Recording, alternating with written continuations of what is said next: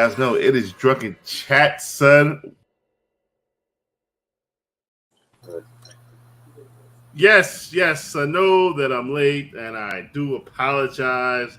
But it's Friday, and we got a whole bunch of shit to give away, and we're gonna have fun tonight. And I'm not gonna buy 100 of fucking DC shit to get 1 in the 100. We're gonna have real loose, real good. I am Mighty Mel V. This is his Drunken Chat, son, and thank you for joining us, fellas. Introduce yourselves. I guess I'll start. I'm back, at least for this week. It's Blind Adam, the innovator version, the destroyer of Wednesday nights at 9 p.m. with Awesome Sauce Radio. I'm going to be in and out for the next couple months because I got some news from my doctors this week, which was not really all that good. So you guys way to start out on a positive note. What's that?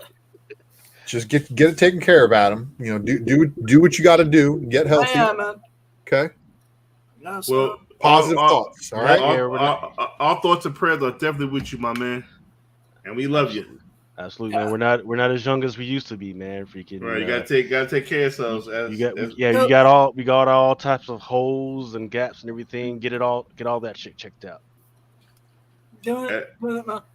So so you'll have to deal with my perverted mind this week, and for at least 2 more weeks before all the testing starts. Well, we're glad to have you in. Yep. Make sure your dog is not fucking your pillows while you're gone. That was one time. Yeah. One time on camera.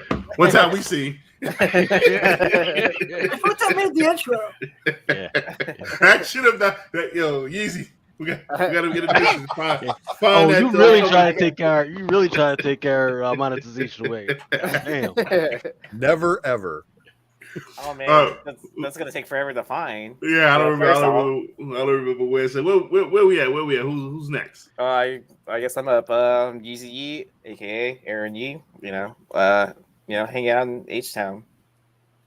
What is that? Is that a Warriors shirt but with G.I. Joe characters? What is that? The villains, the ex-villains. But it is a homage to the Warriors. So yeah, my brother bought me this nice shirt, late birthday present. So nice. I like the shirt, bro. I'm digging it. So I was like, that is awesome.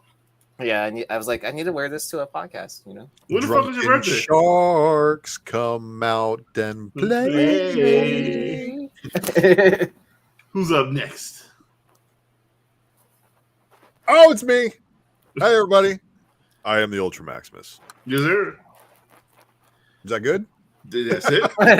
Do I need any more?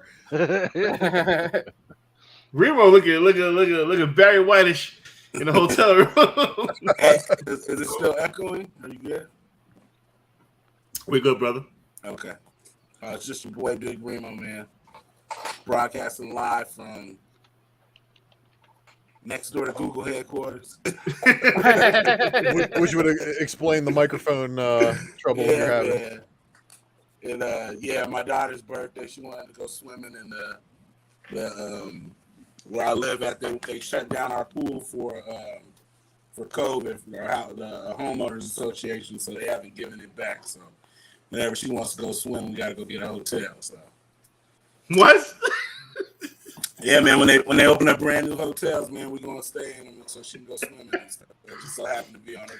That is like the most convenient, like it's borderline ghetto shit. Yeah. But it's not because you got money. We call it a staycation, baby. You know what I'm saying? But it's not ghetto because it costs money to rent this hotel. Hotels are not cheap. No, look, check it out. Check out my view. See, I thought he was in like C2E2 or something like that. Yeah, how far are you from your house? If you like a block away from your house, then what the fuck? They're out there chilling. How far are you from the crib? 5-10 minutes. Bruh. What in the holy fuck? Yeah, the swimming pool is like on the 4th floor, so I'm like, man, let's go check it out. But you know what's crazy? I can't hate because you do whatever it takes to make your daughter happy. I cannot hate on that. She's like, I want to go try it out. It's on the 4th floor. I was like, yeah, let's go try it out. Ain't even my baby. I gotta go buy an iPhone tomorrow. Does it have a glass floor on the pool? Nah, man, it's above this Japanese whiskey house. It's like the hotel's a whiskey, Japanese whiskey bar, and it, right above it is the swimming pool. But you can't see up. It's got these other structures or whatever underneath it, but it doesn't have the. You can't see like the glass bottom pool or anything like that. It's not COVID. That would have been playing. That's great. What's that? Who's next? Good, baby. No COVID over here. Speaking of COVID, McClay is bouncing back lovely. Man, it's been rough. It has been rough. I don't wish that on my greatest enemy. Brian, tell him about it, man. Oh, dude, I feel like I time traveled.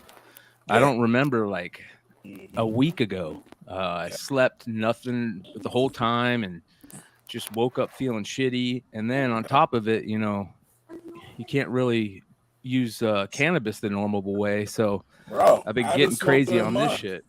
Dude, I haven't smoked in a month, bro. Oh, I'm not even looking forward to it. I know. Tolerance break. It's a tolerance break. You definitely you dropped a couple of pounds, kid. Oh, bro, that's the other thing. You do not eat. You don't eat at all. Yeah. Hey, I want to talk about this real quick, and with Ultra being on here. Ultra, did you see Trey break this shit down the other day? This Uranus? You're on mute. You're on mute, Ultra. You're on mute, Ultra. You see that? I didn't see Trey give him the breakdown, but Uranus, months ago, I gave a little bit of a breakdown on how important that issue is. And if Trey probably touched on that too, how it's a complete revamp of the character, even though he was introduced many, many years ago, and how he just went and fucking wrecked shop on the fucking X-Men.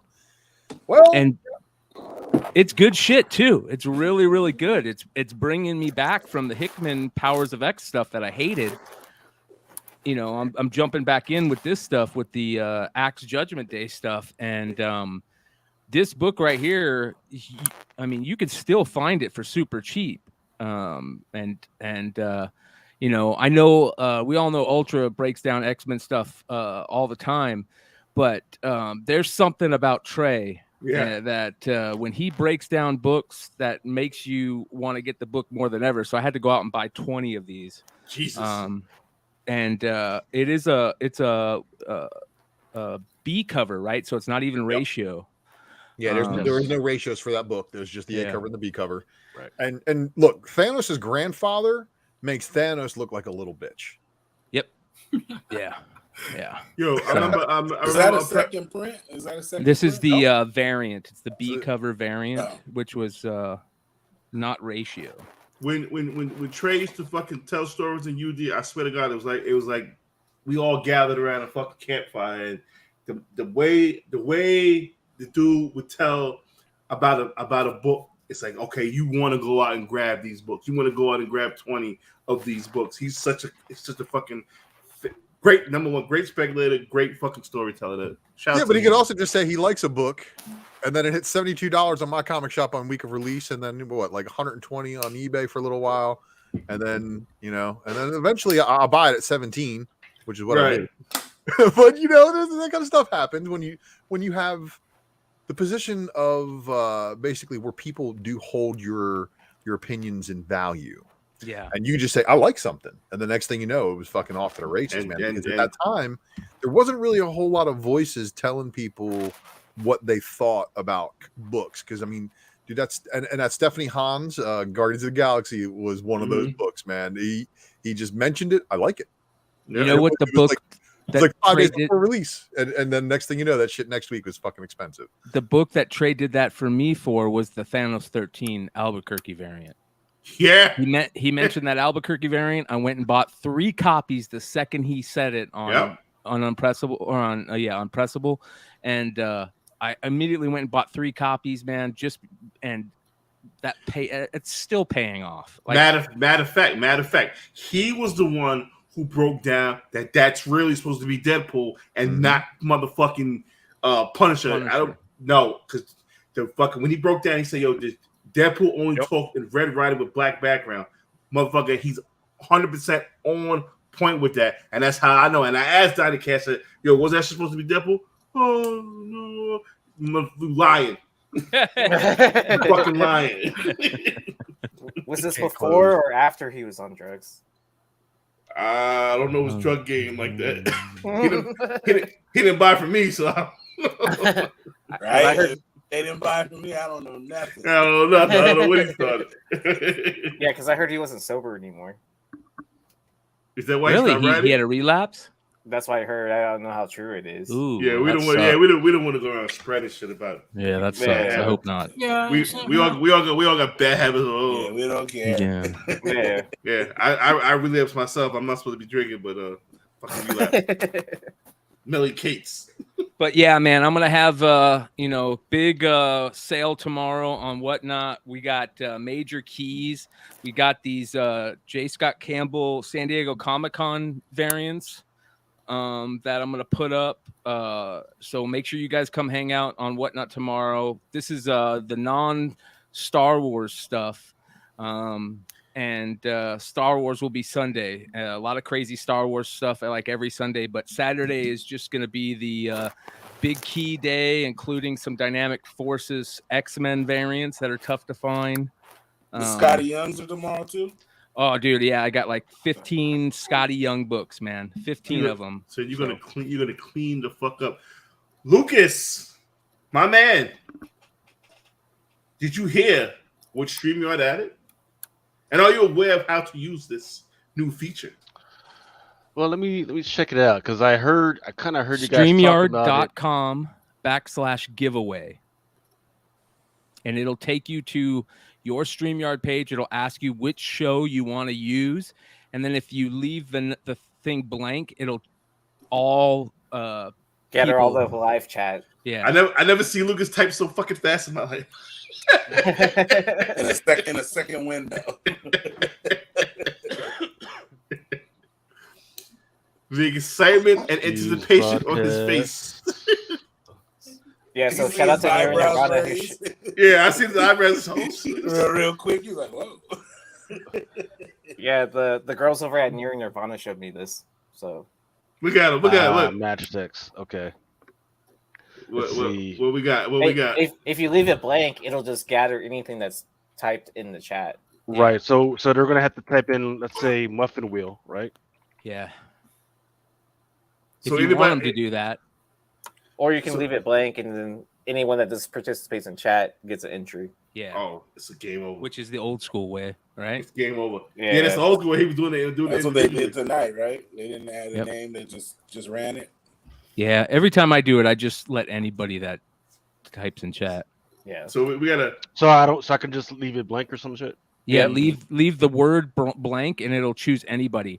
And when you hit enter, it should already tell you there's like 40 people that are already. Yeah, because I think it even goes back to like the beginning of your chat, and then just enters. Yeah, Lucas, so it says spin the motherfucking StreamYard. Damn, Lucas, spin the motherfucking StreamYard. So all right, so in lieu of that, for those who did not watch the amazing show with the CBSI Hot 10, I'm gonna show y'all what I'm giving away tonight. I don't know if I'm gonna do one big bucket or probably gonna do one big bucket because I don't want to ship out a lot of shit. So let me know when you're ready, Lucas. No, not to spin the wheel, but I want to show up the shit. So that means hockey and all the perverted fucking titty. Yo, hockey gotta come back, man. We need hockey. Hockey gotta come back. Hockey gotta come in. So here's what we give it away. You just gotta come in. Yo, Hockey's bringing titties. Yeah, I'm very, very interested to see where this series goes. I want to read the series. I have not read it yet, but yeah, we're giving away a set of these. A set of these go for about, I'd say, let's call it $10. Fuck it. But it's a lot of potential. You know when we talk about a book, this. You know what this is? Spoke about this last week. Parquet 3, what is that? What the 1 in 10? Mario Hamad, $75 book. Throw that in there. Sure. Cover of the week, in my opinion, Iron Man. And let me tell you, the paper's not that bad. The paper, I'm holding in my hand. This is about a 9. This is a 9 contender. Look at this shit. Look at that. Look at that. Woo. Look how the blackness just shines. This is what $5, $6 book right now, but it will go up in time. As Mercenary would say, that's a black activist worthy. Black activist worthy. Nobody claimed the David Mack Wanted Comics set. Easy $50 set. Oh, and those are both virgins too. Those are both virgins. And now here goes. I'm not gonna call this spec, but my idea. So DC, we're gonna talk about it soon. They had they little falling out or whatever the fuck. HBO Max no more. Whatever. They got a 10-year plan. What did Marvel laugh? They got a 10-year plan. Now, right. What did Marvel set out a lot of young characters when they first started? They set out a lot of young characters knowing that their 10-year plan was going to pay off in 10 years, like Kate Bishop, Miss Marvel, blah blah blah. Now, if DC movies, if they're doing this, if they're following the Feige plan, DC have already started introducing young characters, and young characters are going to be what the mold that they're going to go after. I am big on White Adam. Huge. I just probably one of the first DC books I've read in years. When we talk about a book, we give it away. So this cover was going for $15. I don't know what it's going for now. What is this, cover D? You also it's like the cover D or cover E or something like that. This was going for like $15, $16.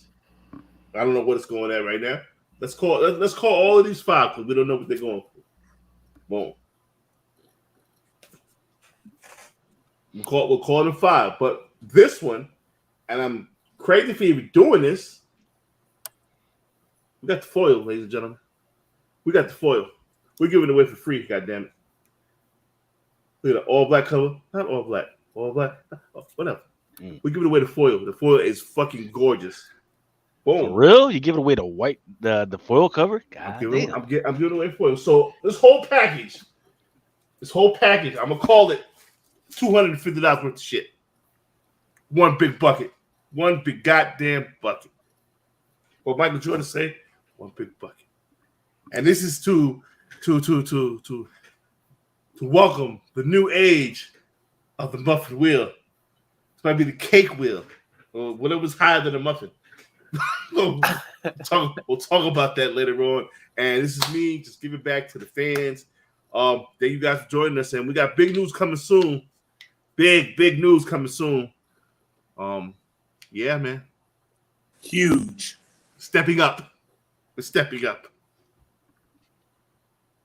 And that's it. That's all I have to say. I don't get a round of applause or nothing, but that's all right. Everybody's running to eBay to see what the value of some shit is and what the fuck is going on. It's free.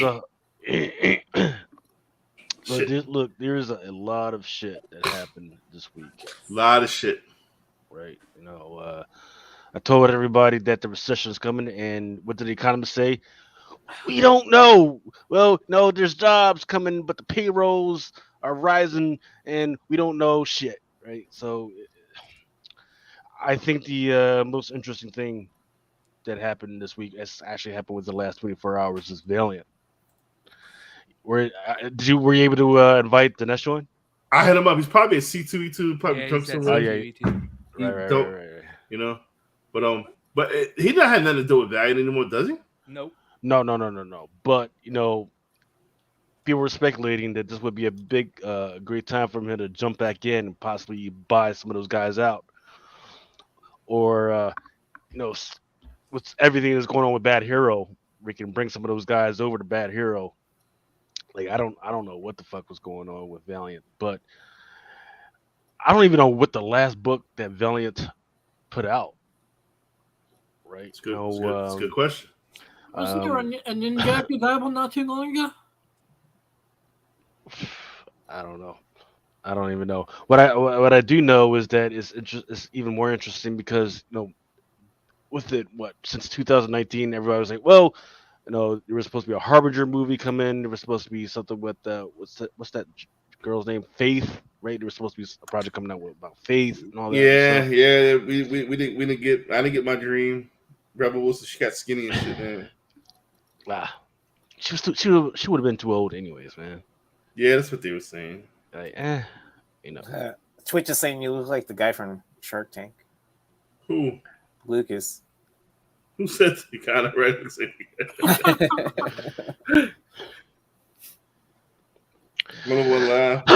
Lucas, China and Russia have their own reserve currency. What does it mean? Well, so when you have a big reserve currency, that means that no matter what, you could actually base your outstanding currency off of that. The big move for China, for world countries like China, Russia, and Iran is that this whole cryptocurrency, that they would have their own cryptocurrency, that no matter what you guys, no matter what sanctions are put against them, that they can use that cryptocurrency to continue, continue trading. And that's without. I can't talk about that.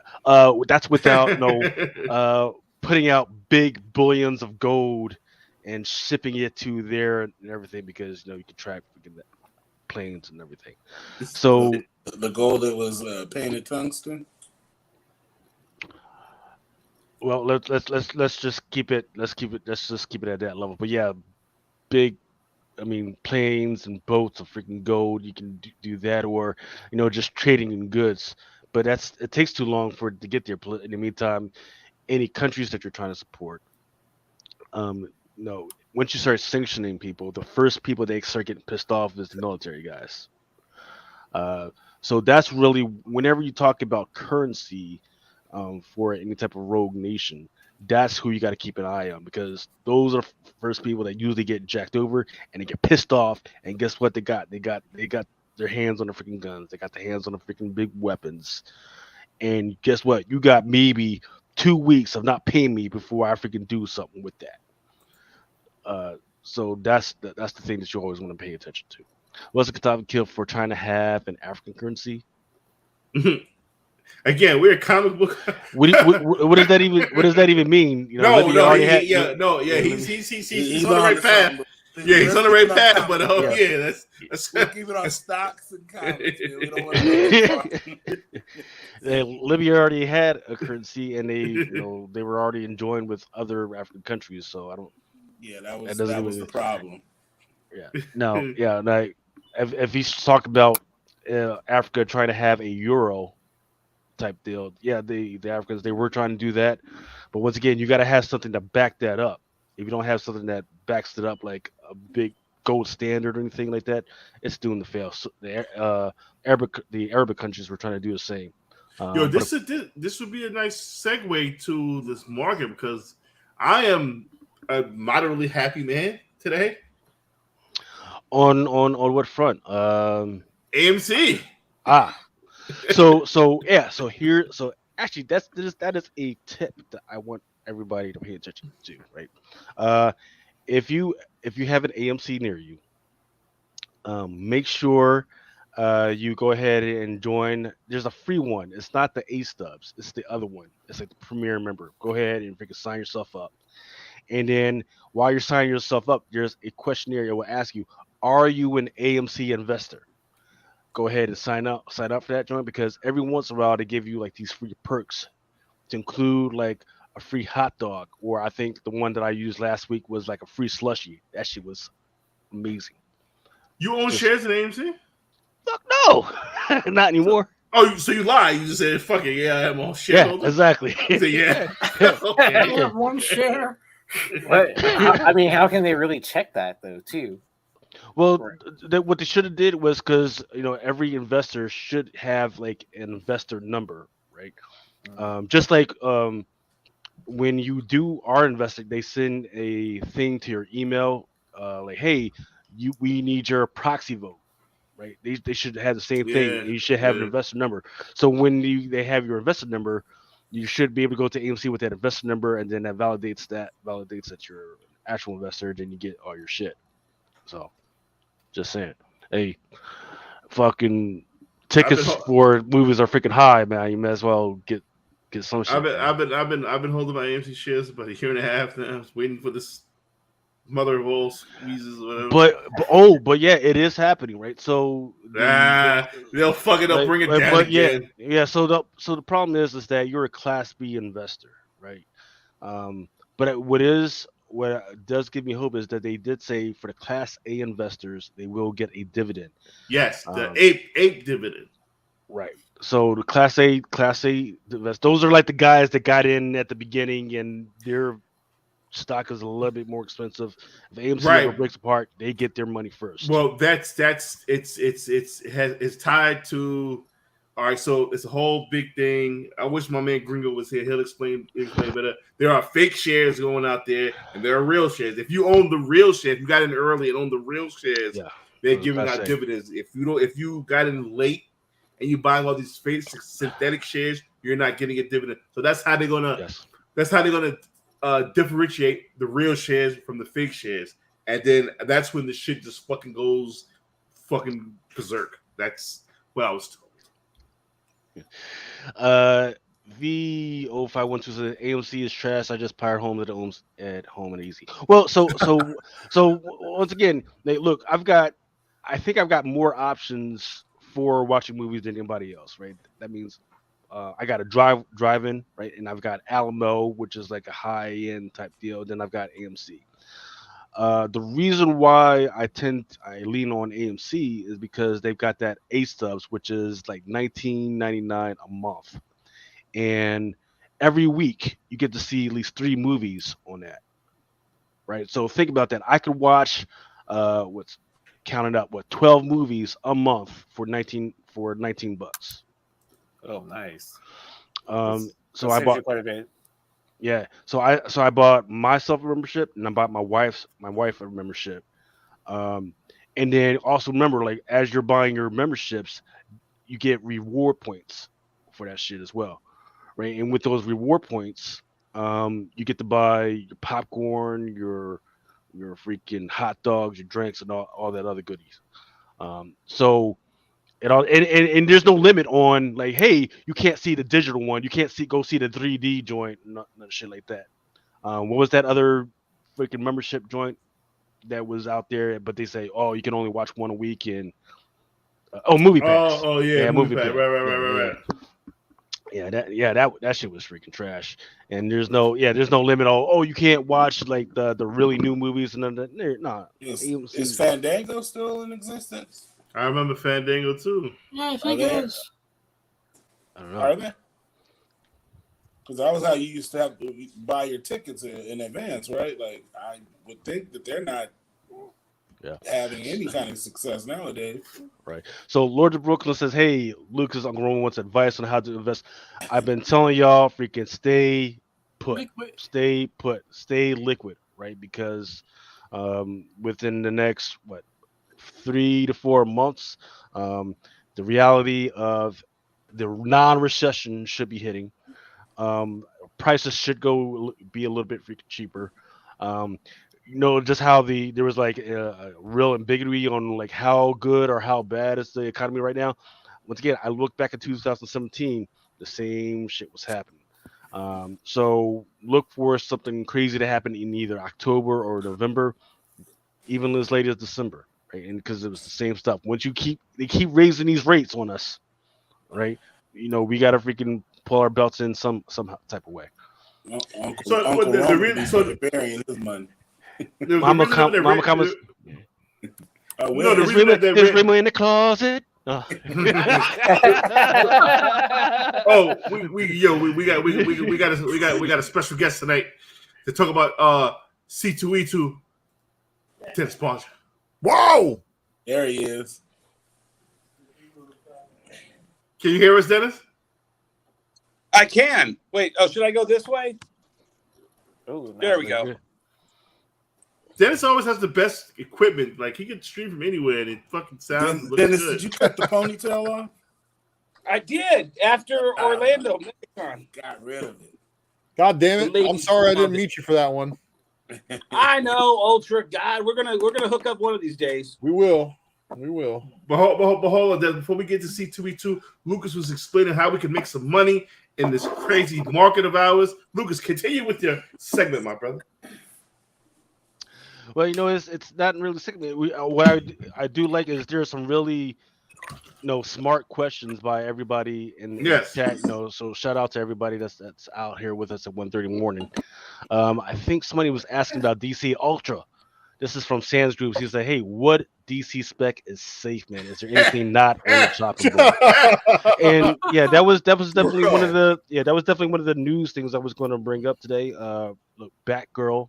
So let's talk about this for a second. Got freaking canceled. Yeah. We don't know about Flash being completely ixnayed yet. Like that's the rumor. But we do know Batgirl's been shit canned because it's going to save the company $20 million to not release the fucking movie. And they paid 90 for it? They didn't pay nothing for it. The previous company paid for it. Now the new company is like, if we don't release it, it's a $20 million savings for us. And we already know the movie's not going to do good. So let's just go ahead and not release it. So Supergirl, also that alternative Supergirl project, shit canned. The Superman project with Michael B. Jordan, also shit canned. Everything that has come about in DC spec for like the last 3 years probably went down the shitter. So Blue Beetle, not Flash, except for Flashpoint. That's exactly where I was getting to. Flashpoint's the only successful, as of right now, like the one to make it out of this pre-DC realignment. Whatever. What about Blue Beetle? Done. Gone. What? Yeah, done. Gone. You want to know the real reason why you're never going to see Batgirl? Sure, hit us. If they cancel it and they don't spend that $20 million that they had already earmarked to finish it, he gets to pocket that $20 million into the new budget. But on top of that, he gets to declare that it's an insurance loss as well, and he gets the $70 million back from the insurance company. But if he takes the insurance money for the $70 million, he can't use a single second of any of that footage ever. Well, that's the legal loopholes for you. If it's bad, then it really don't matter. They'll take the second. Exactly. You flush it down the toilet, you collect the money, and you move on. Can we just get everybody to sign a petition to get Grant Gustin to go film one scene for the Flashpoint movie and have it be the final scene, and Batman looks at him and goes, "Your hair looks different," and them just pan to Grant Gustin and let him be the DCU Flash. With the Arrowverse now officially dead. Exactly. Grant's going to need that would work. He's going to need some. Does everyone remember the premiere of Flash, and then within like 4 days of the premiere of Flash, where even I said, "Wow, this is a good, decent show. DC actually did something good." And they announced the entire lineup for Justice League, shitting on Grant Gustin and announcing that the cinematic Flash was going to be Ezra Miller. Yeah. And you know what? They messed up there too, because they should have kept Arrow and and then you know what? Maybe the CW universe wouldn't have been so shit. Well, it's the Hollywood movie people shitting on the TV people and thinking that a TV actor could never be a good film actor, and forgetting that you have George Clooney and all these people, Lee Majors, all these people who, well, Lee Majors never really. Yeah, what the fuck, Lee Majors? Bringing up fucking old ass names that only me and Remo know. There's 100 actors who started in TV and moved to movies and nailed it. Well, Will Smith did a one and done for them, and that's just it, because it's Will Smith wants that Will Smith money, but didn't deliver a Will Smith performance, in my opinion. That first Suicide Squad is not really loved, and then the redo was definitely that was good. That was really good, actually. Well, I mean, Idris Elba definitely was good. It was over the top though. They had to go super over the top in that Suicide Squad movie to make up for the bullshit in the first one, to make you just go, yeah, it's an acceptable movie now. Are you forgetting the huge franchise that is Birds of Prey falling in between those two? Birds of Prey. I mean, the Birds of Prey that made a porn parody look good. That Birds of Prey with Margot Robbie and Huntress. Poor Obi-Wan in that movie, man. I tell you. I forgot that had that. What's going on? You gotta turn that down, bro. Where you at? Club? What? He muted himself. He muted himself. That had nothing to do with the Red Sox. Yeah, well. What's up, y'all? What's going on, man? Yeah, Mal, what's going on? What's the word, champ? Live from Chicago, kid. You at a club? With the party? Where you at? I can't hear you. We out in the bar, brother. Just want to show some love. Much love. Appreciate it. It's drunken chat, son, my brother. Hey, wait, you a nerdy girls party? What was that? You're a nerdy girls party? We're outside. We're outside, brother. We're outside. Yeah, I'll tell you all about that. Look, hold on real quick. Let me just see. I can't even turn the damn camera on, but we outside. We got Doyle. One true nerd king. You know what I'm saying? We out here, man. I don't know none of them dudes, man. I just want to show you guys some love, man. It's Drunken Chat, son, man. Mel V, everybody, Prime, everybody. Tell Doyle much love from Chicago, man. Hey, tell Doyle I said what's up. Tell him Big Remo said what's up. All right. You couldn't hear anything about that drama. What drama? What now? I don't know. So Illis Illuminati and I are popping over to Nerdy Girls party, and he's in the lobby, and I see him when I walk in the lobby, and I'm like, "Oh man, I thought this was an exclusive party," and he goes, "Oh yeah, it's so exclusive they won't let any of us in." And the bar shut down the bar for anybody on Nerdy Girls list, but let in like a whole bunch of other people for some other party. And so we all turned back and went to the Hyatt. They all stayed over there. And then, should I even go there? So needless to say, eventually Nerdy Girl and a bunch of the people from the Nerdy Girl party did show up at the Hyatt. A couple hours later, and they went over and started hanging out with Comic Tom and Dinesh and Adam Freeman, and I was like, "Yeah, I'm out." So where's that one at?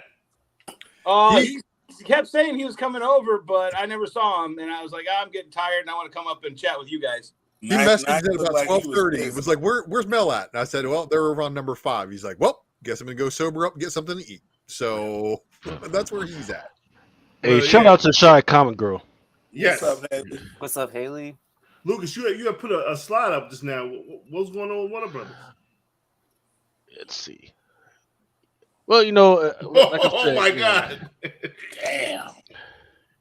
Look, for Warner Brothers, because it's Warner Brothers and Discovery, man, and just for them to be that cheap is still amazing to me, right? That they're a mega blockbuster behemoth, and they got all types of troubles, man. And look, they have not had a good 2022 in between, some of their star actresses wanting to shit on freaking on the bed and freaking sue their freaking ex-husbands for crazy shit, and then you got you got committing crime after crime. Yeah, cult leaders running around with bulletproof vests and shit.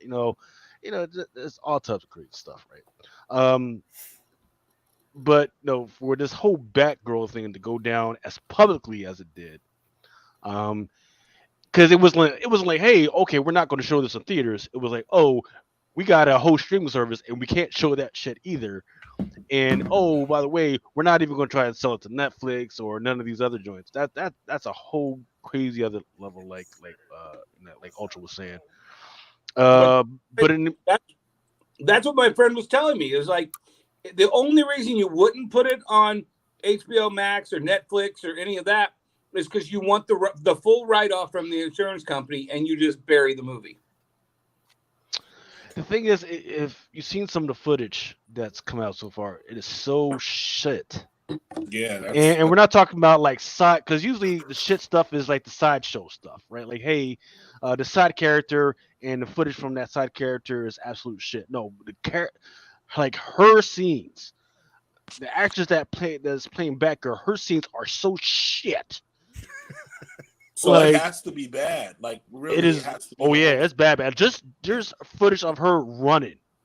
Who the fuck runs with their fist over their head like this?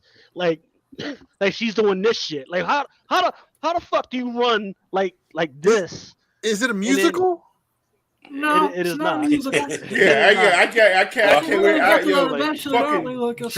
Joker 2, they need to fucking take whoever's directing that shit. Whoever's idea to make this shit a fucking music and fucking they're like, we're not doing this. Oh no. They don't care. They're gonna They sell don't tickets care. on Lady Gaga. Yeah. They don't give a fuck about anything Yeah. DC Comics, Joker related. They just know that they're gonna put Lady Gaga in that shit, make her crazy, make her think she's Harley Quinn, and then all of a already sudden thinks she's everybody's Harley gonna be Quinn. fucking forgetting Yeah, about Margot Robbie. She's gonna They're let gonna her be be fucking herself. Lady Gaga, the best Harley Quinn ever, and they're gonna be fucking Lady Gaga, fucking Harley Quinns at every fucking convention for the next 5 years.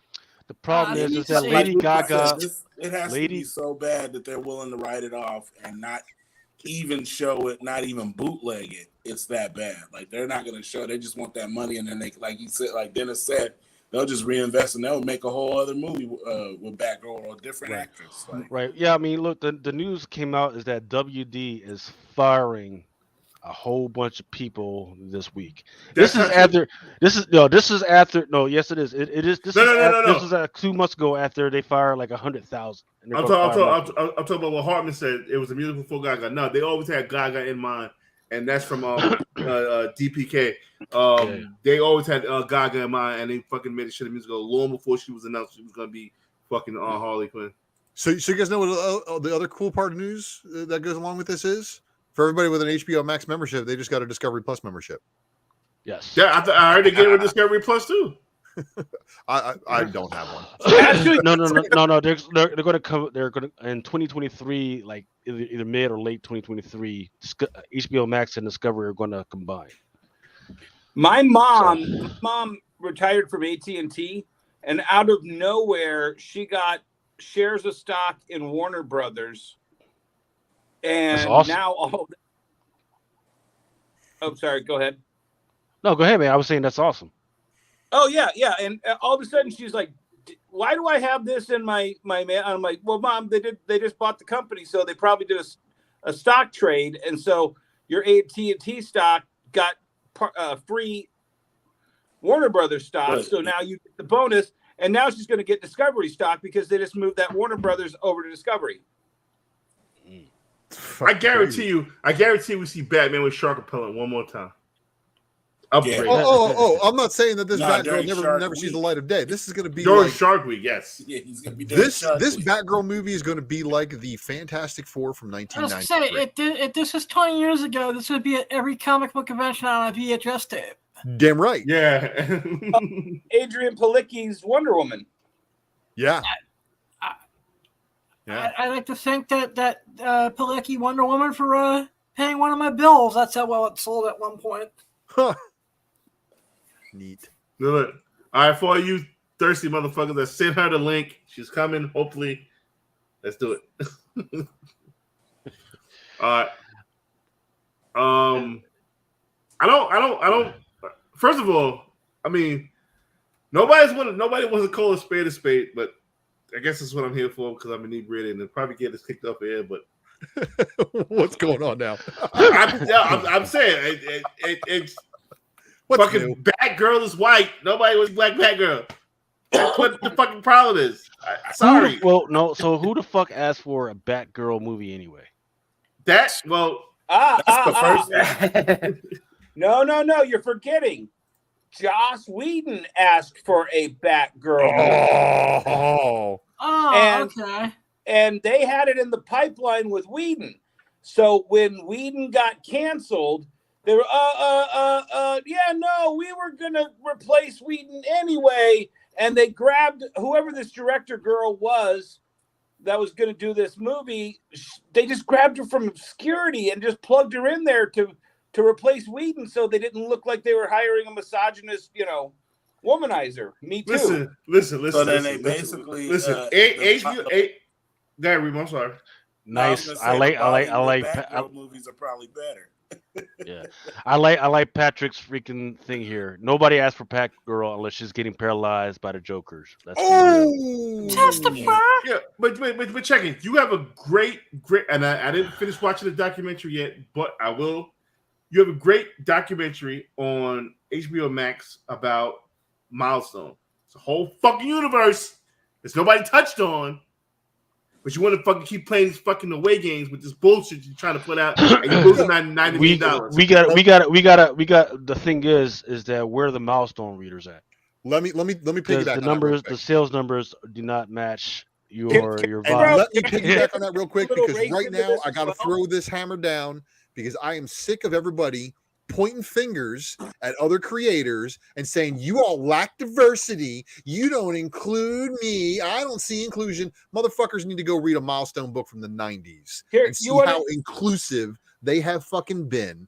And if you do not support the Milestone run for what they have done for comic books, you really need to stop with this pandering bullshit and saying that there's no inclusivity, no fucking, no diversity in comics. Because obviously you need to go fucking read a book. Shout out to... Go ahead, Dan. Go ahead. No, go ahead. No, I just want to give a big shout out to Black Common Lords. They're gonna break down the Milestone universe. I believe the show is Tuesday. Am I correct, Black Common Lords? Let me know. And I want the chat. I want everybody from Drunken chat support the Black Common Lords, and they're about to break down the Milestone universe insanely, incredibly. Black Common Lords, let us know. Let the chat know when you're doing your show. But again, you got a whole fucking universe. You want diversity. Everybody's scared of diversity until diversity hits them in the fucking face. You understand? Okay, well, here's a little something about this one. I was like, well, at least this is a smart idea. You got the black Batgirl here, and now we got the black Commissioner Gordon over in the Batman. And then my buddy was like, dude, no. J.K. Simmons was going to be in this one as Commissioner Gordon. And I was like, okay, that doesn't even make sense. Well, it's because DC has no continuity. That you just made a big deal out of Black Commissioner Gordon, and then you immediately have another Commissioner Gordon. This is why DC confuses everybody, because they don't stick to the source material. They just want to plug and play whatever they want, and it doesn't work. It doesn't work when you get 2 or 3 steps down the road. Hey, yo, listen. And I'm gonna say this. Like I said, I'll probably get in trouble for saying this, but fuck it. It is what it is. We didn't ask for Black Batgirl. We're asking for Milestone. This is what we're asking for. Hey, we didn't ask for Black Batgirl movie. Hey, so Black Common Lord says screaming for a black character in any comic book. Like we ain't never. If it comes, we don't trip. We're not worried about it like that. Right. So that's why Milestone is so good, man. Yeah, Milestone is dope. Well, let's not forget DC Comics and Dwayne McDuffie parted ways because they kept telling Dwayne to take the character he made to represent himself, Static, and make him more street. Yeah. And he was like, you don't get it. That's not what Static is. Right. Static is a geeky black kid like I was, reading comic books. Yeah. Black Common Lord says that on the back for diversity. Right. Black Common Lord says, hey, we do Static on Sunday, follows on shows on the other original Milestone series. Shout out to the Black Common Lords. Right. Yes, sir. So hit us up on Instagram so we can make sure we track. She's Dominican. Yeah, she's black. That means she's black. Either way, man. Bro. You telling Mel like that, like his wife ain't Dominican. Right. My wife is she makes macaroni and cheese like no other. Like, you know what I'm saying? Bitterroot. I'll tell you they black. So. This is what we want. We want Bitterroot. We want Bitterroot to be pushed out there. We didn't ask for this. We didn't ask for Black Superman. We didn't ask for Black Batman. We give us Bitterroot. There's fucking stories out there for us. You know what I'm saying? I don't want to say for us by us, but yeah, it's stories out there for us by us. You know what I'm saying? Yeah. Well, actually, Writers and one of my good artists. friends here at the convention, Terry Huddleston.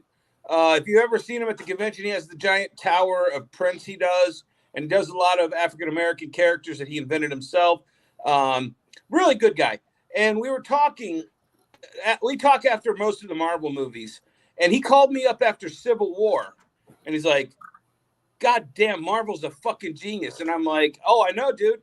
He goes, "What did you think was crazy about the craziest thing about that movie?" I go, "Marvel somehow, or not Civil War, I'm sorry, Winter Soldier. I screwed up the whole story."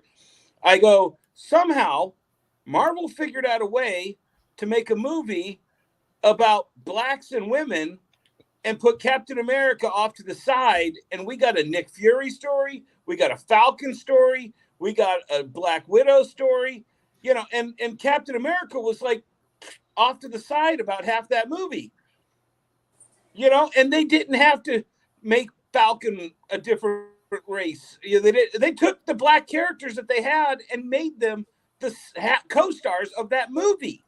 Mm-hmm. Yeah. And the crazy part, I was against Falcon being Captain America. I was on record. I was on record saying we don't need this. But the way they did it on that Disney Plus show was amazing in my opinion. Yeah. When they brought in old boy from Mantis, and he was the first. What was his? What Isaiah Bradley. Right. Bradley. Yeah. Fucking that was so fucking genius. A fucking man. Now you're gonna bring in Isaiah Bradley's story into season 2 because that's what people wanted to see. He's a character that really nobody knew about, but him and his grandson is going. What was his grandson's name? Is going to be in the Young Avengers. He's already introduced. People forgot that. You know what I'm saying? Yeah. This is what we want. We don't want this. We don't give a fuck Batgirl to begin with. You know what I mean? And come on. Batgirl was not going to make you back in $90 million. I'm sorry. The only thing that they got right in that whole movie outline was the color of the underside of her cape and that purple from that one Batgirl book. Well, from the Batgirl 35? Yep. That's according to everybody else I've talked to, that's the only thing they've gotten right on that whole fucking movie. Actually, there is going to be a Batgirl porn parody. It'll be a lot better when the movie just best movie would ever have been. And I testify and specking up. The bar's kind of low on that one, Adam. So I guess you probably would sell a lot more tickets. The X-Men one on his show on Wednesday. I seen that. You never seen the Bitterroot Potpourri homage? I suggest you Google that. Yeah, I got a couple of those. I suggest you Google that, brother. Yes, sir, Colonel, sir. Oh, see, Black Common Lord dropping the knowledge in there. Dropping the knowledge. And like I said, give my man Black Common Lord to follow. He's a beast, bro. He's a beast. He's the one that put me up on that Tukey, man. Had me going crazy. The Scotty Young John? Yeah, man. Tukey, I still got like 2 left. That shit right there, man, had me going on a mission, man. I was looking everywhere. Found it, but I was like, I can't do it. What else you got, Luke, before we get into C2E2? Because I want to see what's going on. I don't want to hear no drama, Dennis. I don't want to hear about drama. I want to hear about comics. So, look, I text messaged you guys about Super Pets when I went to see it last week. You did. Right. But it's still the number 1 movie in America. It is still the number 1 movie in America, but I do want to, make sure that everybody's tracking this book, which is the Super Pets book. Can't see shit. Can't see it. Yeah. Still can't see it. Right. There we go. And it's look, the movie was pretty good, right? It is what it is. It was a kids movie. Jessica Cruz was Green Lantern. I thought that was kind of interesting. There's a couple of new animal characters that nobody will give a fuck about, right? Yeah. But you know what, man? Can I ask you this, Lucas? Can I ask you this question? Mm-hmm. When you went to see the movie, did your kids ask, or were you like, let's go see it so you can kind of check it out? No, my kids asked. Okay, all right. Yeah, no. Let me say this. My wife. Paw Patrol. What the fuck does this even mean? Like, what? Call me time to give a fuck about me, man. Yeah, I'm good, man. Yeah, man, we ain't tripping off. Yeah, we good over here, man. He over there, we over here, man. Yeah, we on two different sides of town, man. Oh, hey, we're two different sides of the coin, God. We different over here, man. We do what we do. We go to different high schools, man. Yeah, that Tom don't give a fuck about me, man. I don't care. I mean, what it is, man. Yeah. God, look. So Super Pets, nobody give a fuck about Super Pets, right? Nobody gives a fuck about Super Pets. But I will tell you this, man. Freaking, I do want to see an animated series for Super Pets. I think that would really work. Or if they would come out and say, "Hey, we're going to do a Super Pets 2," I think that would really work as well, right? I want to see more animals that are in the animated freaking or the DCEU. So, for instance, Starro, right? I want to see more Starro freaking series to include his son. Is it Charo or some shit like that? The joint that was raised by Batman. He even has own little Batman suit. I think that would be a freaking awesome thing to freaking see. The Drunken verse rules, absolutely. Yo, matter of fact, I still want to get Eric July on the show. So get in Eric. That's what I want on the show. I will second that, man. Yeah, I think Eric July is the real fucking deal. If you guys haven't been following him for a while, you need to jump on that shit because that dude is super I think I'm smart. the first person to mention Eric July on its Drunken Chat a year ago, man. I don't know about all that because I've been following for a minute, but like I've always liked what he said about Common Soul. No, the same shit. Like, we don't want to see fucking Batman. We don't want to see Black Batman. Yep. He doesn't want no hand I'm with Dennis on this one. Shout out to Ethan Van Sciver and that whole group over there because man, they have been backing Eric July and Rippaverse and Young Rippa and all that stuff for a long time. So shout out to all those guys. It's crazy because a lot of people they recite my man Young Ripper, and I'm like, how many copies did you buy? Oh, I didn't buy it, motherfucker. Then what the fuck you talking about, man? I went in deep, dude, man. I want my books. Yeah, I pay with PayPal. I want my goddamn books.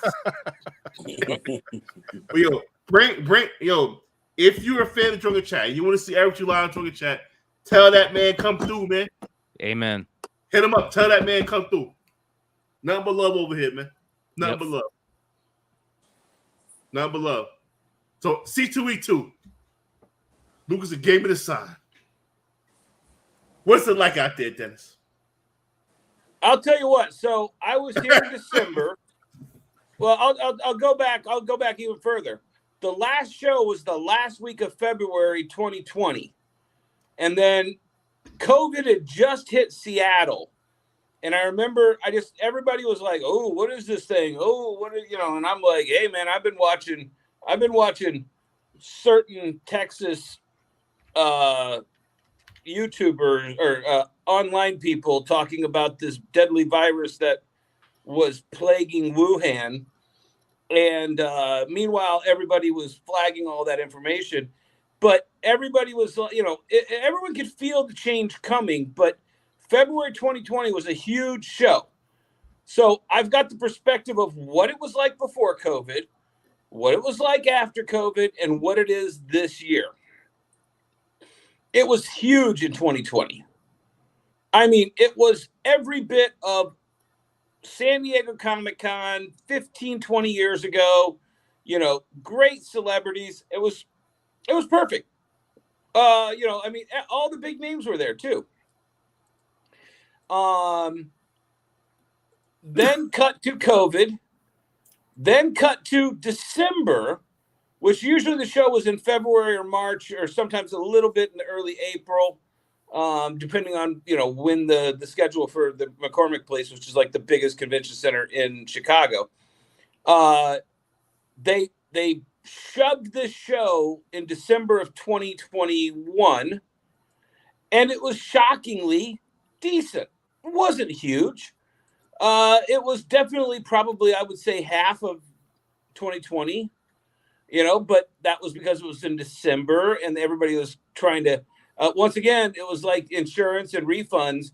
Like, we have to put this show on just to keep from having to lose the money. So let's just put one on December and then we'll figure it out after that. So they put it on. It was a decent show. I made money because that was the first time I did Whatnot. So this show, I was like, oh man, here's the thing. I'm a Midwest guy, so I do as many of the good Midwest shows as I can. I did Fan Expo Chicago a month ago. They had the freaking Clerks cast. They had, half the people that were at MegaCon were also at Fan Expo Chicago. But they didn't get the comic book people to come to that show because I think I told you guys on this, Joe Quesada didn't have a line, Capullo didn't have a line, Jock didn't have a line, Mac didn't have a line. You go down the list of the top guests at that Fan Expo Chicago, none of them had lines, but all the anime actors and all of the Lord of the Rings actors and all the Clerks actors and all the Star Trek people, they had freaking 3 days worth of lines. So cut to C2E2 decided, they got it in their head sometime in 2021, they were going to go head to head with Wizard World, which then turned into Fan Expo, and move the show, since they had to go to December, they're going to move the show to August. And they're going to go head to head. The problem with that is, that's this weekend, C2E2, for those of you following along. This is the same weekend as Anime Central out on the north end of town. That's 50, 60,000 anime freaks that used to come to C2E2 because C2E2 was gaining big popularity on that. Okay, C2E2 or Fan Expo had all those huge actors, and they've got Michael Rooker and the guy who played Diebeard on Peacemaker. I mean, I don't know all the actors. They have One Punch Man here, but I don't know, is that big? Is that not big? I don't know. It will be. Yeah. But you know what I'm saying is they made their play to go up against the competitor in Chicago, who they were already beating anyway, because nobody gave Wizard World the respect. Wizard World Chicago. It was the show that had been long since bad, but Wizard World showed up with Fan Expo Chicago. And C2E2, there are aisles in this show that you could drive a semi through. There's entire booths full of golden and silver age. We'll talk about that one. I'm sure we'll have a nice discussion on this. They have most of the cast of Obi-Wan Kenobi except Obi-Wan Kenobi. Well, if you knew that was going to happen, I don't think Ewan McGregor is going to. He was at Celebration. Oh yeah, he's going to be at Fan Expo Boston in 2 weeks as well. I'm just saying, you got Riva, you got the Prime whatever. You look at the it's like, wow, okay, you got everybody nobody wants to see from Obi-Wan. Good job, guys. Well, fucking Billy D. Williams is a draw himself. I would love to fucking have a drink. Oh, Billy's awesome. I spent 10 days in Japan with Billy. What the fuck? Why 10 days? In Japan, out of all places, right? 10 days. I don't even know. Like, we want to go get sushi. Yeah. It was a tour of actors traveling across Japan. Okay, that makes a little bit more sense. So you were on the con floor today. Let's fast forward to the con floor. What was it looking like? What did you see? What struck your mind as this is stupid as fuck or this is great? Remember the opening scene of The Big Lebowski? No. I never seen Big Lebowski. The bowling pin part, or oh no, I'm talking about the tumbleweed rolling through town. Oh, okay, yeah. That's what you were referencing. Go on. It was really light, and I talked to a couple dealers, and they were like, "Yeah, man, tomorrow has got to knock it out of the park." Really, on a Friday, it was light. Well, because they got rid of the Thursday. Normally, C2E2 is a Thursday, Friday, Saturday, Sunday show. Wow. And now it's a Friday, Saturday, Sunday show. Okay. So you would think if they crammed 4 days worth of show into 3 days, Friday would be off the charts. It wasn't. And that's crazy because it's the summertime, right? So kids aren't in school. But So there's everybody's like on vacation. You got 50, 60,000 anime nerds out on the north end of town. Flashback weekend, which I don't even know. I just heard about down at the bar. That's where all the has-been celebrities go to. I was in this TV show, those guys. They're Hold all on, I just got to say real quick, TIYF me. Subscribe now, Nolan. Quit being a bitch. So yeah, I mean, I hope they pull it out tomorrow because I mean, obviously I'm here and all my brothers and sisters in comic retailing are over there set up, but they paid full price for those booths, and all those artists in Artist Alley paid full prices. If they don't get their nut back, it's going to be very slim pickings here because how many people wear masks? Oh, hardly any. Jesus, 5%. Damn. wait, is her name actually Micah Sozo or is it Sozo Micah? It's Micah Sozo, but she goes by Sozo Micah. She is so funny. Testify. I said it. You did. Hey, who's that Dave Grohl looking guy? Marco Mastrazo. He does good Never work. heard of him. Good work. His stuff is more artistry. Like that one joint that Poison Ivy joint that you guys were talking about in the top 10. That's what his stuff is. It's very masterful. People. I don't know what it is, but people don't like when you get too deep into the art on comic books. No, fucking damn, I forgot. Hey, Dennis, Mike Are Del Mundo, you- that's another one. are you going to Seattle this year? No. What is he? Why? I was just wondering. CCC. What's that? What is Emerald The City? problem is, yeah, it's just all on time. Now you're looking through the guests there. Tell me if you know any of those actors. I mean, other than Michael Rooker and Billy D. Williams.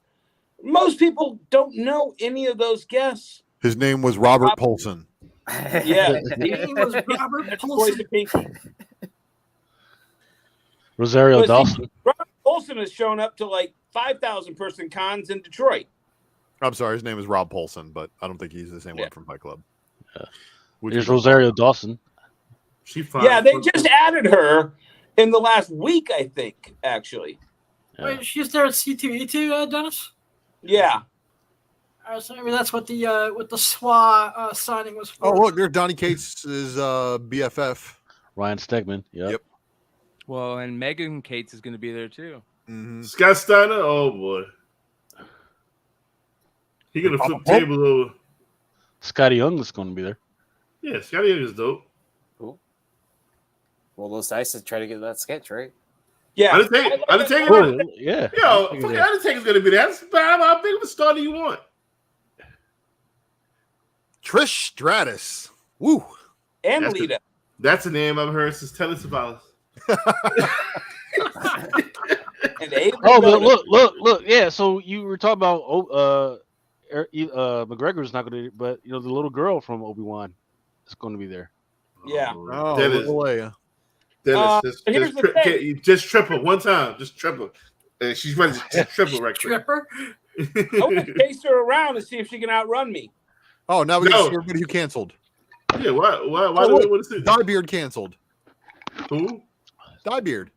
Who's Diebeard? Oh, didn't you guys watch Peacemaker? Come Peacemaker. on. Oh yeah. Okay. Stephen Agee. And Tom Yeah. Welling. He Oh, canceled. he canceled? Yeah. Diebeard canceled? Diebeard Yeah. canceled, and so did Superman. But Yeah, John it's- Hickman, Oh, Scott you remember Snyder. Blur? So, Who's what number the Superman? Blur. Yo, Yeah, Blur. Tom Weller? What the fuck are you doing? You had a careless tweet. You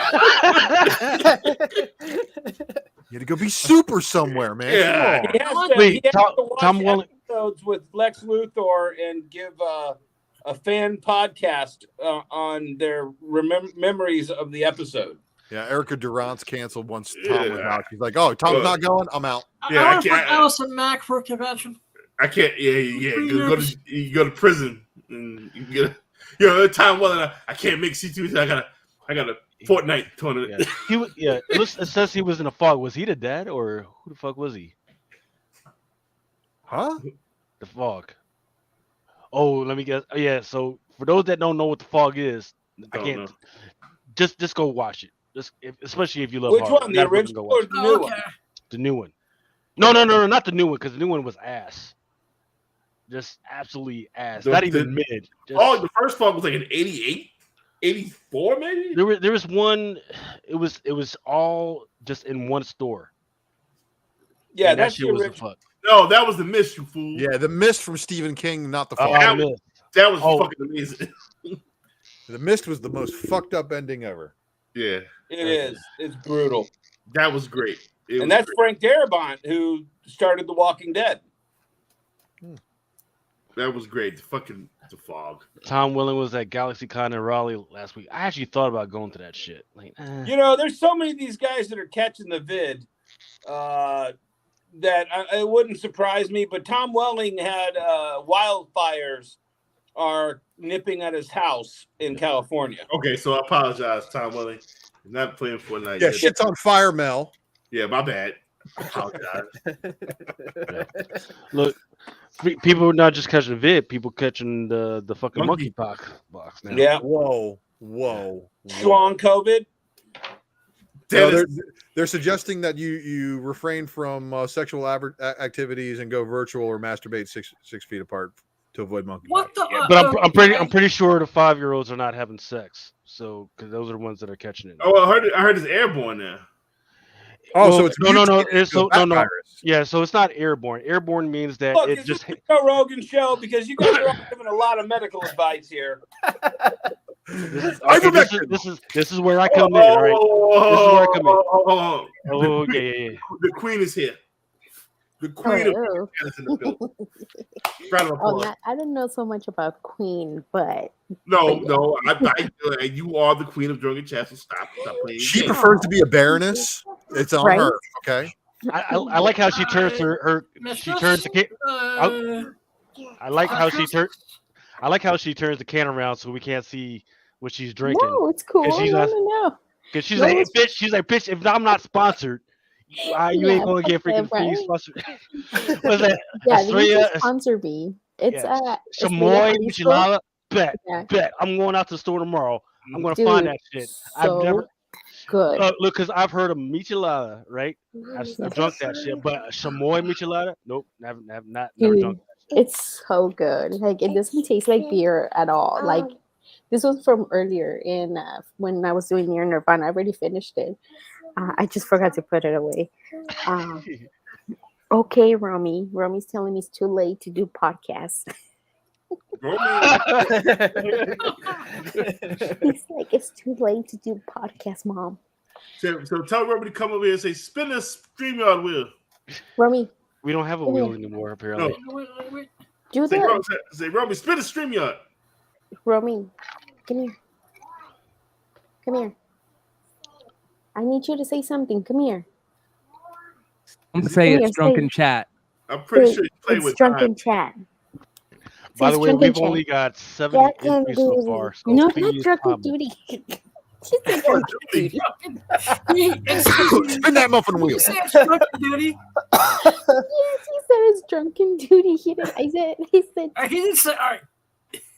I said, say drunken chat. He's like, it's drunken duty.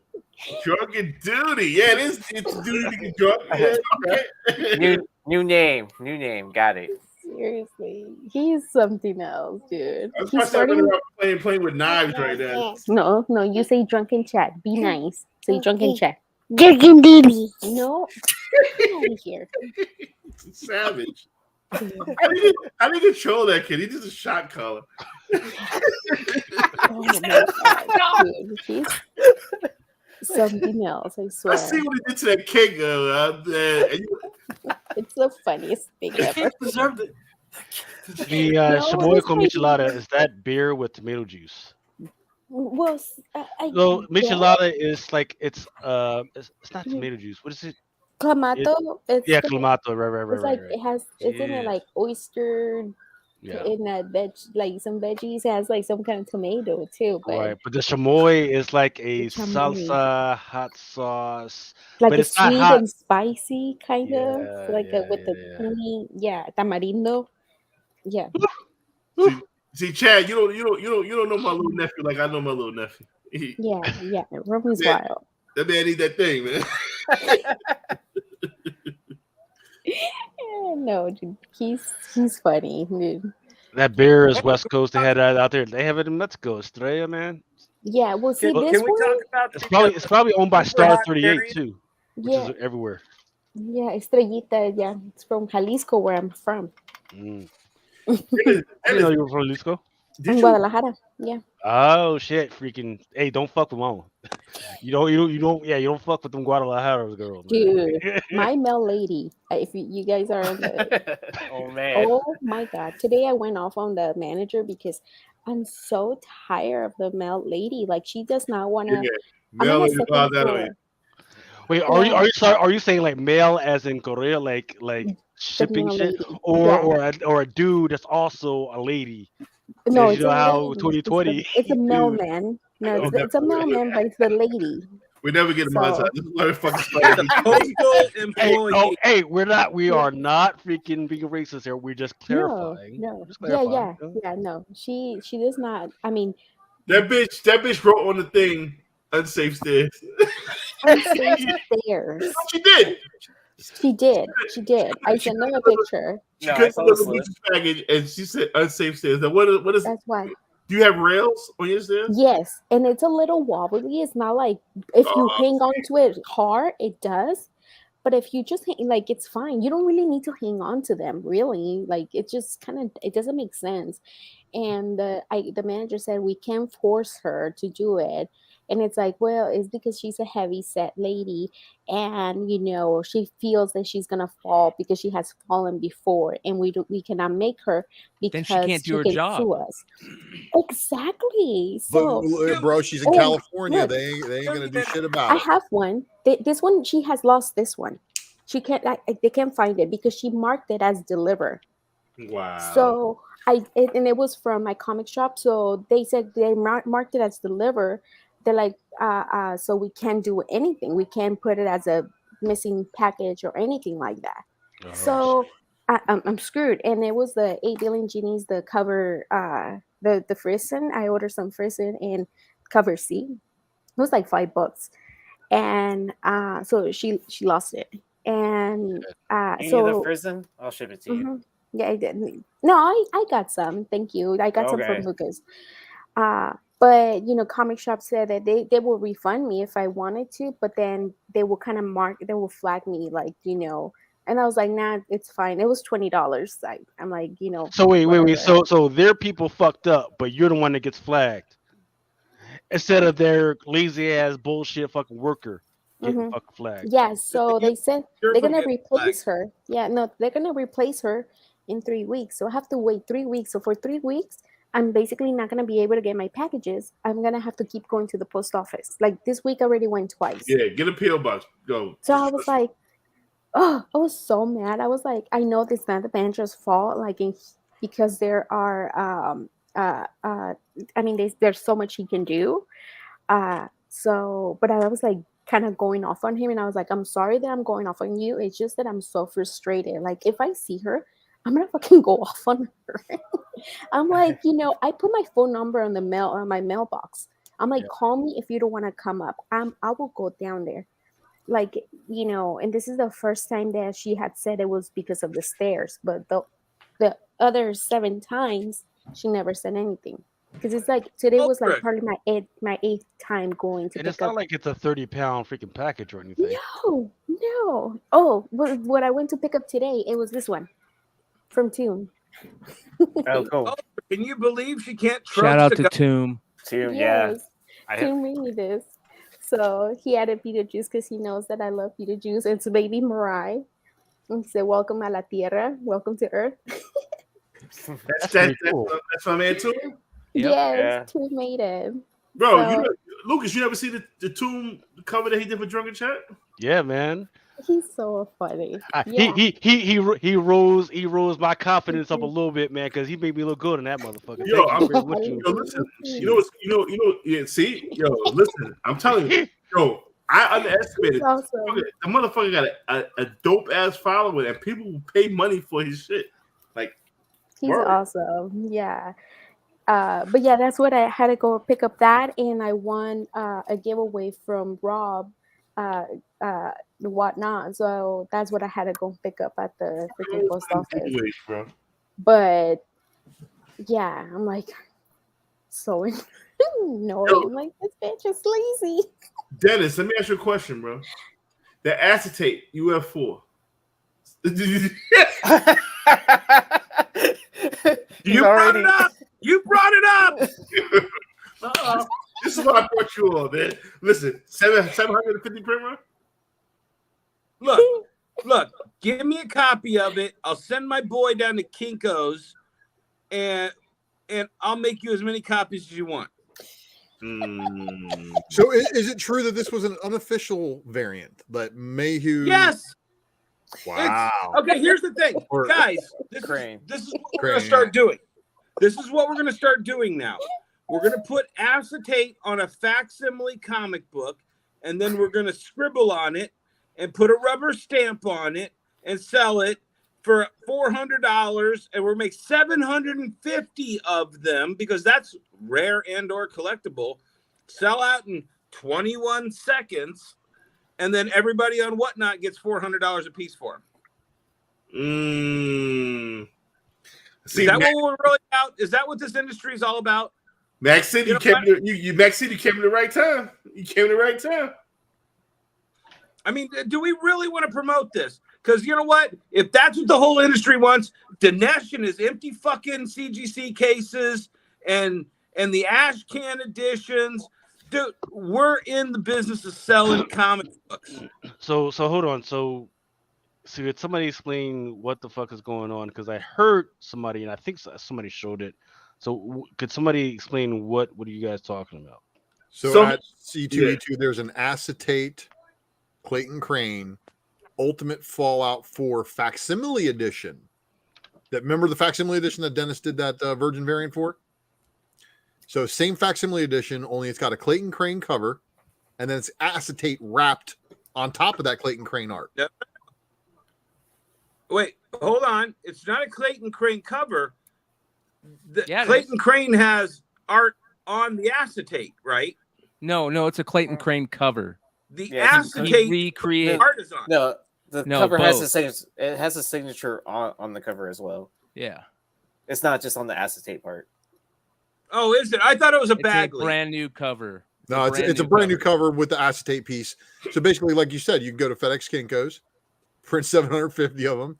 But apparently, if Clayton Crane really is able to print only 750 and not 3,000, that does kind of change the game.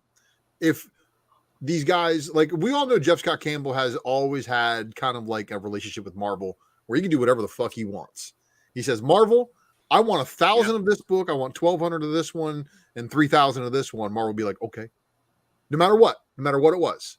He rejects orders when they come damaged. He will make them reprint the entire fucking print run for his shit if they're fucking just horrible books. So some of these artists might start right now being able to get this kind of pull where they go, hey, Marvel, I'm going to do a book. And they just go and get it done themselves and they print it themselves. And Marvel's just got their name on it. And like, I just don't know if that's kind of where we should go. Like you guys on the Hot 10 were talking about how limited number books like a 750 book should be numbered. It's the truth. A collectible that limited to make sure that the authenticity of them is accurate, the numbering needs to be on the book somewhere. Back cover, front cover, wherever the fuck you want to put it. Hide it someplace, open it, have it be, on the inside of the first page or whatever. But there's got to be a way to quantify the actual number of a collectible. Otherwise, you get fuckery afoot. Well, listen, we got somebody who is in the trenches. My brother from another mother, Ninth Wonder, If you can hear me, let me know. He probably can't hear me. He's probably drunk as shit. But he is here. And he was the first to call fuckery afoot on this particular book. I would like him to talk about it. Let me text this wonderful. He's got a placeholder on the panel at least. Yes, he's here. He's in the building. So if it was illegally printed, like what can Marvel do? That's what I want to know. I want to know It wasn't illegally printed. How? Why would you say it's illegally printed? Well, if Clayton Crane did not go through Marvel to have Marvel send the book to the printers and then have Marvel send him the books. I suspect that this cover right here was printed as an add-on and added to a facsimile edition along with the acetate cover. Because I don't remember this ever showing up on the facsimile print list. So either they printed it a year ago or October, like 10 months ago, when I made the facsimile Djurjevic and have sat on it and sat on 750 copies of it for this long. You know what I'm saying? Or I don't think this was made by Marvel. I think that they went and I don't know. I'd like to get my hands on one just to be able to see the quality of this Crane cover here. Well, I mean, if it's an acetate cover and the cardstock, like underneath the acetate's anything better than shit interior paper, then we know it's not Marvel. Like it'd be like, oh, we know. Like right away. Or like a like but it's overseas. Shady as fuck, and I call fuckery.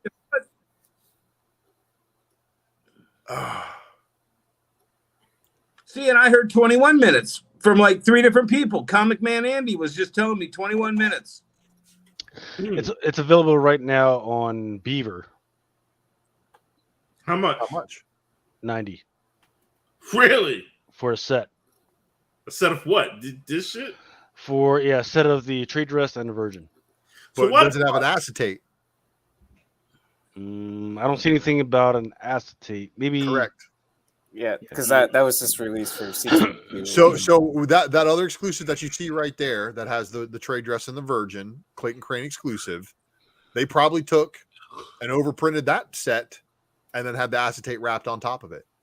That's the only thing that I can think of. Yeah.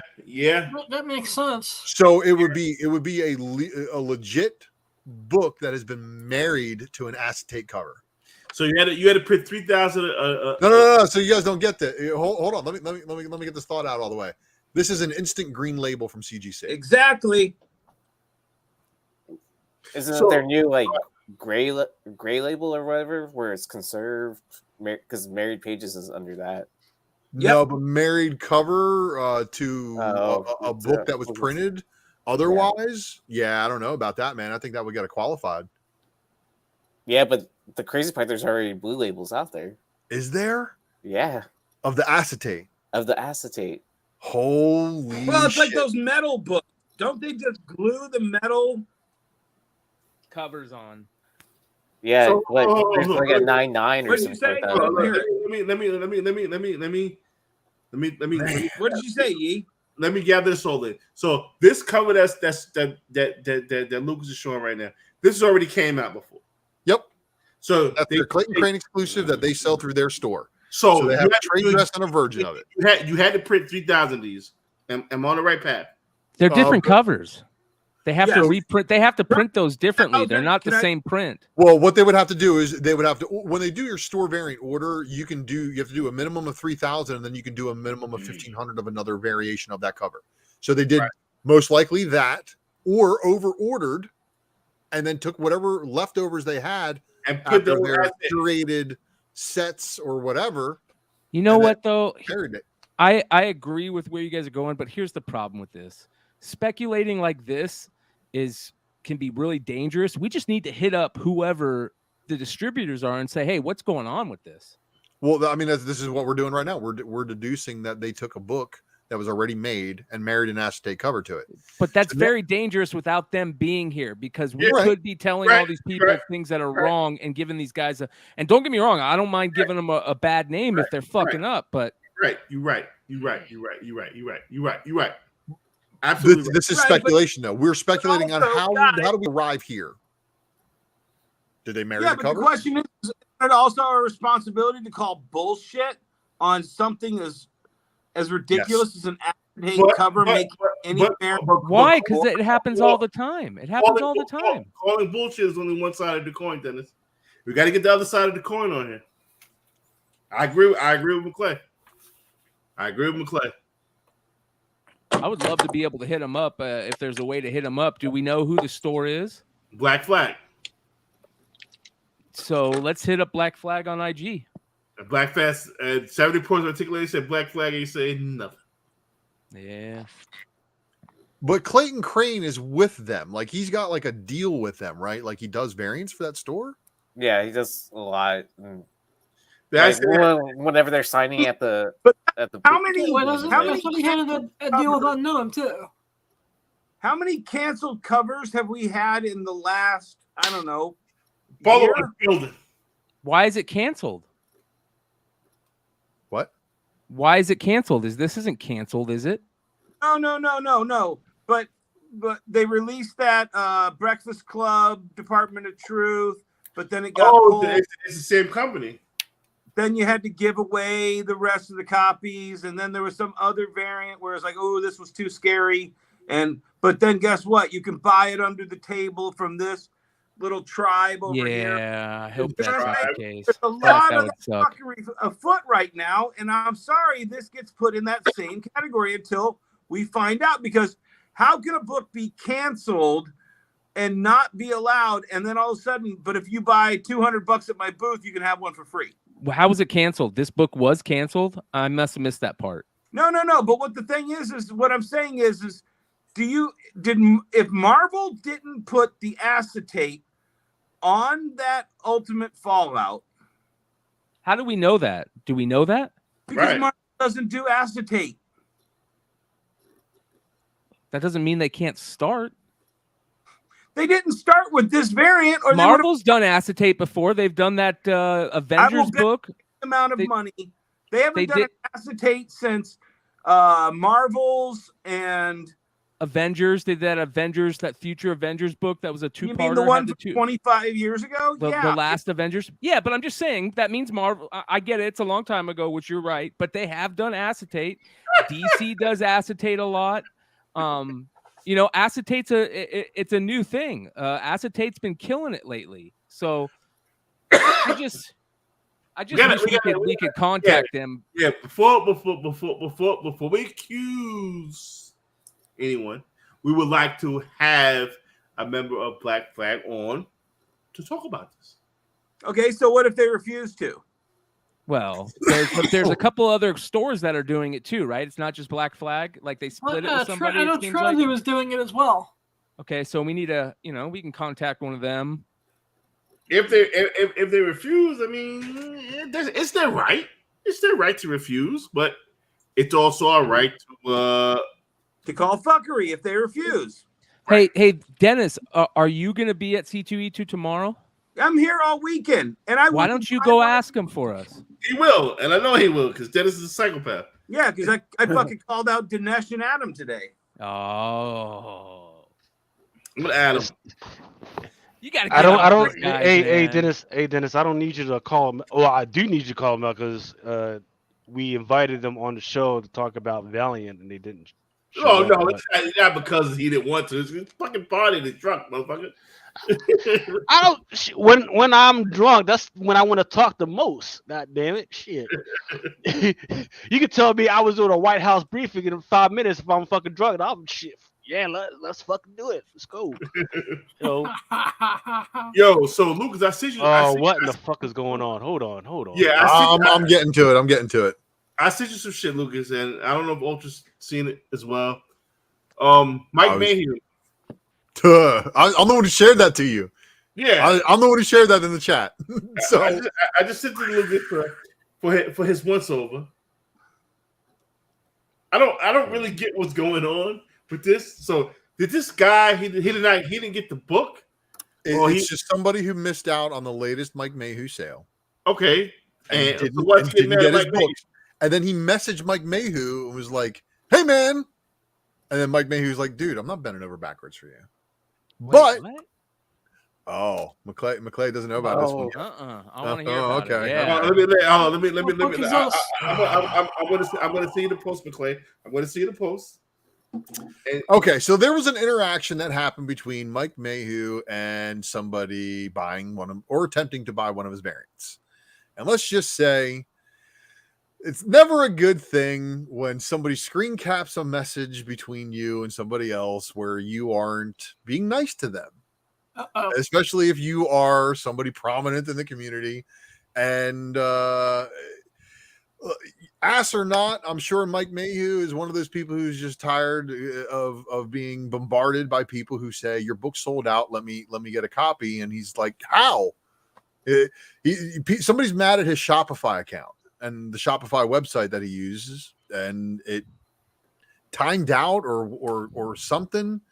But yeah, Mike Mayhew and this guy. So he couldn't get the book. Yeah. He goes and he mentions, what the fuck does Mike Mayhew have to do with you not getting the book? Well, I mean, I think Mayhew just fucking told him what he felt like right here. He's like, you post a bunch of shit, you act like a total asshole to me. like why am I going to bend over backwards for you if you're an asshole? He's trying to. This asshole is trying to catch one. He's like, hey, you don't feel bad, don't give a fuck about your fans. He says, I could give a shit. He's trying to make it.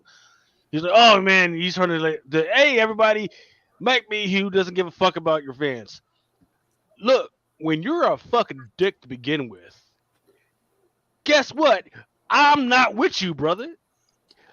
If he can't sell you because there's no more left, then guess what? You fucked up. Not Mike Mayhew. You put him in the fucked up type of mind that made him say that shit to begin with. See, my whole shit, I'm still lost. I don't understand. Did Mike Mayhew take from the gentleman that was trying to buy the book, or did he couldn't get the book? He wasn't quick enough. He wasn't quick enough, and then he messages Mike Mayhew, "Hey, I wasn't quick enough to get the book. What can you do for me?" I kiss my ass too. I mean, no, but if you are like a person who are selling a store, whatever, like answering like that, I don't think it's right. That. You know, it's like you should say like, "Oh, sorry, you missed out. Hopefully, you can get it next time." All right, but no, because you could tell that this was the conversation didn't just start with what he posted, right? There's obviously other parts of the conversation. So this dude put him in a type of mindset that made him feel a type of way to answer like that. Yeah, because I saw the thing first, and he just said like he reacted to his story, right, and said, "This is pretty much how I feel." The kid's shithead. Yeah, exactly. But and then he's saying, you know, like, oh, like grabbing from your customer's card, checking out, and it's not good and frustrating as hell for a fan waiting to get one a legit way. And then his response was, "Boo hoo," and then he said, "Listen." And then he started saying, you know, where were you when half of my print run is fucked up? And then he started saying, where were you when like I didn't get for Marvel, like accepted for Marvel? Where were you? Like all kinds of shit like that. Where this book it was sell out, this where is were all you this and all this other stuff. Yeah. Mike Mayhew had a bad day that day. But yeah. No, but we didn't see the whole McClay, we're going back to what you said about the black flag. We don't see the whole message. That's what I'm saying. Like Mike Mayhew had a bad morning that morning, man, and he just went off on the dude. And to be honest, if the dude is acting like this, I don't need to see the rest of the message. Other than where Mike Mayhew says I could give a shit about my fans, he shouldn't have fucking said that. Yes. That's a big mistake. Yeah. But now, if the guy's being an asshole like that, you know, Mike Mayhew said shit like, "Yo, it cost $15,000 a project." You might need to stop doing the fucking sneaker variant. I mean, see, like I see on here, like I see both ways. I see like the guy as a buyer, and I see the guy as like the owner of the comic, whatever. Like it's the same thing that happens to Bird City Comics all the time. I know because I see it, that they get mad because they sold out on the book. It's like it's not their fault, right? It's not their fault that the fucking comic is selling now. You should be happy for them that the books are selling. You know, not giving them shit because you couldn't get a copy. Like I think they both reacted. So apparently it was in this dude's customer's cart, and then when the dude actually went to pay for it, it freaking was grabbed out of it. Yeah, that shit happens all the time. Yeah, that's not Mike Mayhew's fault. Right. So then the dude Yeah. complains like, "Hey man, freaking, I was going to buy it. It got pulled out of my freaking cart. Can you do something for me?" He says, "Hey, there's nothing I can do for you. Boo hoo." And then from there, that's the thread that I have posted here. That's what happened. To quote the great Dalton, "Be nice until it's not time to be nice." Mm-hmm. But here go my thing about it though. And y'all may feel differently about it, but I kind of feel like, yes, Mike Mayhew was wrong for how he responded, but clearly that dude didn't get something that he was looking to get, right? And instead of him just moving along with his day, he tried to guilt trip Mike Mayhew into maybe sending him a free book or something like that. But most people know when you buy something off a website that's in high demand, there's probably a good chance that you're not going to get that product that you're looking for. So in that situation like that, I think it would have went bad one way or another. Even if Mike Mayhew was like, "Hey, sorry, man, I hate that happened to you. There was nothing I could do for you." The dude would have kept pushing the issue until it made something. Like I said, that doesn't excuse Mike for what he did. But I figure, like, in the grand scheme of things, it doesn't matter much anyways, because that dude was on a mission and Mike just took him to their final destination a lot faster than probably that guy was even expecting to go. Right. I don't know. You might not have been listening to us, but we agree with exactly what you just said. Like, yo. Oh, okay. Dude, yeah, I couldn't hear y'all before, so. Dude fucked up. Like, dude fucked up. But and then, that's like when I was younger and my mama, look, I was thinking I was about to turn up because I ain't agree with something. When you first start, entering into, adulthood, and you think you about to turn up, but no, your mama, your daddy gonna turn up and take you where you need to go way faster. That's all that happened here, bro. Like, look, the old boy thought he was about to push an issue with Mike, and Mike turned that shit around on him and was like, "Fuck you." Like I said, go to the screenshot where it said it costs $15,000 to do a project. Yeah. All right. So here's where it starts out. It says, "Hey," we talk about the customer cart checking, and then he says, "Hey, where are you when half my print run is fucked?" Hey, Bird City has talked about this shit before. Half your shit is going to come in fucked up. Right? Especially when it comes to like Marvel and all this other shit. Right? This is Mike Mayhew having a bad day. All right. And then he says, "Hey, where are you when I don't make my money back because these projects cost $13,000 on average?" Stop doing fucking sneaker variants. You want fucking waste $13,000. Period. Yeah. So if you wonder why nobody wants them shits. Yeah. You wonder why the shit's like $3.99, but then a variant is like $50.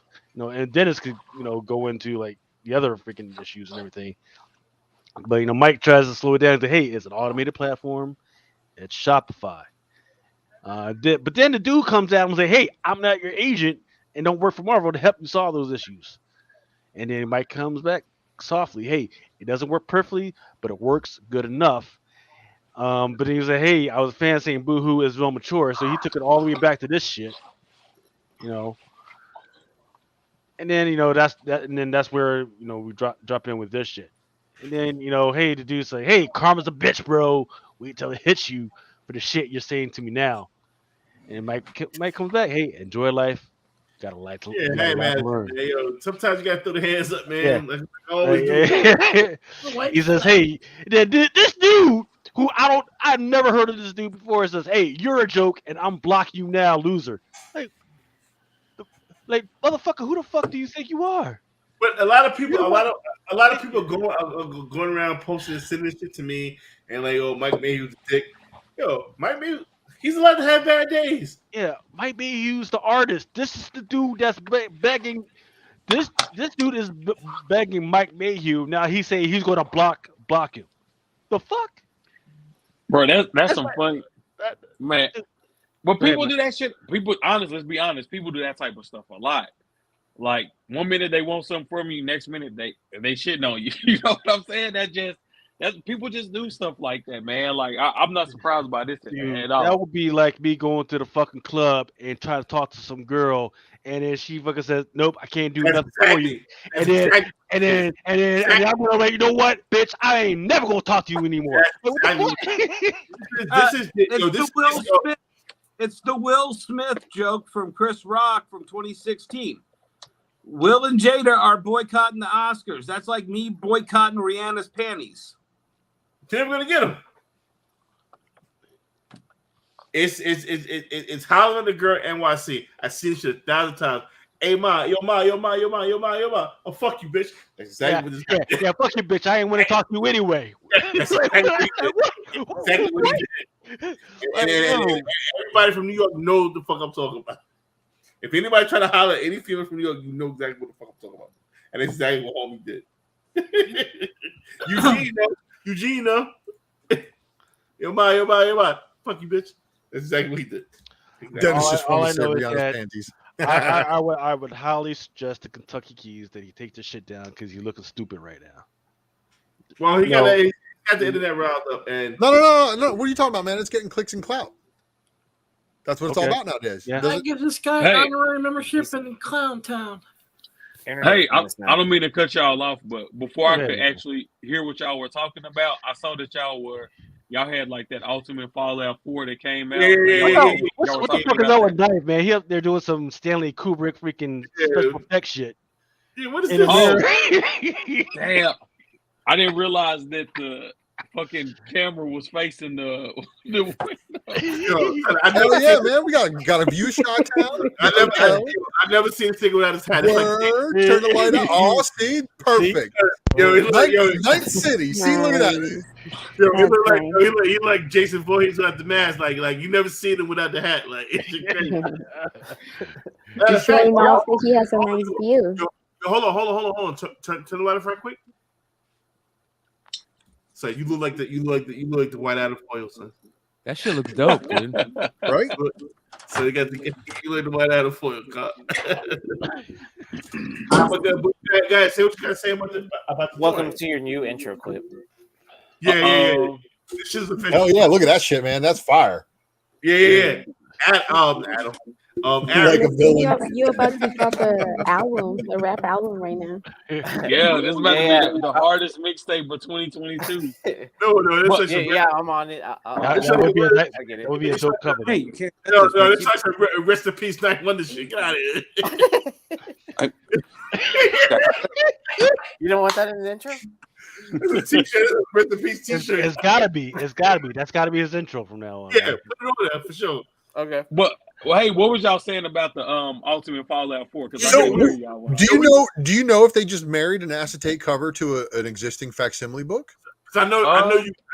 I got one. I got one right here. Let's see. I was thinking about that just a few minutes ago. I was actually thinking about that. But the thing I can't figure out is, did Clayton Crane do a variant for the facsimile the first time it came? Yes, he did. We found it. It's a store exclusive with both a trade dress and a virgin. Because they had a virgin at the booth too. Did they? Is it acetate though? Wow. No, it wasn't acetate. So look. So McClay, you got to answer your question. Hold on. I'm about to look it up. I think that was the original Black Flag Fallout 4 facsimile variant. Hold on, I'm about to show y'all. But how is he going to prove? How are you going to prove barcode? If the barcode is the same from the original set on the back. Okay, so y'all can see my stuff, right? Yep. Okay, so this is the acetate cover right here. You have to turn that. You got to turn that around. Okay. Yeah, right, so this is the acetate cover right here, right? This is the actual back of the comic book. Okay. So there goes the barcode right there. So that's the 20th. What are they calling that? The 20th variant of that, or 20th printing of that? Jesus. We don't know how to decipher this barcode. That may be the 120th variant for all we fucking know. So Because they were it's a labeling. facsimile. Well, yeah, since So it's this a is the- facsimile, they were labeling issue 1 instead of the actual issue number to separate. So the hold difference. up, I can look up the barcode. Give me a second. I can look up the barcode from that store. Yeah. Oh, nice. So when I was on whatnot earlier today, people kept on saying Marvel never authorized this book, and I was like, damn, that's kind of interesting. But from my whatnot crowd is like, it's a lot of sharp dudes in there. I'm like, bro, if they saying this, it got to be smoke to the fire, right? But I went out and it just kind of slipped my mind.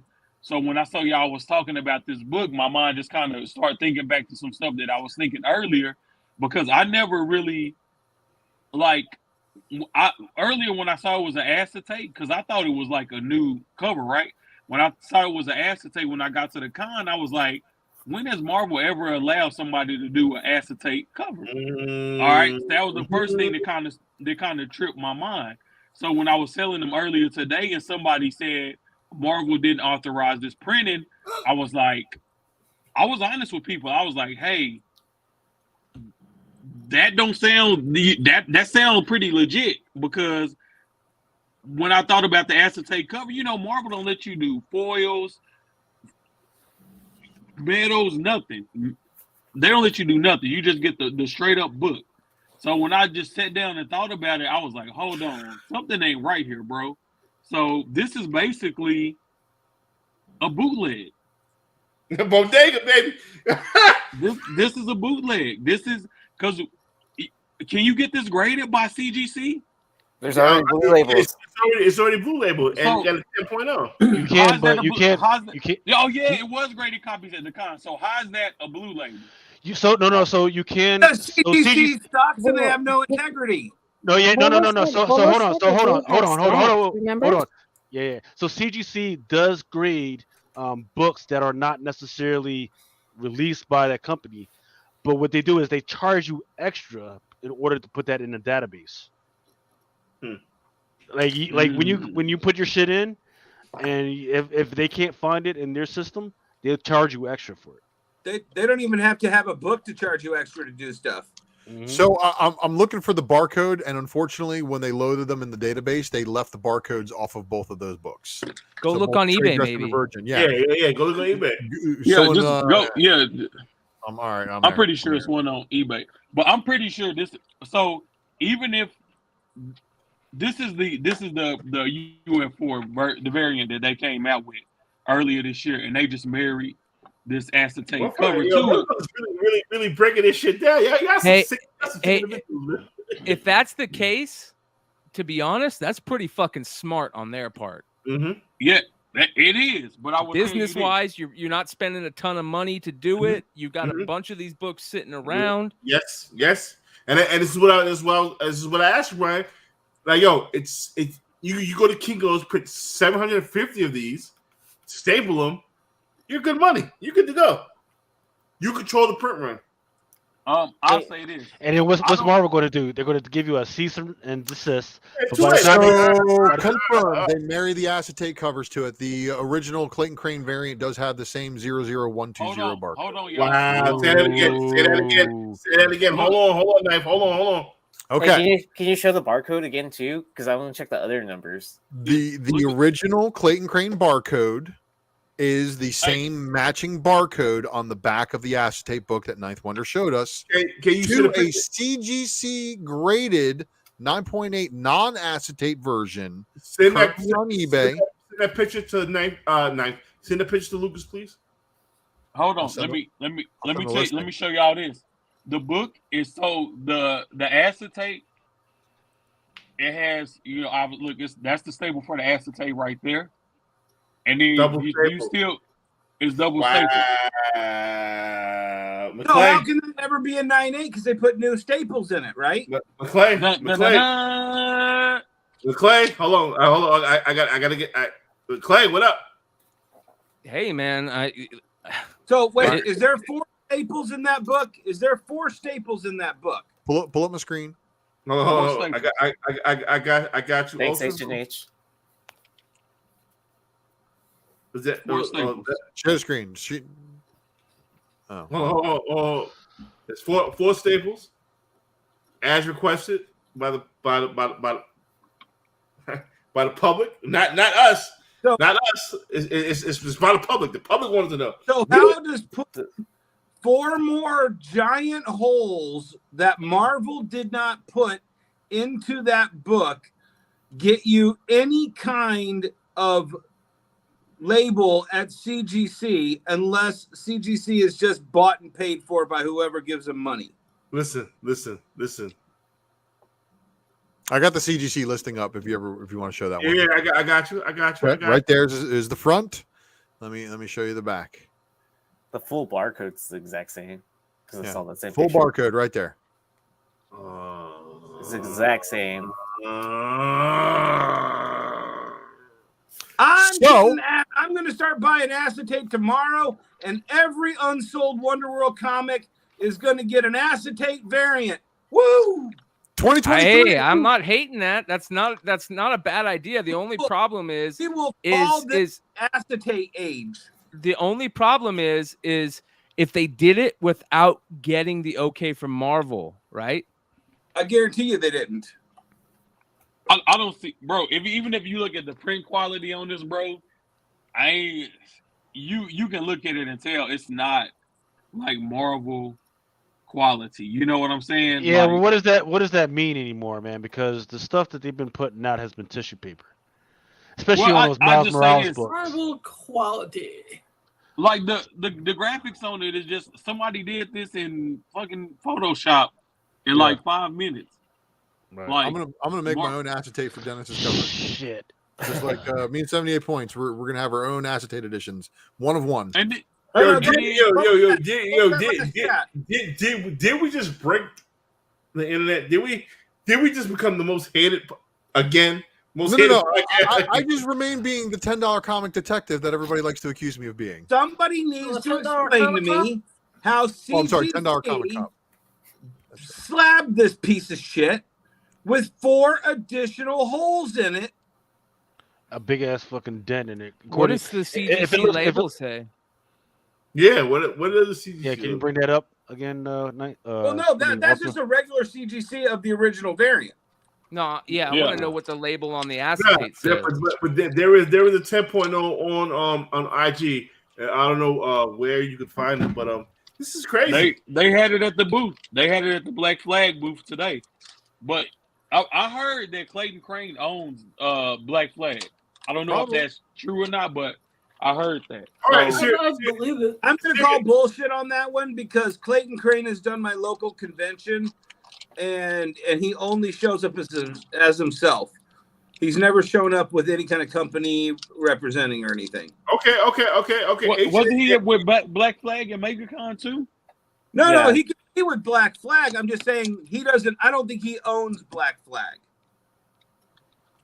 Because when he turns up to a convention without Black Flag, he doesn't have any kind of Black Flag, affiliation. So contract or some kind of affiliation between. H&H brought up a very valid point. Why would Marvel care if it's altercation of a very validated? Because Marvel probably wouldn't care, but the secondary market would. Secondary market would, because you can print as many of these as you want. Yeah. Hey, go back to it.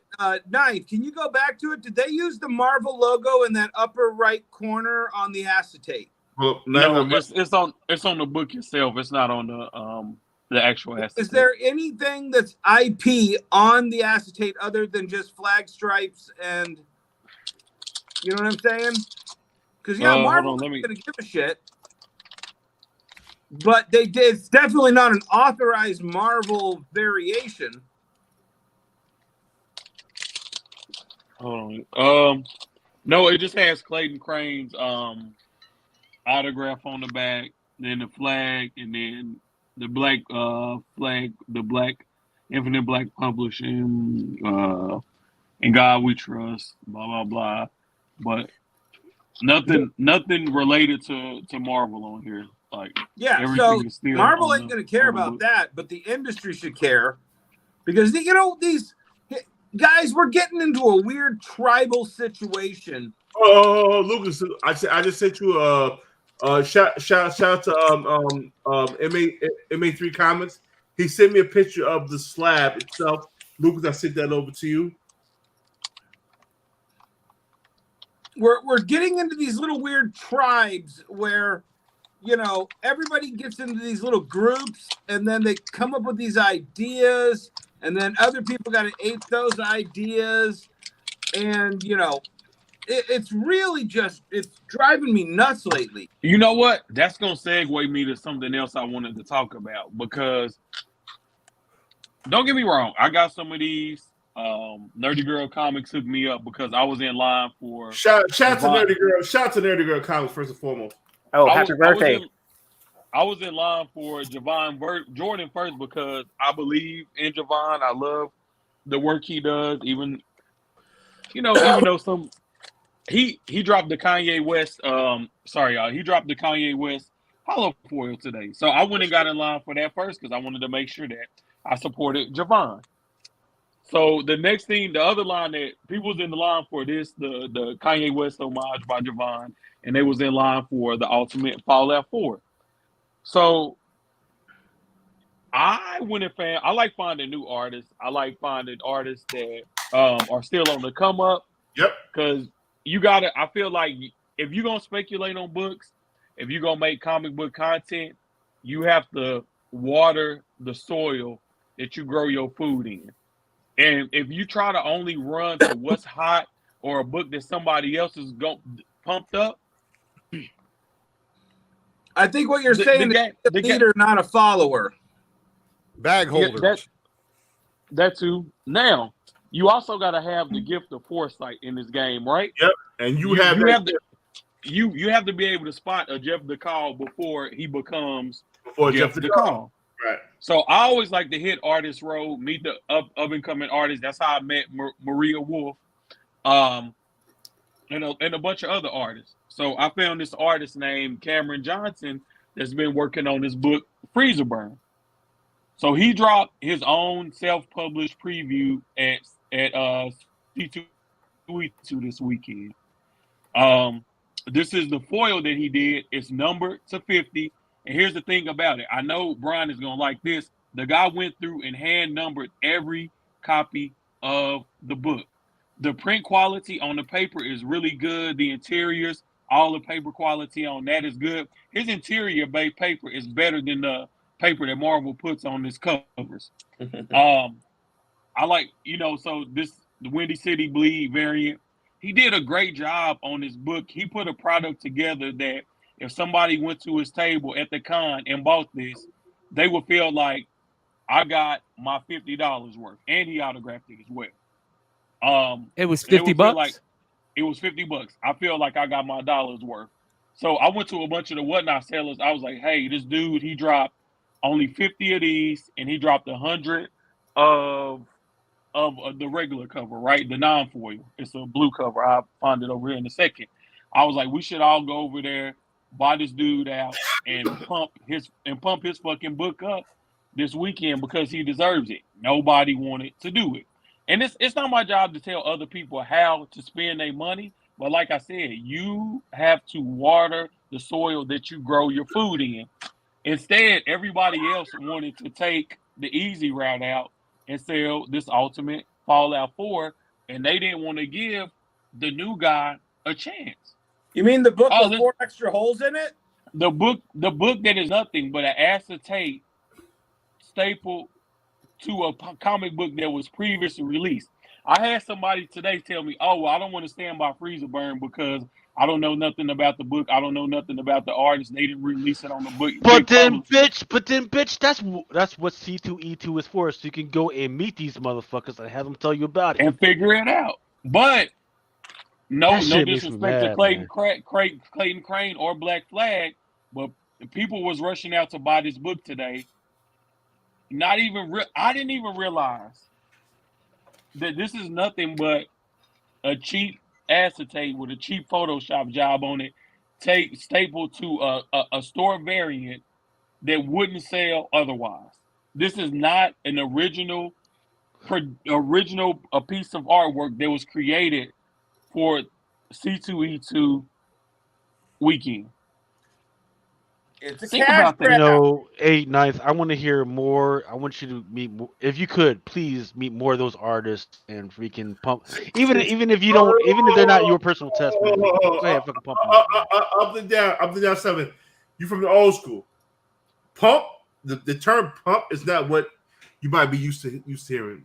Yeah. We definitely got to say something about that. Yeah, when he's The saying new- pump, he's not pumping, dumping. He's the new term of hyping putting a a book spotlight on it. or putting somebody on is pump. It shit threw me off too. It definitely threw me off too. But like, what you mean? I pump. You know, I'm talking about. I mean, like, look, think about it. He only made 50 of these and 100 of the other blue cover. We can't pump it up, bro. It's not enough copies out there. You know what I'm saying? I said pump the artist, like pump the creator up, not necessarily pump the book up, but like let's get his work in front of people. Like, you know, like, let's just change the definition of pump. Let's AMC the shit.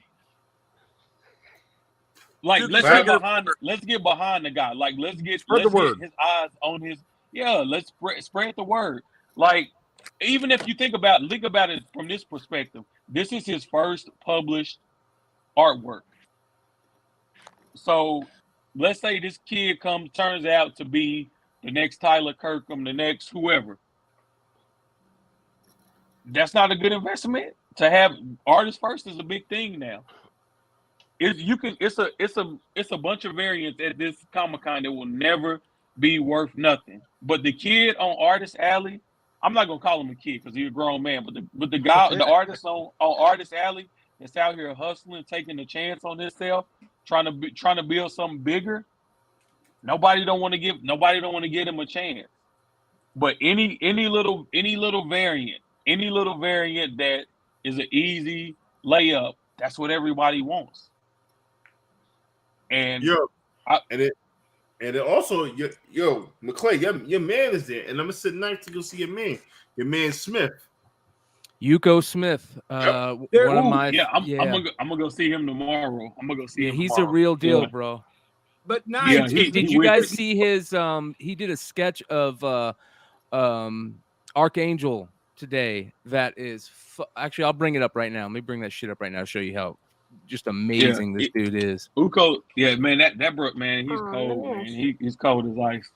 Check this shit out right here. Thank you, Nimesh. Thank you very much. I also want to give a quick shout out to Trish and her Stray Dogs #1 acetate cover. That was better. Yes. Trish, look at this share I just shared, Lucas. Well, because it's signed by the artist to have an acetate cover. God damn, that's dope. Yeah, these guys are real deal, man. Yeah. Real deal. Who is this? Uko Smith. Yeah. That's the one you're talking about, 9th? No, that's the one that Brown, that's the guy Brown was saying. Well, Mel was saying I need to go visit his booth. Hey, I'm gonna go visit his booth. I forgot today. I hit everybody. I forgot to hit him. Yeah, I mean, him. His stuff is nice. Yeah, his sketches are just, look at that. It's a sketch with a watercolor, which is amazing. Yeah, man. Like he does some seriously good stuff, and I agree with 9th. I mean, you guys already know that how I feel about finding these up and coming artists. Like, what's his artist name? Okay, Uko Smith. Uko Smith. Yeah, Uko. Or UKO Smith.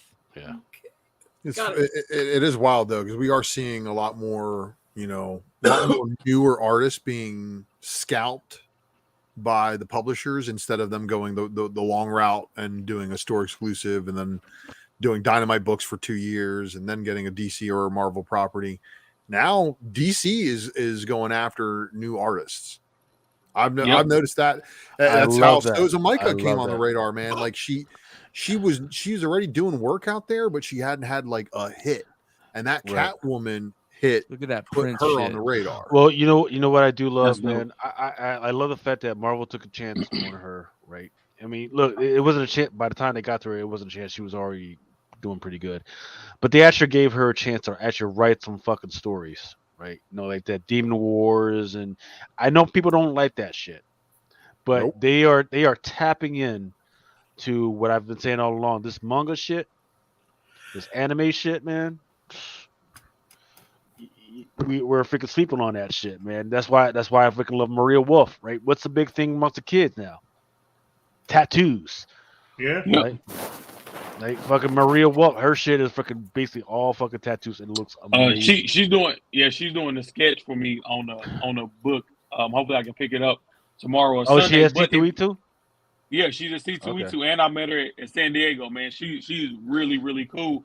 But if you look at how she came up, Marvel basically was stealing from the indie playbook. It's the same thing DC started doing, right? Oh, let's get the up and coming artists and get them to do the variants, right? And then you'll see like them do like the traditional comic book cover on the cover A. So Maria Wolf, her first book was a Marvel book. Her first publisher artwork is a Marvel book. Women of Marvel #1 variant with who was on it? Magic on the cover of it. How many artists out there had their first work published by Marvel, right? Like, I think that's that's a big deal, and that's what really made me like, man, like pay attention to her work. And bro, she don't have a bad cover out there. You can look up tell her she's ever done. Hey, tell her that we're gonna we really want her back on or we want her on Drunken Chat because we didn't have her yet. We had her best friend. I forget what her fucking name was. Yeah, tell her that we need her on Drunken Chat, man. That would be freaking awesome. I invited her, but she says like 12 o'clock is too late. Shit, we started this shit at 1 o'clock. What's the artist again? Maria Wolf. Or you talking about Uko Smith? Yeah, Uko Smith owed me a Battle Beast, and I was like, I got money, man. Get bread up, man. Where's your other Battle Beast? The one to go along with the set. They're gonna make a foil of that shit or what? Yeah, the foil was out there, bro. Foil was on eBay for $1,700, and I thought about it, but I was like, you know what? Oh, so they did make the Battle Beast. Yeah. Okay. Shit. Yeah. Damn, I'm waiting. I'm waiting for Jack. Hey, I mean, NYCC is just around the corner, right? Let me tell you something. Let me tell you something about this Battle Beast shit, because it was your idea. Thank you. That's all I'm saying. Because where the idea originated, man. Knife, no. It was only gonna be one invisible. It was only gonna be Mark as a foil. Then it came out with the Omni-Man. And then NYCC said, yo, y'all motherfuckers need to do Battle Beast, man. That's the baddest motherfucker on the planet. Oh, what think about it? Fucking the thought is here. And man, you know what? I forgot to talk about this on Anti-Spec Club the other night, but really, Skybound need to send Mel a check because I swear nobody was fucking with Battle Beast until Mel started talking about Battle Beast all the time, and nobody was fucking with Battle Beast. Yeah. I don't be wanting my flowers all the time. I promise you I don't. But motherfucker, man, it's some shit I put out in the universe. Back in a Principal Defect, I put a lot of shit out in the universe that motherfuckers are still talking about to this day, and it's Battle Beast shit. I put that shit out in the motherfucking universe. I see, yo, I put bull on it. We're gonna get you an acetate variant, Mel. I say, I don't call him bull, I call him Jack. I say, Jack, man, yeah, I need to do this Battle Beast shit. Oh, that's a good idea. That's what it could be a Yankees pinstripe acetate. Here's the deal. Okay. Drunken Chat exclusive acetate Battle Beast variant. I'm gonna make my own, goddamn it, if you don't fucking give my shit, my flower. You just gotta get the regular one. You don't need no foils. You just need the regular one, man. Are you gonna add our names on it? Man, I'm gonna do some wild foul shit. On the backside of the acetate, you know. Oh, hey, look at Mama Comics gently flexing that 8 billion freaking genies back there. We got before I leave, we gotta do a fucking Does this video feature that little thing? Oh yeah. Oh, is that thing? That little thing back there. Little $200 freaking comic book just chilling. Yo, I wanna shot. Mama Comics was one of the, no, not one of. She was the first female to come on Drunken Chat without being scared, without being abrasive. Like, oh, I don't want to be with a bunch of guys. Mom, come and see. Oh, fuck that. I got balls too. You know what I'm saying? I'm comfortable. I'm fucking with y'all. I'm fucking with you drunk motherfuckers. That's why you're the queen. That's why you're the number one. It's real talk. You was never scared. You was never scared. No, well, see, I have always hung out with like the guys, and you know, like so it wasn't something weird for me, you know. I always had guy friends, and talking like this, and then talking shit. That's why I talk a lot of shit.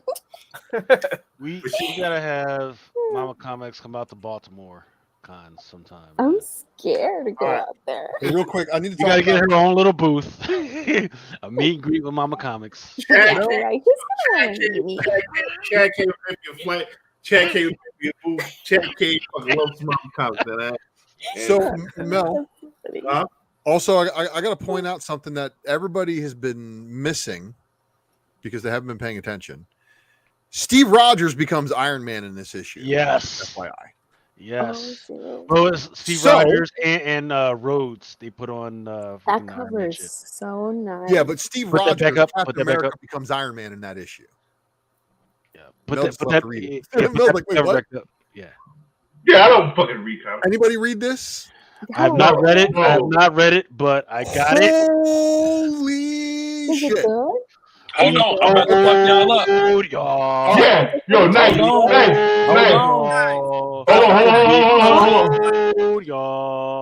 on, nice. Tell him what it is, nice. And put this. What's the name on here? Put the timestamp on here, nice. We're trying to get him on the show. Ooh, hold on, not trying to get. So I met the artist.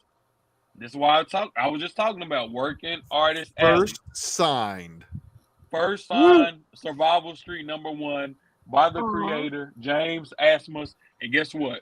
First book he ever signed, and he's coming on Drunken Chat. He's coming on. Check your mic settings. Really?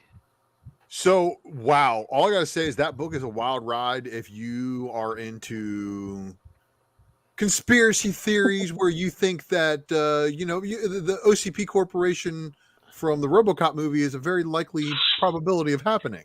Like, if you think about that for a minute and then understand what that would do to society, well, then you can kind of understand where Survival Street's coming from. But only the Muppets don't have to breathe, and when they drown you, they don't worry about having to breathe.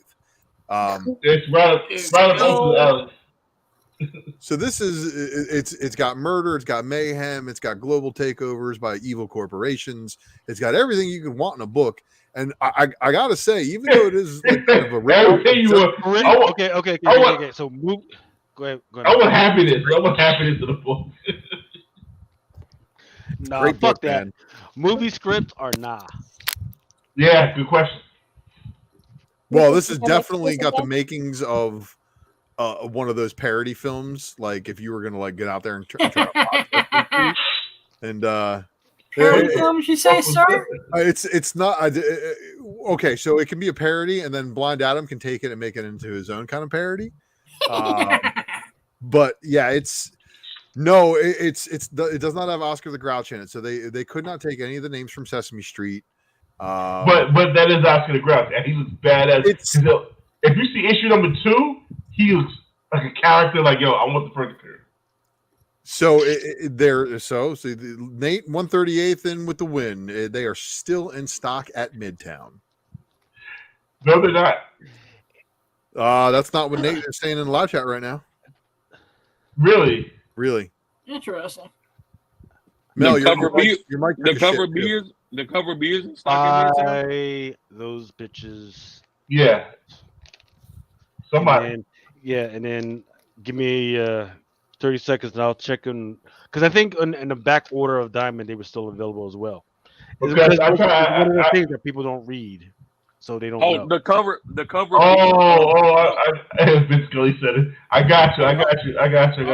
Hold on. Yeah, are y'all talking about the cover B of Survival Street? I got both. Yo, good looking up and down. Good looking. Hold on. So y'all talking about cover B of Survival Street, right? So cover B is the one that you got signed today, right? No, I got cover A. Oh, well then that's cover B then. Some bitch. Cover B is the one with okay. So that one, the creator told me he didn't even get any of those from Dark Horse. What? Oh wow. Yeah, those were wild. I think if I went to Midtown, they were like maybe probably 1 in 3 ratio at Midtown. I bought. You said he didn't get cover B. Hold up. Where am I at? Both are in stock, apparently. At Midtown? At Diamond? Yeah. Midtown. Yeah. Really? This shit. Yeah, this shit. Oh fuck. Because when I went to Midtown, Here we go. When I went to Midtown website yesterday, they were all sold out. They might have restocked. Mm-hmm. They might have got that order in from Dark Horse. Might came late. I'll take it.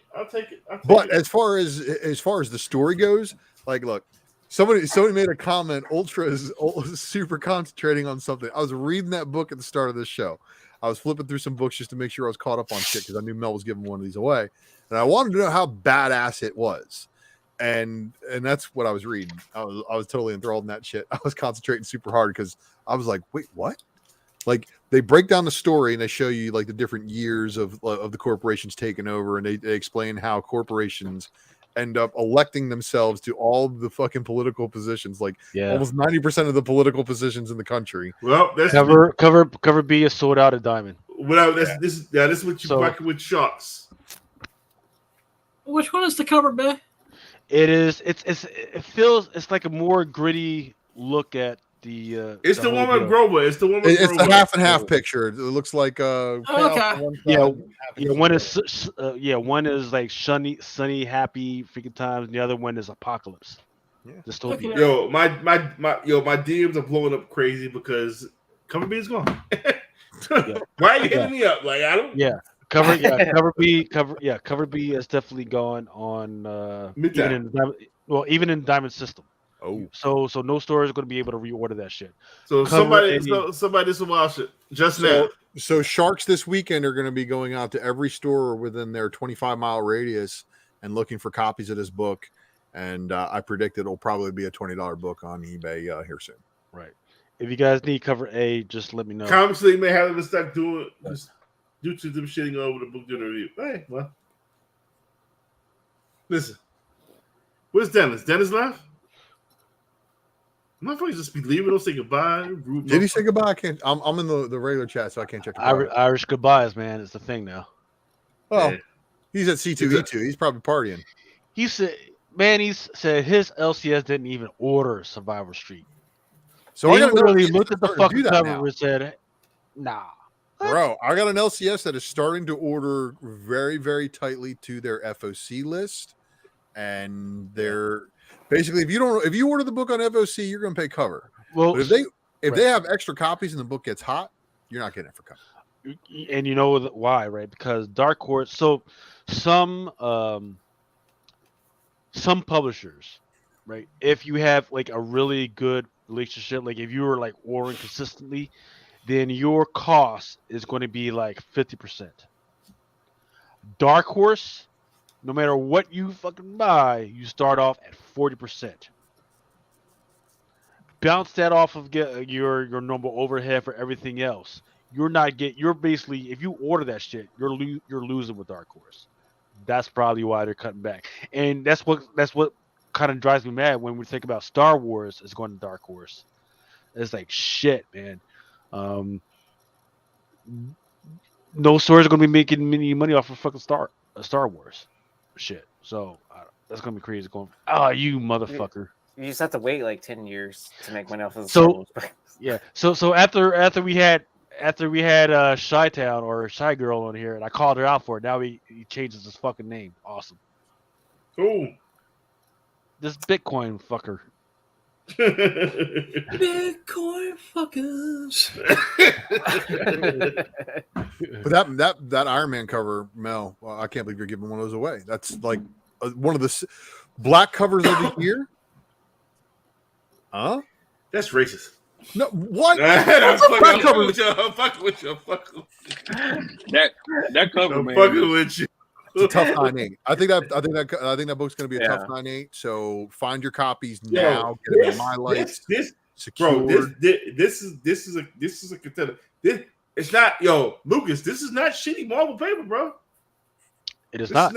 It is not shitty Marvel paper. So I don't want to. I don't want to say racism, but it just kind of comes up to me that the Miles Morales shit has been that shitty paper, but that Iron Man that nobody hardly fucking buys is really good paper. You know, black covers matter, man. Black covers matter. Thank you. I've said that many But times. yeah, the Iron Man number 22, the lasagna cover, which is that black cover, is sold out at Diamond as well. So retailers not gonna be able to reorder. Sharks, dying up. There it is. Shout out to Manny the comic book. And like I said, we don't keep links to ourselves. We don't hide from anybody. We let y'all eat, man. This is what Drunken Chat is all about. Oh yeah. The honorable mention book, the Snake Eyes variant, that's still on the IDW website. Which Snake Eyes variant? I didn't get to see the Oh, honor. the $296. Ah. Yeah, so that's supposedly it's selling for like $100, but you can still buy it on IDW website for 10. All right, so real quick, because I gotta go to bed soon, and I might not make FOC, but we had a great show tonight. Honest conversation makes great entertainment. Let me. Who's on eBay right now? Who's on eBay? I got an eBay up. What you need? Yo, what is the Iron Man going for? Cheap still, I think, right? Yeah, you tell me. It is. All right. You can still buy it for cover. Yeah. All right, cover websites. We'll take that. Survival Street set, cover B, cover A. I'll have to check. If you want both of these as a set, so we got $4, and then what we got? What we got for Survival Street? What we got? All right. It's weird. It's weird. $3.89 to $10.99. So yeah. Yeah, it's weird because people still don't know what the fuck it is yet. So it's you can buy cover B only for $9 by itself. What? Or you can get cover A and B for $10.99 from this one seller. Okay. Who still got two available? Let's call it $10. Fuck. So we're looking at $15 with the free books. You know what? On some podcasts, or some even some whatnot sales, $50 with the free books, they fucking think they fucking the world. Not a lot of copies listed right now. They think they busted the world's greatest nut. But yeah, nah, not Drunken Chat. $50? What the fuck is that? Black Adam, this cover. I'm gonna call it. Let's say it's still a cover price. True or false? Last sold on eBay. What are we looking at? Let me also correct real quick. There's not many of the Iron Man left under $8. Okay. So let's call it 8. Let's call it 8. Fuck it, let's call it 6. You got equity in every one of these books, Mel. That's all I can tell you. Give me give me. Matter of fact, give me what the Black Adam going for. You're not gonna like that. Well, $4. Cover price. Yeah. Hey, just so you guys know, on that TFAL website, there's only 9 left. About what, sir? The Survival Street. This one ain't cover price. This was selling for a little bit more. True or false? All right, QE is selling for $12. Selling for $12. Not listed. Not Fantasyland listed price. Oh, it's listed. Was that issue number 1 or number 2? That. Yeah. This is issue number 2. Okay.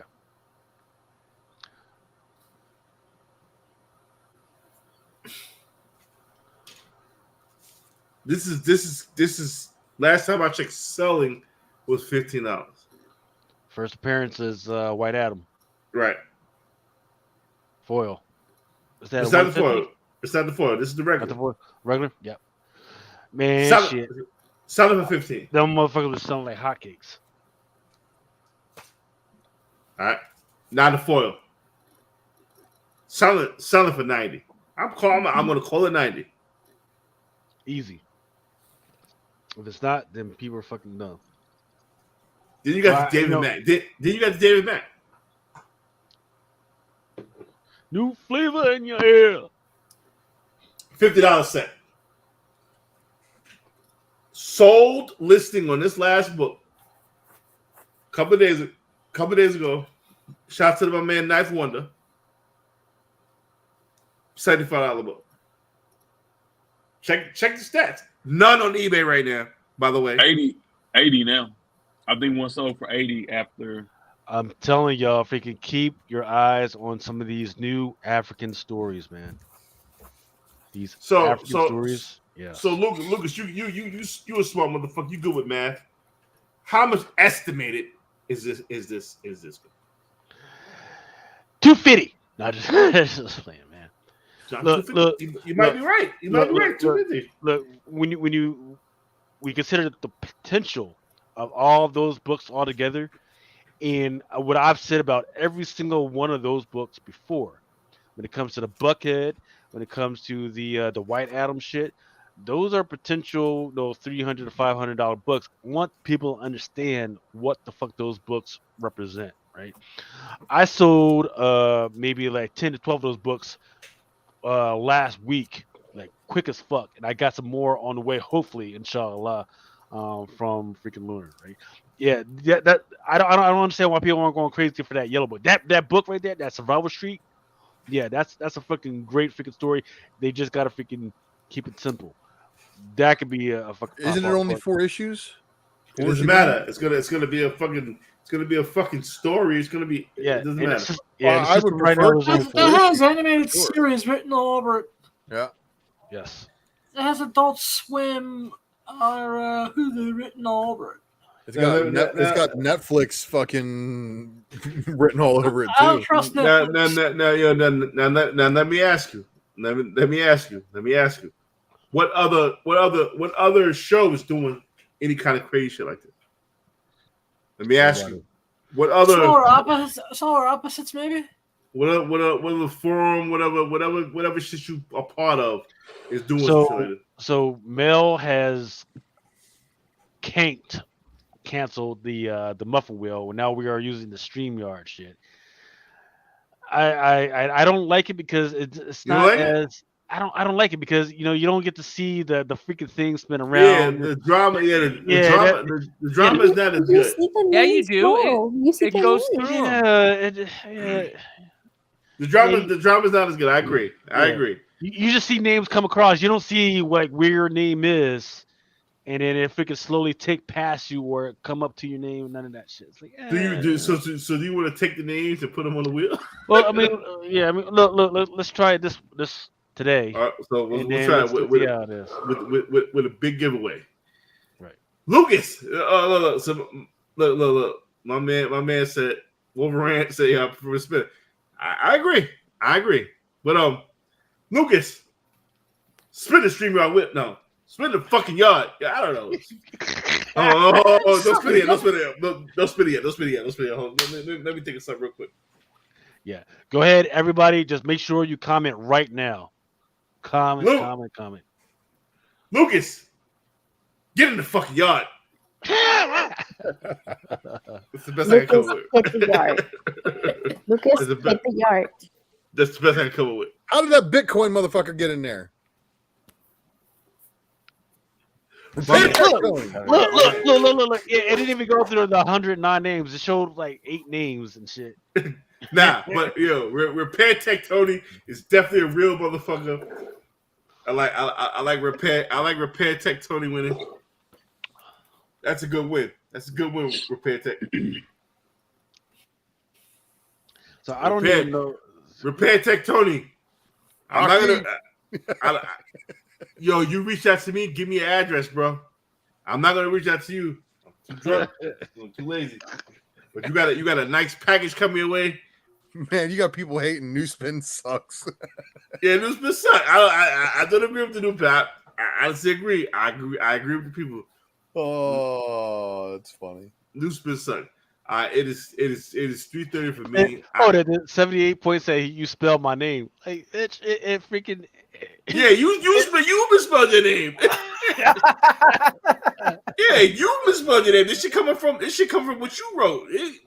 That's StreamYard abbreviating your shit, man. It's not us here. Yeah. No, I think what he's saying is that he was supposed to win. Like the guy, I think he was saying like, I should have won the got giveaway. it. Yeah.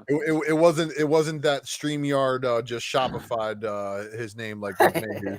Look, I'm halfway through a bottle of wine. You can't be doing that highbrow fucking. Now listen. Everybody, I tried to order. It's sold out already.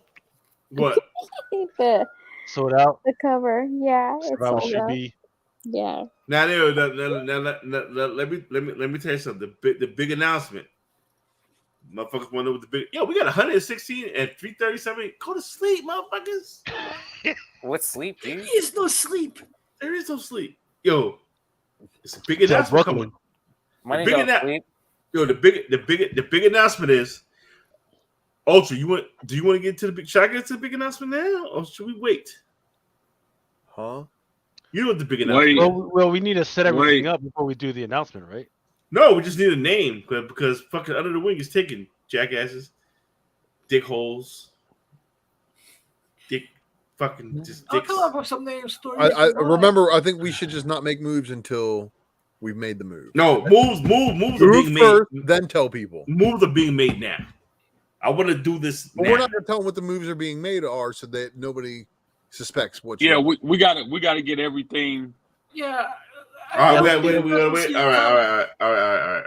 So, but hey, watch over here. I'm not doing nothing over here. What can we tell the people about the move that's being made? I'm sorry. All I can see is Dennis's comment that said "Acetate Kings." Under the wing. Yeah. This is what we can tell y'all about the big move being made. Get under the wing. Just under the wing. Yeah, we gotta actually make the moves, man, because it's like we gotta make the move. Goals without commitment are just fucking dreams, man. And most importantly, the most important part of that commitment is consistency, man. So we got to put all that effort into it, man. Because commitment. Under the wing, my commitment's still gonna be the same. It's up to the rest of the motherfuckers. Right, man. I already said for the new move, I'm all in. Just keep me in the loop, please, as I'm getting my my treatments to keep the leukemia at bay. God damn, what's wrong with you, Dennis? You gonna drop the C-bomb right in the middle? Jesus. Yo. Look, I told you, man. Freaking sometimes you gotta freaking put that condom on, man, because you're some that's. No, I'm just fucking. Blink 3 times if they get Man, I ain't gonna lie. Look, for y'all who don't know, man, I make light of the C word a lot because I've had a lot of that shit in my family and all that shit, man. So I got a kind of a dark humor, man. So don't come at me all types of crazy and shit. Yeah, listen, I was born in the 70s, and I'm gonna say some shit to offend people. And if you want to cancel me, then fucking cancel me. I don't want to do this shit no more anyway. Suck my dick. I do like this idea though from Edwin Aguilar. He says a drunken chat, acetate, Hulk. I don't know about a 181. I would probably do a 180. Man, look, I am just going to go print a Ultra Maximus logo on 1,000,000 acetates, and I'm going to sell every book from my collection as an Ultra Maximus 1-of-1 acetate variant. As long as I get a Cherry Comics acetate out of this, I'm cool. Yeah. What I do know is that go to the Comic Crusaders YouTube channel. Go ahead, comment over there because the revenue from there will help us do more projects in the future. So once again, thank you to all you guys have been supporting us for how long have we been doing this? 4 years now? Yeah, Justin, shout out to Justin, who hit me up at the Bad Idea party, stopped by, said hello, said how much he loves everything we're doing, showed me a gorgeous Rick and Morty commission he had done that is absolutely amazing. Really cool dude, and much love to him, man. Look, the trailers for Rick and Morty, the next season have already come out, man. So any retailer that is not doing a fucking retailer for that shit is fucking stupid. I'll call you out like that. The love for Rick and Morty is still alive and freaking hot. I mean, Yeah, I had to tackle that person to get my Szechuan sauce. Like, don't fuck with my Szechuan sauce. exactly. I mean, there was lines out of fucking McDonald's of people waiting for Szechuan sauce. I also haven't eaten at McDonald's in over 10 years. So, well, bitch, that's why you look so fucking skinny, man. You look like because it's not food. It's not food. You look like you look like you and Clay have been hanging out together with COVID. And shit, hey, real quick, I want to show you guys something before I bounce. But before you leave, I gotta give you a motherfucking flowers, McClay. Because thank you. I want to say thank you for fucking promoting Drunken Chat. You know what I'm saying? It's been real. You know what I mean? Like you ain't had to do what the fuck you do. You ain't had to come on all shit. You know what I'm saying? For the past, I guess, year and a half. You know what I'm saying? So I'm gonna give you your motherfucking flowers, man. You the man, bro. Well, yeah, you know, it might sound cheesy after a while because I say it so much, but I talk about the community thing all the time, and that's the most important thing to me. There is nothing better to me than getting to hang out with my people who I consider friends and talk about the things that we love. And then secondly, the only thing that might be better than that is going to events and seeing each other in person and getting to hang out in person and meet each other. Like, there is nothing better than that. The human condition is we need each other. We have to have social interaction with other humans in order to live a good life, right? Otherwise, life is hell. So when we don't do that, you know, sometimes it just ain't worth being around. And so I love you guys as much as you know, you guys love me, and maybe even more. So, you know, thank you, brother. I appreciate you. Yo, that was some real Barty shit. I love you. You love me, man. Yo. That's gonna get stuck in my head for the rest of the day. Mr. Patel just dropped 25 for to spill the beans, man. Nimesh. Make sure you follow him. He has an awesome collection. Yeah. He needed to move that Nimesh, hit me up spots to the right, and then maybe you'd spill it. Yeah, Nimesh, hit me up on Instagram, man, so I don't have to fucking look for you. Yeah, you know what? Yo, Nimesh, hit me in the DM. I'll send it to you guys. I'll send it to the Whatnot group. You paid the 25. Nimesh, yeah, I tell you what's going on in the background. In the background, right. And hey, Brian, you know, freaking was not this week in MLB crazy? Yeah. It's so much shit we gotta get to. His fucking look. The local team here is the Nationals, and you got 5 killer prospects. Really, in 4 years might do to the Nationals what the Miggy Cabrera trade did to the Marlins, which is take you to the promised land again, right? So yeah. So they got James Wood, right? I have been imploring Brian that I need him to do a just trading cards freaking podcast or just a show. You know, I will hop on with you, brother, and I will just sit there looking stupid as you just fucking drop knowledge on us and all that shit. Because look, for those that don't know, Brian McClay is one of the hardest working motherfuckers in speculation. Freaking, he not only fucking drops knowledge on fucking comic book shit, but he's out there fucking talking about UFOs. I had accidentally fucking dropped on the podcast. Is actually one of my favorite things to listen to all week. And what's crazy is when he's here, he doesn't even fucking market that shit. He's just like, oh yeah, fucking find me where you find me. But you know, his shit is always entertaining. So please. Yo, go everywhere. Fucking number one. Shout out to Decor. Let me tell you something about Decor. He don't give a fuck. Yeah. Controversial. However, gotta get a man. I'm about giving flowers tonight. Gotta give the man his flowers. He's one of the best comic minds in the business today. Yo, he is. And don't get mad at this, decor. Don't get fucking mad. If you get mad, just fucking cry on my fucking shoulder. You are like how Topher was when he first started. You and Topher need to fucking squash that bullshit you got going on. Come together on some real shit. Decor acts like he's not in a community. What are you talking about? Isn't the Young Gunners a community? Hey, motherfucker. You need to fucking squash that shit with Topher because you do the same shit Topher do, my man. Believe it or not. And forget about this. Forget about this whole the whole whatever who Topher fuck with. Fuck all of that. Y'all motherfuckers need to come together because y'all motherfuckers will make the community better. Stop the bullshit, my man. Cut that bullshit out, bro. For real. Y'all are too dope. Y'all are too dope to be doing some bullshit. Look. There's a bunch of people that are inside of our chats all this freaking time that need to get on their own shit and do their own freaking podcast. Decor is one of them. Yeah. Barnhouse, motherfucker, you've been telling me about this shit for like the last 2 to 3 years. You need to fucking get on that shit. Freaking Patrick, listen. we had you on one time. Listen. I could Chad Cave. I think we had Chad on one time, if I'm not freaking correct me. But there's a whole bunch of you guys.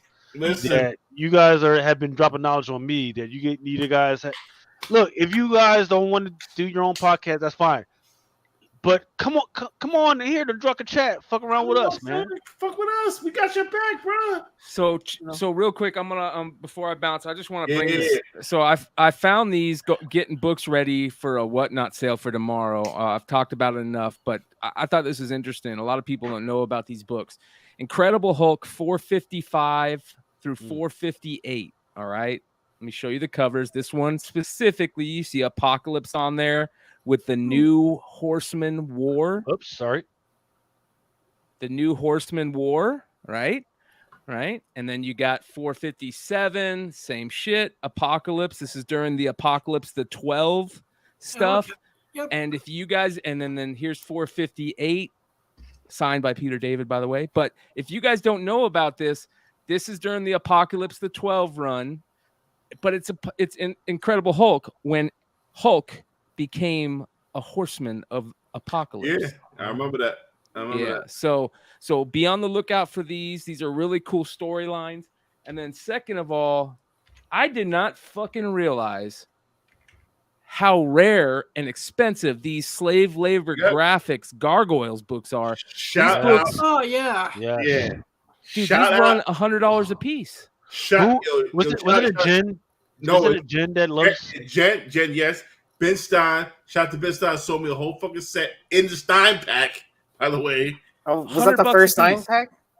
That was like one of the first Stein. I got the whole set. He sent me the whole set in the Stein pack.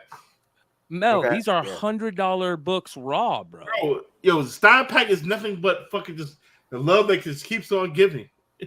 So I never resold none of the Stein pack books. You guys be on the lookout for that shit. fucking That told shit's y'all, crazy. fuck all that Powerpuff Girl shit and look at the franchise shit from when we were kids.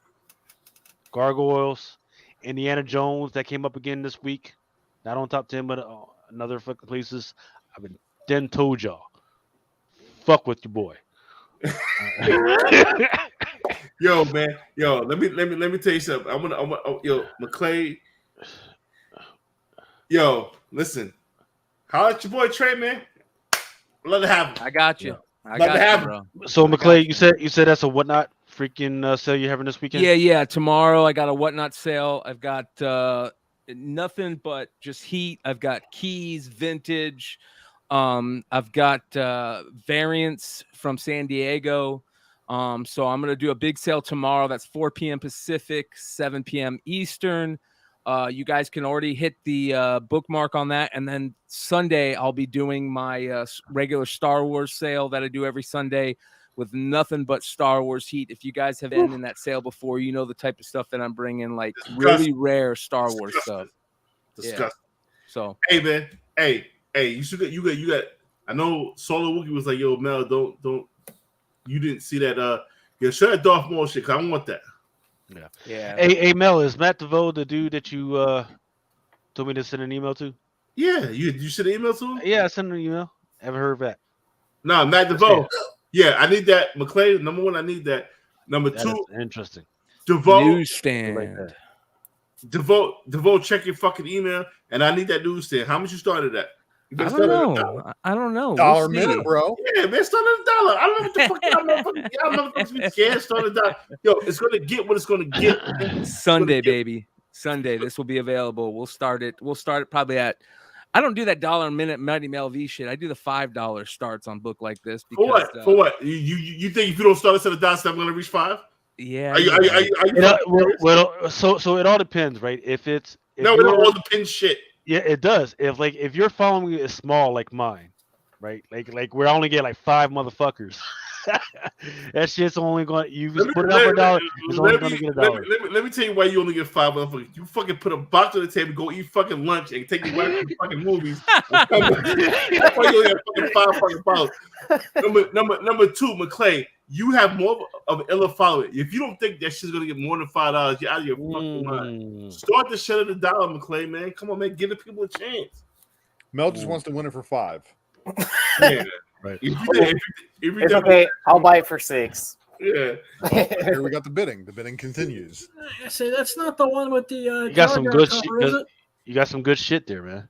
Ooh, this J. Scott Campbell stuff is beautiful. I went to San Diego and I only went into the con floor for 3 hours. And I only bought books from Stan Sakai and J. Scott Campbell. By the rest of it, everything else was not even worth checking out at that point. So, hey, Lucas, did you get the fucking shit I sent you about this acetate shit on Facebook? Hell yeah. Let's see. Lucas, Matt said that he didn't get the email. All right. Matt DeVoe. Lucas hollered at you. Love that Suicide Kings. Message him on Instagram. Apocalypse. The A-Next stuff starting to heat up because of that Ant-Man shit, right?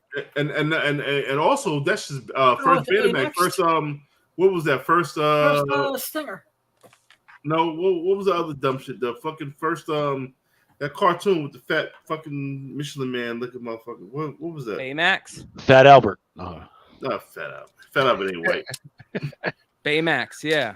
Yeah, first Sunfire. Yeah, right, Big Hero 6 and shit. Yeah, big. I don't know what I just drunk, but I got a second win, and I'm hyped. I'm not doing FOC though. Yeah, there was only like one thing. Yeah, let's give on FOC. Yeah, there's only one thing on FOC that I think was like really interesting, but yeah, let's give FOC. Yeah, Brian, you were showing something. Yeah, man, the Cassie Lane stuff, right? Yep. This is her real first appearance, right? In this shit. Next one. Yeah, and she's actually in a costume that is closer to what they showed for the San Diego stuff than the issue that got really hot.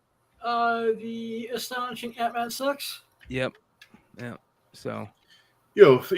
There's also in that A-Next, there's a Hope Pym. Yep.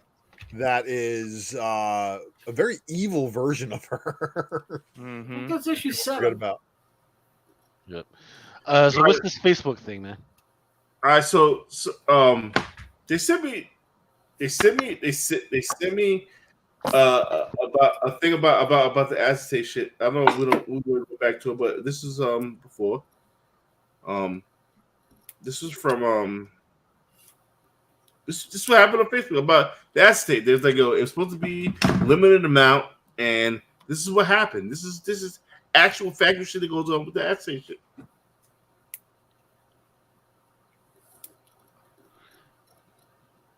So it says, so would people in line, but they sold 100 copies to multiple resellers and sold 20 copies to another 20. Now they're down to a small stack, limiting 2 per person, and jacked the price up to $100. Then it said best part was after they sold out the first time, was told that they had 50 copies for someone else's order that they're just going to sell, but now the price is $100. Take it or fucking leave it. Hey, are we being snitches? Are we being dicks? Because we're being Yes. snitches. No, we're being defenders of our friends' fucking wallets and protecting their hard-earned money from being blown up into fucking smoke. That's how I look at it. And if anybody thinks that because I'm outing somebody for doing this practice, well, your ego needs to be checked. Well, Lucas, do you don't need to be checked because you think these are snitches? Look. We are being snitches. But guess what? Sometimes you need that snitch that's on your side, and we are the snitches and bitches that are on your side. No, we're not. No, fuck that. I would say whistleblower. Look. Oh, but that's the one that's on the inside. I'm that dude. Like, I've got some best friends. I love them to fucking death. But I told them, I sat them down. I said, bitch, if this motherfucker's sleeping. He earned it. When Brian was talking, I was gonna ask, did he pass out?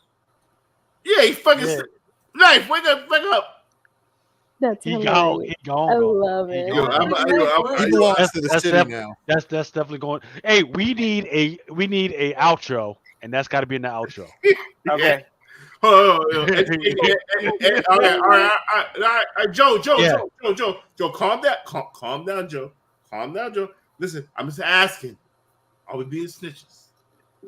See, y'all all, think snitching is always freaking bad. To me, hey, there's some good snitches that stayed the fucking day, and I'm good on this. I'm like, hey, what the fuck are y'all doing with this shit? Y'all can't be doing this shit. Now, if I'm a snitch for saying this shit, I'm not condoning.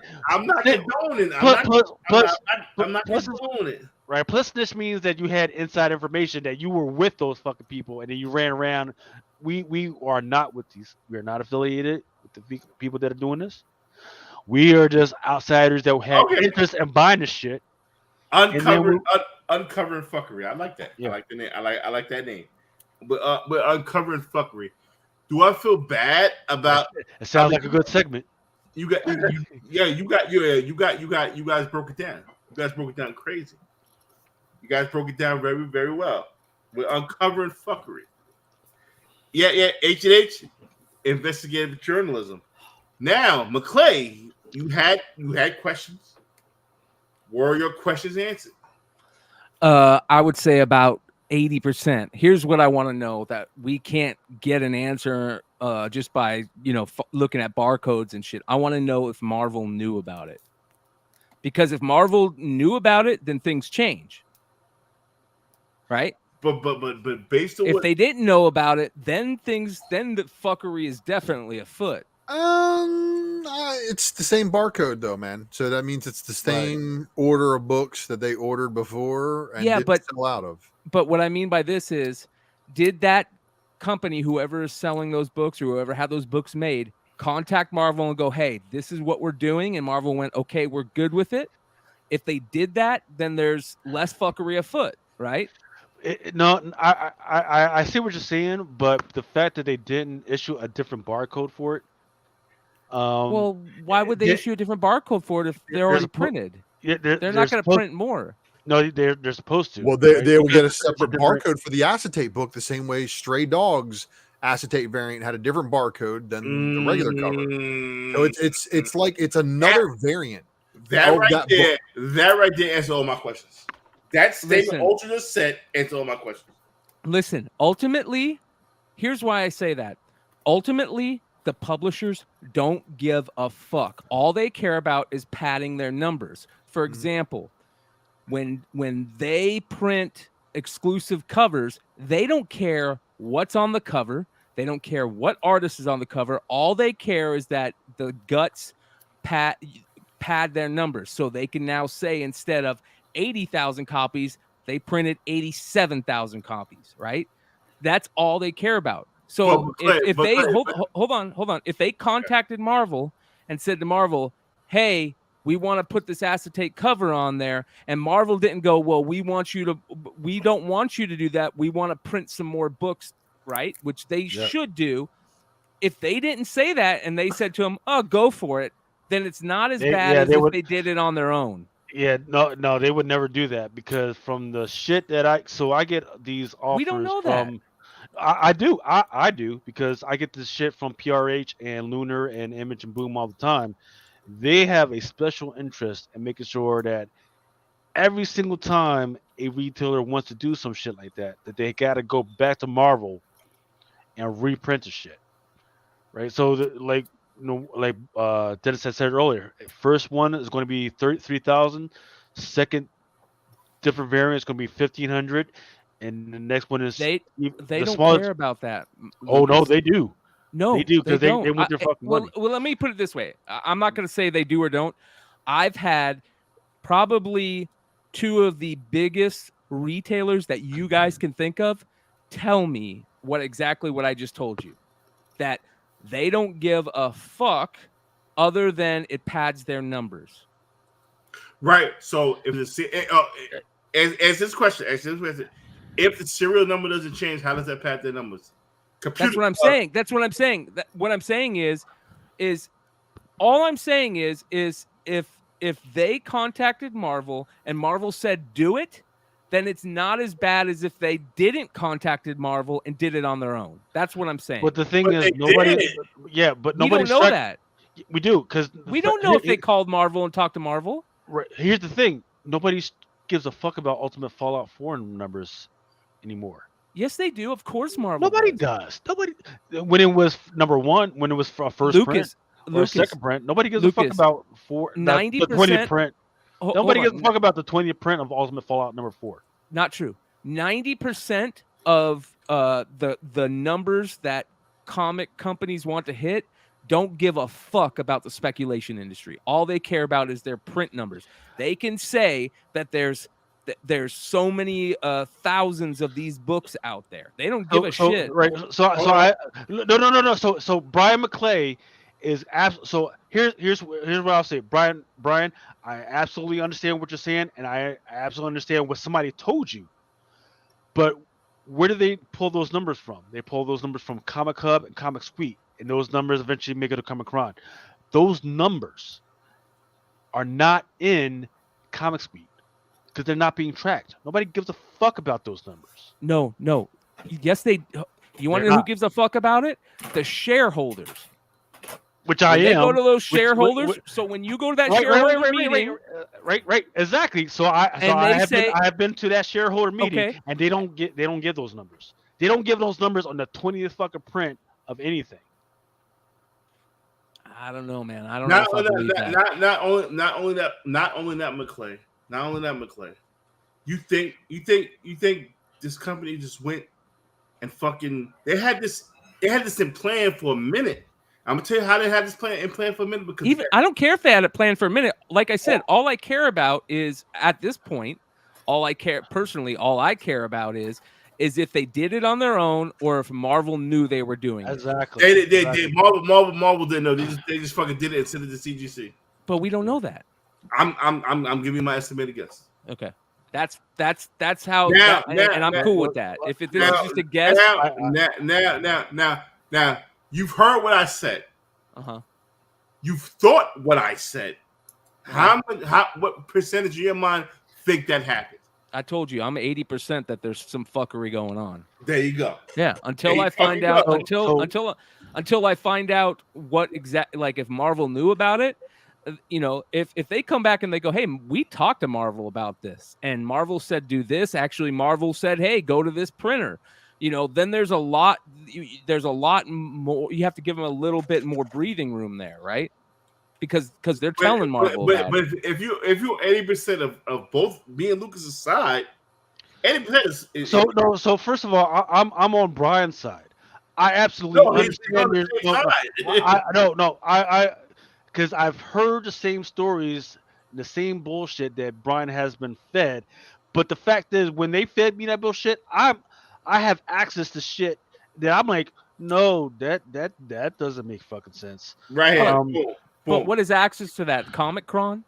No, Comic Suite, Comic Hub, and then there's another thing that that Diamond puts out that just goes to retailers. And here's the thing: Diamond is on the fucking outs, man.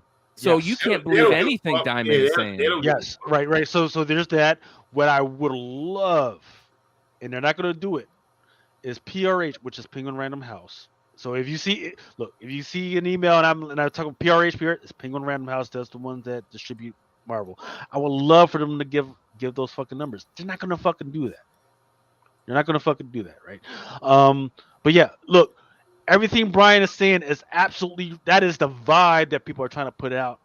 It's just that the numbers where everybody's are pulling shit from, they're not absolutely true. They're not absolutely. I don't trust those fucking numbers because I'm seeing the numbers from different fucking sources and they don't freaking add up. That's all I freaking want to fucking say. And for all we know, Fucking he's fucking 750 for that spell. Chinese block user. Hold up, I'm trying to fucking block this guy. Oh, you tricky motherfucker! He's got it till I can't even fucking block him now. Mel deleted it. I deleted it. I blocked him. Okay. I reported him. Okay, so Joe 4771 said, "Hey, who the fuck is running these operations of the mafia?" There is actually an article out there. It's been out there for years from the dude from Mile High City Comics from when he was a fucking kid because his dad ran the shit, where he talks about the involvement of the mafia in some of the comics because there's a whole big thing of, hey, people didn't fucking buy it, so let's return it. And there was a whole thing that the mafia was involved in within the return. So there's an interesting story out there. Once again, I'm fucking drunk. If you're interested in the story and you can't fucking find it, hit me up in the fucking morning on my Instagram, Chitlins, and I will find it for you and I will fucking send that fucking shit. It was really interesting and it's pretty fucking good. I don't know. I wanna change the subject because this shit's making me sleepy. I was hyped before. UFO is fuckery. No, Lucas. I have a request. Yes, sir. Do you have a Wayback Machine for tonight or no? I was working on it, and here's what I'll do. I'll go 2 slides deep, and then I promise I will have it finished next week. Okay, so fuck all that. Get into if I'm asking you, if there's not a big FOC this week, let's talk about the book that came out this week. Okay.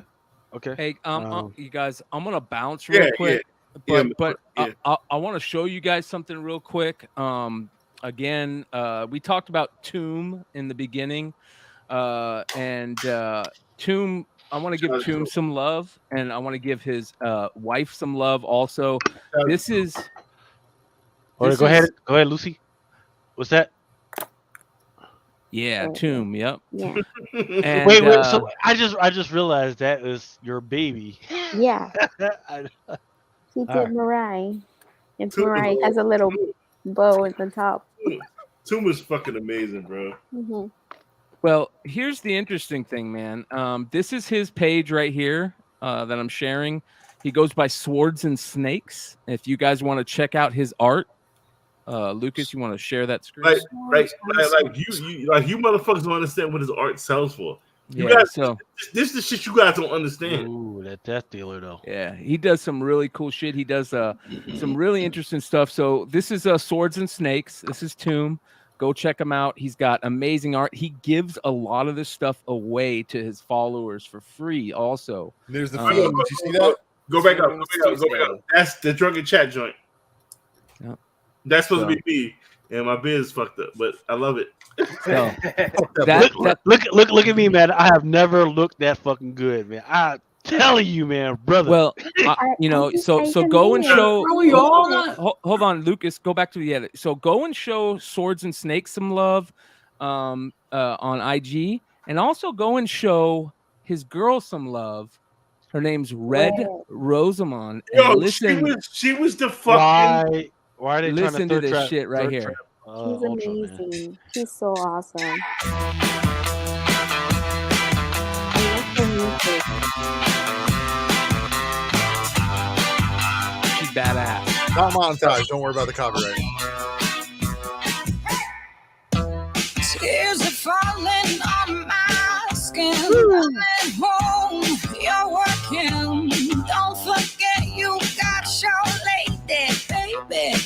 everything you want.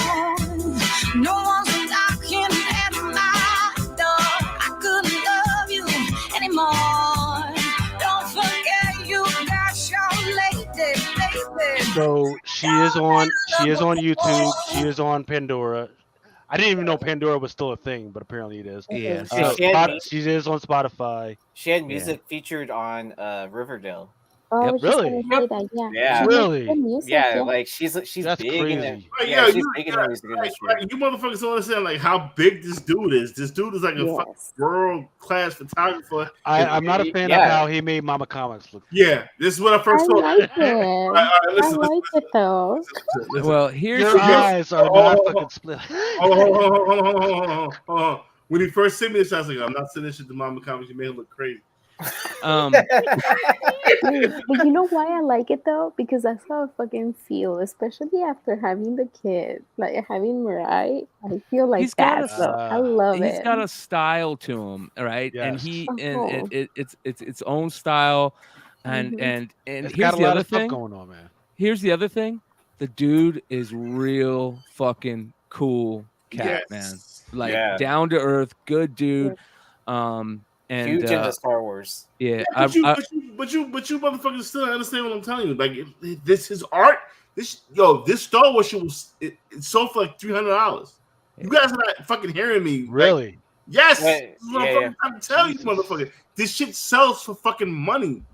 His art sells for bread. Like, Yeah, he's a known photographer, and like when he started doing these, people that bought his photography before were like, "Hey, I want to buy this piece from you." Like, He was a photographer for Kat Von D. He was a photographer for Kat Von D. He was telling me.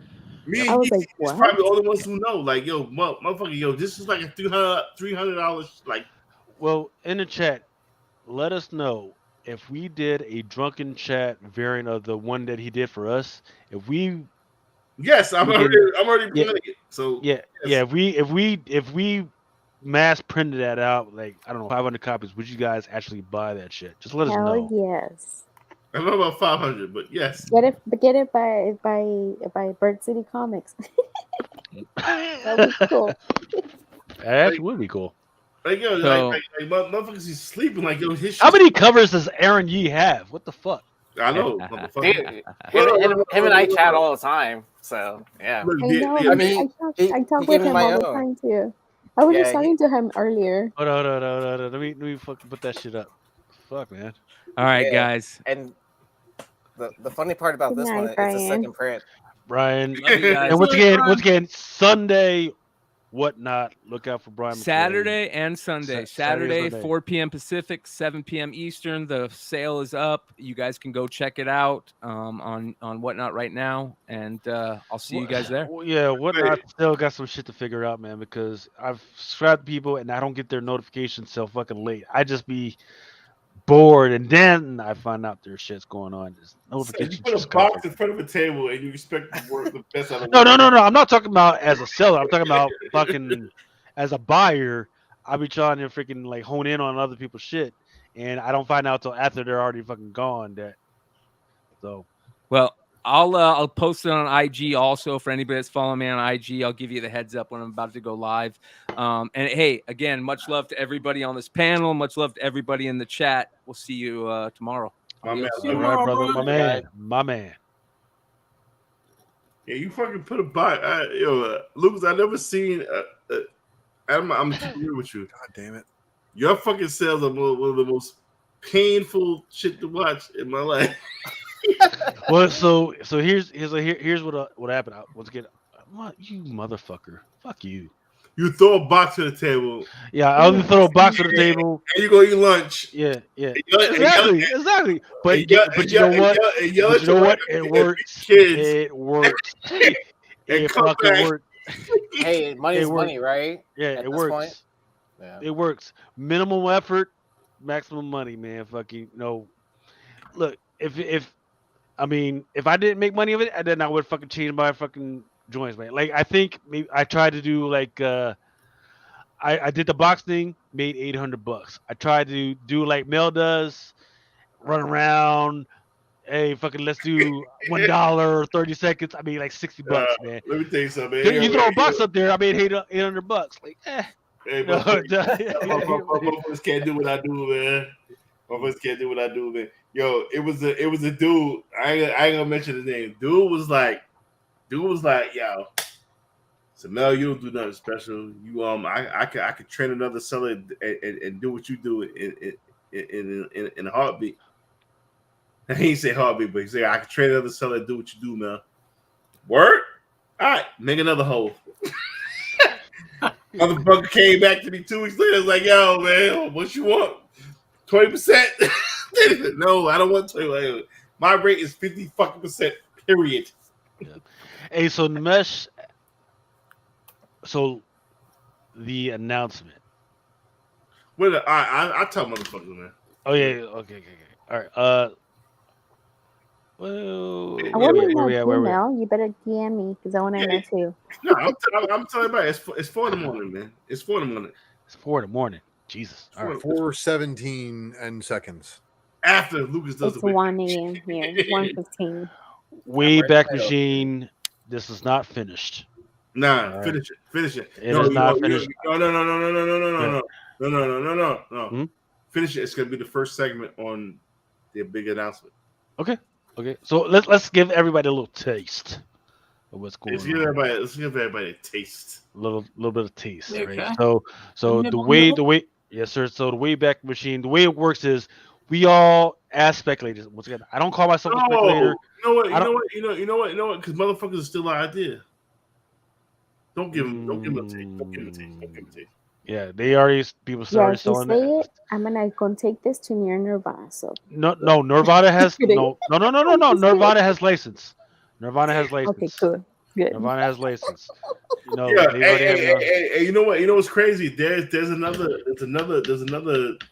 YouTuber who's doing the same shit Nirvana be doing. That I'm like, Really? Send it to me. Oh, you mean? I don't mean nothing. What do you mean? I don't mean nothing. What do you mean? But you know what? Ultra brought up like who? What you mean, you people? Yeah, I don't know what you're talking about. What are you talking about? Yeah. So, but here's the difference. We're going to get back to the roots of Drunken Chat. Ultra brought up an idea last week of the shit that we used to do, which is the previews.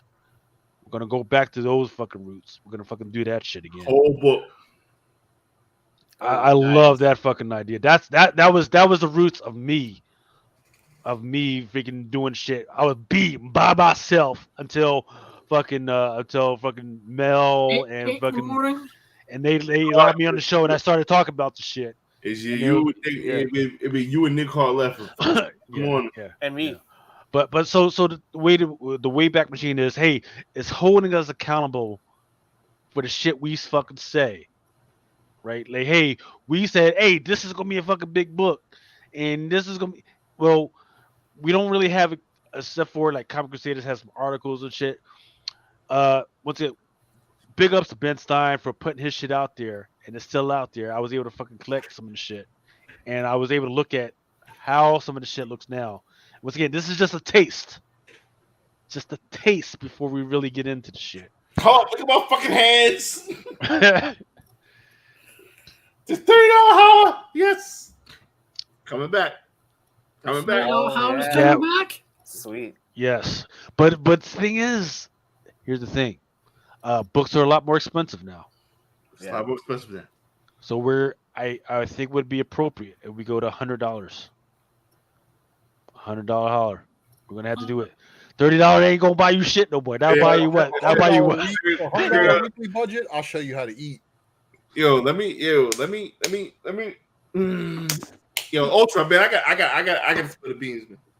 But if you don't think that we have an influence on the shit, when we stop Drunken Chat for just a little bit, because I gotta pee. Hold on. Yeah, go ahead. If you don't think we had an influence, when we stopped Drunken Chat for just a little bit, there was other shows out there trying to do drunken chat the way we do.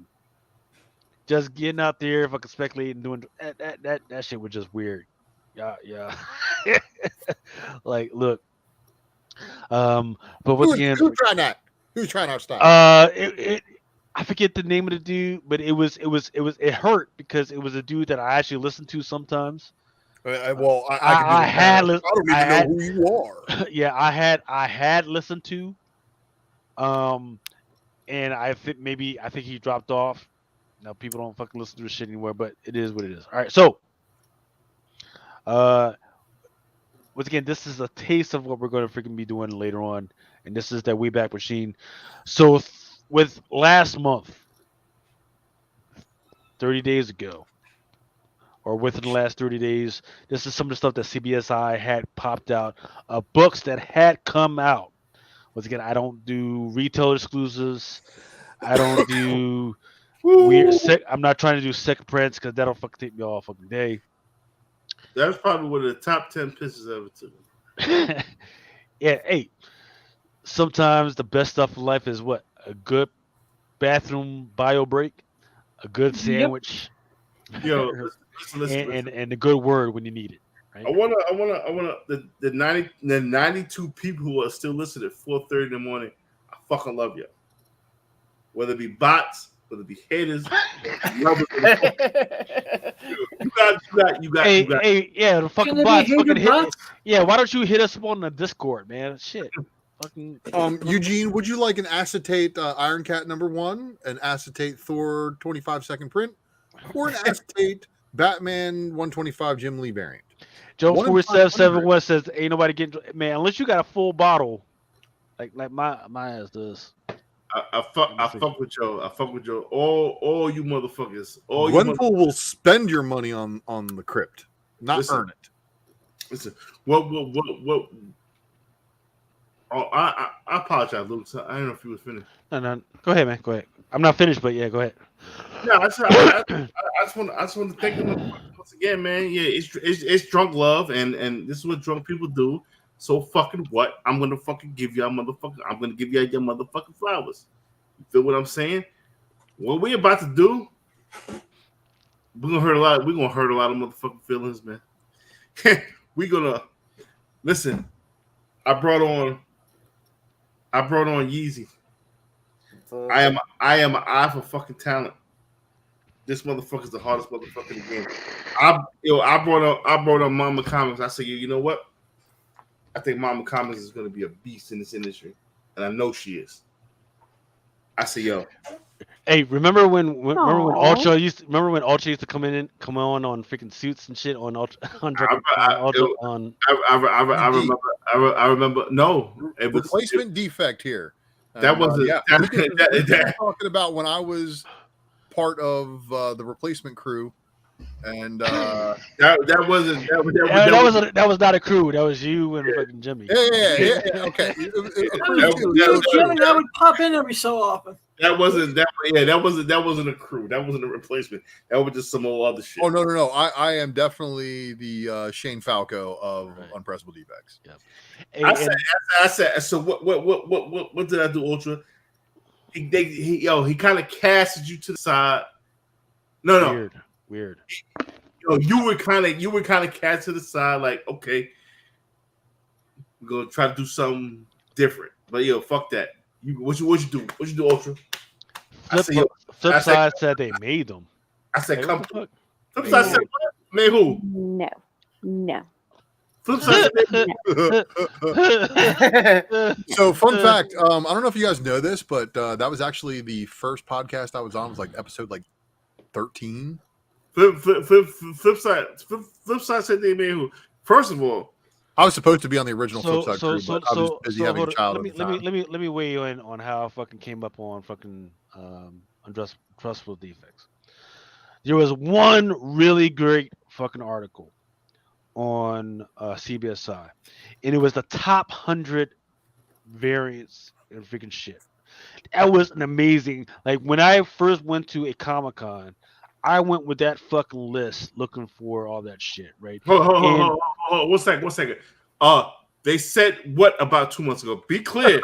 Yeah. You throw logs on a fucking fire, Fight man. your You code fucking name. yeah. Clear. I like what Huntsman said. And Good. then Just say lost it. and then with that fucking list, I even went to my LCS like, hey, fucking, who is this Delato motherfucker, right? Exactly. And they was pulling the whole bunch of Delato shit for me. And my wife, my wife loved the fucking art. I went with that shit to Baltimore Comic Con. I scared the shit out of fucking Mel. Mel was ready to fucking. Mel was fucking. Oh, hey, Mel! Oh, yeah, right. So sometimes some of us have reactions that we can't undo. Yeah. I was new to this shit, bro. Yeah. Mel had no idea that he was fucking famous. No idea, no clue, right? So when you think somebody's famous, you got to understand they have no clue in their fucking mind that they are fucking known. And this was the time when Trent was like, "Yo, any motherfucker want to start drumming, tap us on the shoulder." So I'm ready. Yeah. So once again, man, freaking, it went from one article. I had never read any other fucking articles on fucking CBSI, but what was there was a link to the fucking UD fucking articles where I got fucking understood what the fuck was going on. They taught me how to fucking ship shit. I think you gotta understand. I think that's when we do the new shit. That's something we definitely gotta fucking talk about as well, is how to ship, how to store your shit. Right, we gotta fucking get back into that because the shit I've been receiving lately. Fucking when I fucking buy shit on eBay or even some of these professional fucking retailers, it is not fucking. I'm insulted because I still haven't gotten one comic book in a stereo box yet. And if someone wants to ship something in a tricks box, I'd be a happy motherfucker. The amount of packages I get with people sending shit in cereal boxes. Yeah, that's disgusting. That's amazing. It's unreal. I've never actually had a cereal box, but I've had Fruit Loops. I don't know why Fruit Loops and Cheerios are a fucking thing. Loops are awesome sauce, man. You guys know those oversized CD cases? Yeah. I had a New Mutants 98 sent to me in one of those without a bag and board. The New Mutants 100 was in the other one with all the rest of them, no bags and boards. Because I won 85 through 100 in a set. Like, I was bidding on a set. And the way the fucking 98 came, I was like, man. But that shit still, it pressed out. It came to a 9.2. Wasn't bad. It was one of those times when I was showing, I was still working at the comic shop. And I was showing the kid that I worked with, like, this is how you use eBay. And I showed him what a snipe was. He's like, oh, you're one of those guys? I fucking hate you, man. I'm like, why? Because I bid at the last second and win? Don't you want to win too? Like, and he's like, no, man. I just put my best bid on. I'm like, here's what I will love to do, right? When we do the new project, what to do when you don't want to spend money and you gotta ship something. Lucy had fucking from Dollar Tree. Remember those boxes you told us about, Lucy? Fucking amazing boxes, bro. Yeah. Amazing boxes. Yo, I want to go back to what Lucas was saying because he touched on and I'm not gonna fucking get into the origin story a lot more times, but yo, again, I said this a million times. Me, Jimmy, Coy, Trey, and Sean Leggett, OGs in the business. And it was where is Coy at, man? I would love to have Coy. Coy be bullshit. Hey, I'm in Houston. Where's this restaurant? I'll go eat there tomorrow. Coy be bullshit. But I'm telling you, and like I said, I'm giving flowers tonight.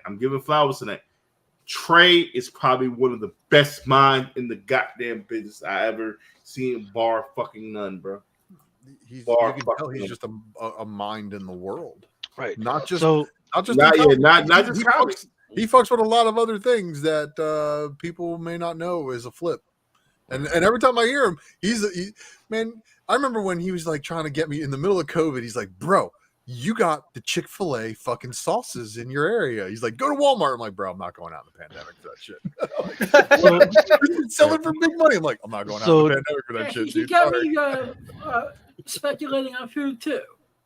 You right, bro? I think it was the Lady Gaga cookie. High C Ghostbusters from 1985. Ecto coolers. Oh, Ecto coolers. Yeah. Yeah. Well, that came back. Yes, That came yes, back. it did. Or the McDonald's Szechuan sauce. Yeah, The original.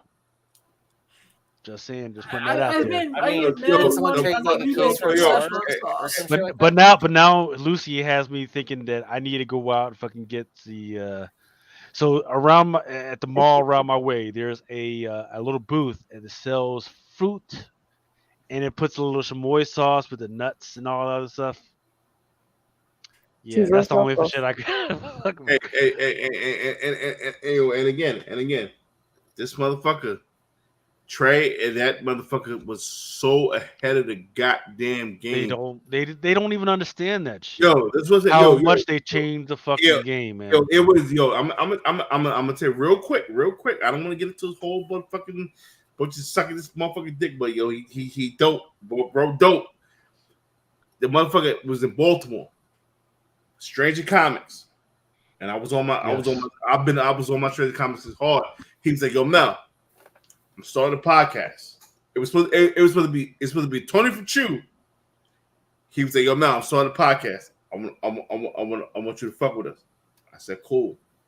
I don't want to step on nobody's toes. I said, yo, Tony, I'm not trying to step on your toes. I was right with Comics Heating Up at the time. I said, I don't want to step on your toes. Do you mind if I fuck with you a present defect? Tony from Chew said, yo, you got my blessing. Go do your thing. And if it wasn't for fucking Trey, it would be no fucking Drunken Chat. None of this here. I would have never gone on a podcast. You understand what the fuck I'm saying? You understand what the fuck I'm saying? I till this motherfucking day, I get that motherfucker his flowers. 100%. Jimmy, my fucking pain in my ass. I love that motherfucker to death. But yo, me and him. I love that motherfucker. I love that motherfucker to death. That's my vanilla ice from Canada. Okay. That motherfucker told me a lot of shit. If it wasn't for Jimmy, I wouldn't be here right now. Jimmy was the first one in the community to. Jimmy, I remember when Jimmy was like, "Yo, we gonna get this dude," because it was just me and Jimmy doing podcasts at the time. Because Trey had Coy had some other shit to do. I think it was me, Sean, and Jimmy. He was like, I want to get this Blind Adam dude on. Who the fuck is Blind Adam? He's like, he's like really blind. And he was on Howard Stern. I was like, all right. The first show was so uncomfortable for me. I was like, this motherfucker's really blind. But when I found out Adam didn't give a fuck that he was blind. Adam is the most ambitious motherfucker I know. Because you know why? That motherfucker don't know the word no. I can't do it. Adam, how many Miss Americas have you had on your show? I've had 2. Yeah. I've had 2 Miss Americas. I've had like 100 porn stars. Some Playboy bunnies and shit. You know what I mean? Yeah, I got Kyle Strom coming on this Wednesday. So here's the fucking problem, man. It's on a Wednesday, late at night. Right, that's that. Look, telework is over, man. People ain't got time. That shit was. We're making some changes to the show. The shit was perfect when people were on fucking telework. Telework is over, man. Traffic isn't as easy to move or like it used to be, man. So that motherfucker. I remember the first time we had him on, it was like me and Jimmy was like looking at each other on the chat. He was like, yo, I said, this motherfucker got something. He was like, no, it's funny. Does. I said, he got something. Like he got a thing with him. And Adam, Blind Adam, you are the fucking man, dog. You are the fucking man. And I just shot some new content for my Ever Endeavor recently. It's doing well. So Project Pegasus is a go. So actually, Project Pegasus is getting filmed in about a month. So what the fuck is Project Pegasus? You don't want to know. Don't ask. All right. Go to Awesome Sauce Radio. Do you like Go to unicorns? YouTube. Search Awesome Sauce Radio. There's like 3 episodes on it. Son, the wild fact that seriously, Black Adam has a full porno out. No, I don't have one. I have like 7. Mama's face. No, mama, yo, let that man live his dream. Let that man live his dream. Because listen, how many donkey shows in Guadalajara is it going to take? Yo, he was like, no. He said, no, I'm gonna do a porno. It's gonna be great. I said, get the fuck out of here. You ain't doing that. He said, no. Check. He said, no.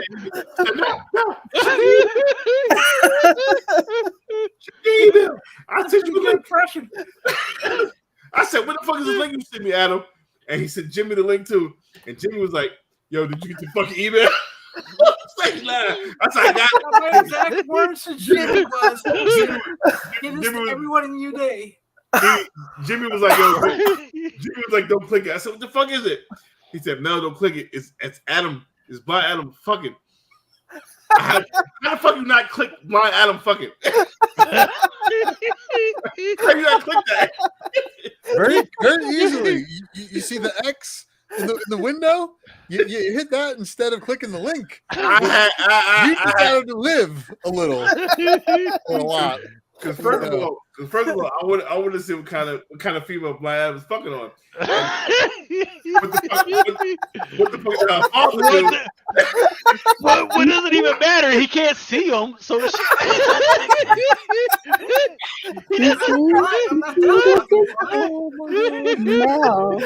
Mel is real. He's muscle. Mel stayed up 38 minutes too late and is going to be in trouble in the morning. And he knows it already. Wednesdays. What the fuck did her father do for her to be fucking on Blind Adam? I didn't know this. What is the comic book? That's a great question. So yeah, I brought that up to both Adam, Autumn, and the manager. Hey, we need to have her because she's already got these artists drawing like crazy shit of her. I was like, hey, we need to have a fucking comic book. I mean, you guys can't let Tarot Witch of the Black Rose get all the the goodies, if you know what I mean. Or what's the other one? Cave Women? Yeah. Cave Woman, Sheena, all that crazy Well, stuff. Sheena and all that stuff tame, man. You know that. Yeah, What? I'm sorry, Adam. We're working on getting Autumn on the cover of Vampirella right now. Oh, I think Flipside CEO said he was saying, "Hey, no, the fuck he did." He got made into a show. He only got the girls from Nirvana together. He did got us together, and that he did. You know. Okay, fair enough. But what was your first podcast though? Right, it was here, right? But my first one, it was here, yes. Yeah. So and then I had my own, and then after that, I started my own. I was on that. What happened? What? Oh, so that was a question I wanted to ask. It is August. Pretty soon it's going to be Halloween, and I know it's going to be Halloween because I'm seeing all the shit in fucking Walmart. Yeah, why you mentioning my wife and my son's favorite holiday, huh? Yo, so I'm expecting another horror. Yes, I know. I haven't done that. One of my friends was asking me like, we need to do another one because we haven't. I didn't do it. I'm gonna barge in. I'm saying I went on this shit. Let's do it. I'm gonna sit up and I'm gonna have Mama Comics read me and tell me all types of crazy horror shit and ghost stories and shit. Yes, it's gonna be freaking awesome. You wanna know the real quick one though? Yeah. My mom's house haunted. Like it's fucking haunted for sure. And I was FaceTiming her, and she wears glasses, and I see like she was in her room laying down, and I see the reflection on her glasses like somebody standing by the bathroom. And I asked her, "Who's in your house?" Because my mom doesn't have a partner, so I was like, "Who's in your room? Like, is it one of my siblings? Is it who's standing by the bathroom?" She's like, "Nobody." I was like, but she was kind of smiling. I was like, "Seriously, who's there?" She's like, "Nobody." she shows me, and there's nobody there. And then she turns it back, and I can see in the reflection in her glasses that Yeah. somebody's standing there. And I screenshot it, and like, again, she kept showing me. She's like, "There's nobody there," but I could see it, and like somebody was standing there. And she said that before she moved in, somebody passed away in her room. Oh Jesus. Natural causes, like he was sick, and he just, Nah, but. I got one major ghost story. You ever see yo? Fuck that. I got a ghost story, but I'm gonna tell you some real shit that happened like 2 days ago. I'm doing my I'm telling the story 2 days ago. I'm doing my rounds in my building, and you see somebody walk past you, but you look up and you don't see nobody there, but you just brush it off like, yo, man, whatever. Like, also whatever shit. That happened to me. Yo, bro, I'm in the sub-cellar doing my rounds. I know I'm not dumb. I'm not stupid. Motherfucker, I seen a motherfucker walk past me, bro. Walk past me, and I walk past. I'm like, and I just brushed it off. Like, it's fucked up. It's like you've done that. Everybody on this panel has done it before. Motherfucker. Yeah. All I can say is, if you believe in ghosts, do not live in New Orleans. I want to go there. It's fine. I want to go there. I lived in on Sartre Street, which is one of the most haunted freaking streets, which is maybe 2 to 3 blocks from Bourbon Street, which was like most of the quarters there, most of the houses there have like a slave house, like a section that's a port for where it's like slave sections and shit. Fuck that. There's literally a tour that walks around and tells you where the ghost shit freaking happens. And I used to hate fucking walking out on a fucking Saturday, and then the fucking tour rolls up to your house, and as you're walking out, they're like, "Yeah, freaking Ghost X, Ghost B, and she did this and she did that," and I'm like, "Man, what the fuck?" And people are looking at you like you're crazy for living there. Yeah, whatever happened to the fucking the Tales by Lucy? Yeah. No, we're gonna fucking do it again. Let's do it We're again. gonna fucking do it. It's just Hell because yeah. I got busy doing I'm not with Yeah. She's basically busy creating life. Do things. No. All right, so We gotta do it. I mean, let me get this out there now. Yeezy, you're about to be a busy man, but I'm gonna pay you. Oh, snap. Sweet. That's Like, yeah. So you gotta cut a lot of the shit off. Wait, he's got to cut who off? A lot of other shit. Yeah, those Sunday morning excursions of eating ass and all that, he's got to cut that shit out. Yeah. Oh, damn. No more fun. Yo, but listen, I'm not gonna pay you a lot, but motherfucker, you ain't getting paid now, so you're in the green, goddamn it. Are you sure? What? That it doesn't cost some of us money to be here? I don't know. I mean, listen, what we're about to do, I know. Flip the world upside down. Well, the comic world at least. Bro. Yeah. Bro, Nimesh freaking talking about he was catching some of the old podcasts. Bro, she be telling me about some of the movies she be watching. The Korean Jones. She needs to freaking make that a podcast as well, or we need to talk about that. Some of the fucking movies she be watching and shit. Acetate. Yeah. Right. We need a shirt with that. With a giant foot on it at the nearing Nirvana. Acetate a foot. Yeah, Acetate a foot. Like, nearing Nirvana, man. Freaking, you've got like a powerhouse of 3 different absolutely amazing freaking women in between. Jen, she could freaking be her own. She's her own powerhouse when it comes to comics. Lucy, you're your own powerhouse and a character on your own, and you could be doing the hard shit. And girl, man, freaking over there. I'm kind of sad that she doesn't fight anymore, man. But she needs to understand that she's beautiful and that she can be on camera by herself. But she's kind of shy. But she needs to. Let me tell you a fucking Nirvana. Let me tell you something, man. Shiggy is a fucking hidden gem. Oh my god! I want her here. Wait, Sarah? Yes. Sarah can read me the phone book, and I can just listen to her all night long. Yes. There you go. Let me fucking tell you. I love Sarah. Sarah, like she Actually, has my heart. I'm not kidding about this. I would pay Sarah to just read comics for me, and I put them on tape. Yo, bro, let me tell you something. Her knowledge just you know how some motherfuckers got knowledge on modern, motherfuckers got some knowledge on golden age shit. She got knowledge on every fucking thing, bro. Yeah. She is a fucking hidden gem to your fucking channel, bro. And she's super nice too. Yeah. Once I steal her from y'all, ain't gonna be a problem. I'm sorry, Mel, but if you're gonna steal her, we're gonna fight. You come to share. Look, Yeah, we need to have. She's coming on next week. Coming on, we need to have Bird City on more. We need to have Jen more. We need to have Shy Girl on more, man. I thought did we send her the link? I said like she's busy getting drunk on CTV too. It's all good though. Yes, the Korean movies I love. I mean that's why Lucas is saying I love Korean. We love Korean movies. So those Asian horror movies are crazy. Look, bro, I'm even getting into the Korean freaking dramas. Hey, if you want something to watch, let me know.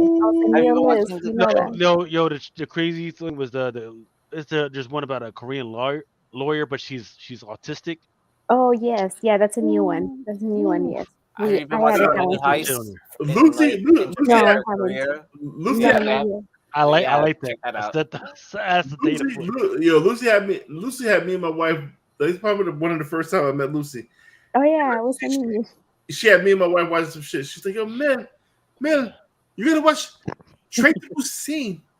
Dude, that was so long ago. Yo, she yes, the Train to Busan is a beautiful movie. I was like, okay. Me and my wife watched this. My wife was like, "Yo." It was before my wife knew who he was. She was like, "Who this bitch Lucy you talking to?" I was like, she married. She tells us about good Korean movies. Yo, we watch Train to Busan. She's like, yo, tell Lucy I like her. Yeah, no, I got my list. Where'd you go? It said an error occurred, but it's not your fault. Yeah. I'm like, looking at the screen, like, what the fuck? Compared to some of the other bullshit that's out there, I don't understand how Nearing Nirvana is not getting more of an audience. I don't understand it, man.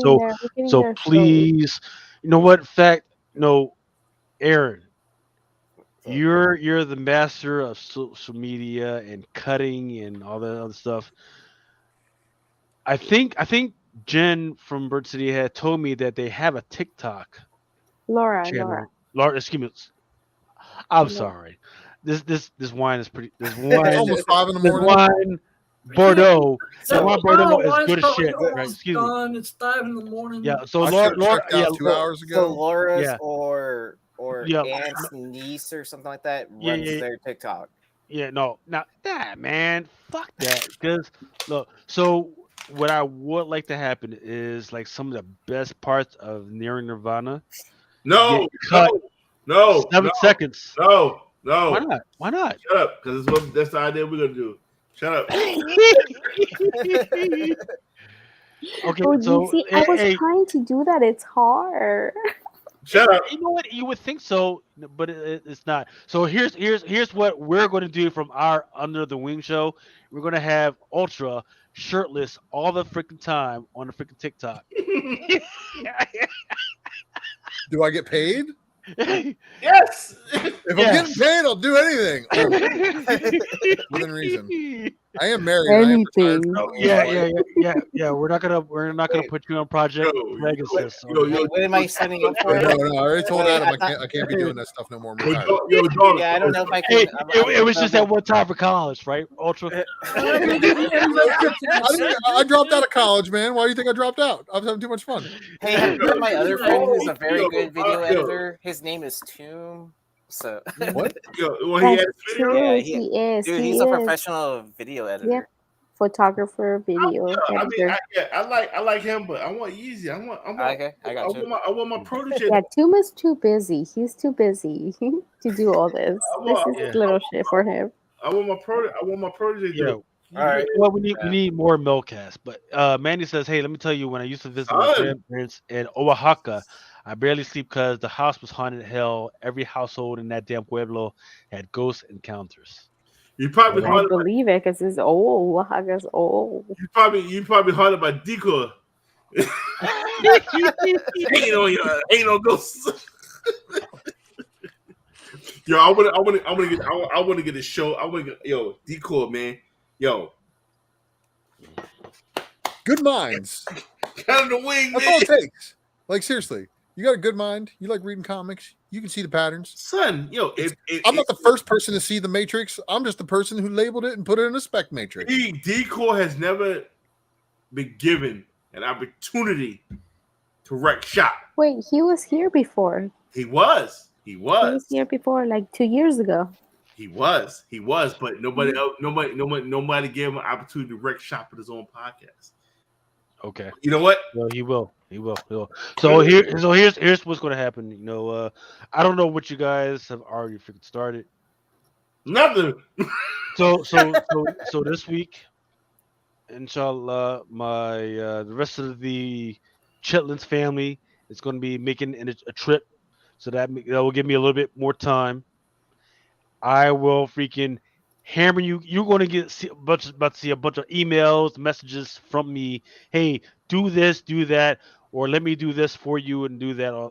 I will be the guy. Me and Aaron. I need Aaron because he's the this kind of sober guy. You know, Kind of sober guy. He's a guy who just looks kind of sober. And you know, so a lot of the most wrecked of us all right now. So hey, whatever. These eyes are Chinese for a reason. Yeah. So whatever it costs. Whatever cost we need to freaking crew, I'll have CC freaking take care of that. But all the grunt work between me and Aaron, we'll freaking do that this week. We got to freaking hammer it out this week, and then we'll try and do a rollout. We're waiting for Ninth to get back to his show circuit that he's been on. I know. No, we don't need to wait for anybody. We just need at least get everything in place. We know Knife was good. We don't. Matter of fact, we're gonna end the show now, and we're gonna have a fucking 15-20 minute meeting because. Well, we got to do FOC. No, we don't. You can watch me for FOC. Okay. You can catch me sometime on a Secret Variant this weekend. You know, I'm gonna get it together sometime. You can also watch Nice. I do. What about Adam? You had some Braille bits. Go ahead. I only had two quick Braille bits, but they can wait till next week. What's Braille bits? Is that the new Hidden Gems? Yeah, because someone decided to use the Hidden Gems. I was getting medically tested for shit. You dirty motherfucker. Some cock-sucking motherfucker. That's my man. Oh, shit, I hate you. Because the person for the website, right, spends 10 years of most of the year being a little league coach. Then I'll put an article out for 6 months. Chill. So here's what we're gonna do. Let me. I love Tony. Are you gonna send? You should send a cease and desist. Hold on. Shut up. Let me say this. My Adam was the first motherfucker we hit the gyms. All the other wild shades just said, I don't, Peter. I don't condone that. I don't condone what my man said. So on the new project, I'm taking Hidden Gems back.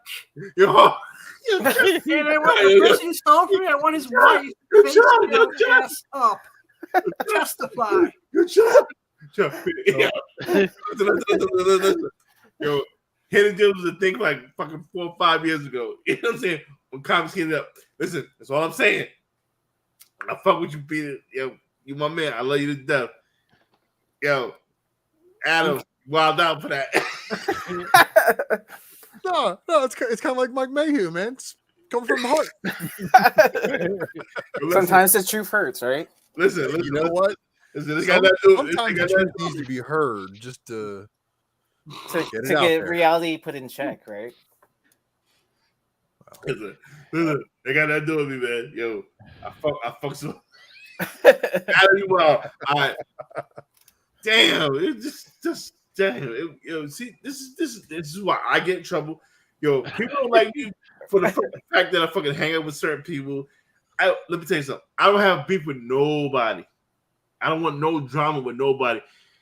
Even people who don't like me, I don't want no drama with y'all. I love y'all to death. I don't want no drama with nobody. It's these motherfuckers. We want all smoke. We want all that smoke. I'm getting off my chest. I'm good now. Yeah. It's Drunken Chat, son. Yo, you absolutely right. You absolutely right. Motherfucker stole your shit. You absolutely right. Hey, if you ever go and listen to any other show, I want you to put in chat. Hey, Drunken Chat says "fuck you." Just start some bullshit. Hey, Drunken Chat says "fuck you." even go to their in Nirvana. Next time you listen to hey, Drunken Chat says "fuck you." Jesus, and I will say fuck you too then. Yeah, that's gonna be our call sign from now. I don't. Fuck you. Hashtag. Hashtag Drunken Chat says "fuck you." I don't want no smoke with nobody, bro. I don't want No. Stop trying to be a peacemaker. Stop trying to be a peacemaker. We want all the smoke. We want all. When you come to a con and you're hanging out with me and Ninth Wonder, it looks like you've got security with you. That is true. Bro, yeah, bro. When I first saw Mel and he was with fucking Sean, and I didn't even understand that was Sean. Because how the fuck is a comic book guy that fucking tall? That shit don't even fucking equate. So fucking Mel is about yay high, and then Sean is like yay high. Ninth's not too far behind Big Leg, and I'm not too far behind Ninth. Just So, I don't know how Leg fit in my Civic. And fuck Brian for being that fucking big, man. Because look, that shit don't make no damn fucking sense, man. Because he couldn't even fit inside the booth with all the other motherfuckers. He had to stand outside the against a fucking wall and shit, trying to hide the shit. like, motherfucker, I see you. What the fuck you doing? He's like, yo. Listen. Baltimore Comic Con.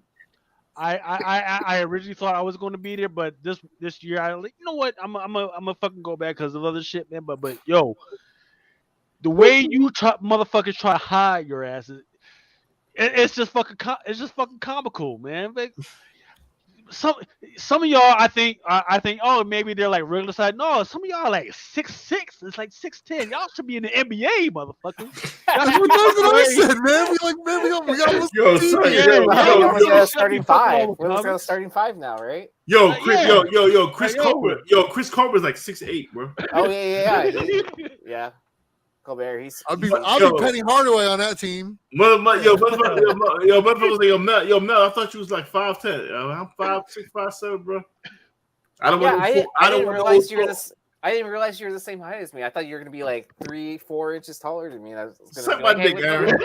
I'm not even joking. I honestly thought Yee was gonna be like at least 6 foot. Who? Yeah, no, Yee. I thought Yee was like a 6 foot tall dude, but no. At 6 foot, it's man. Tight.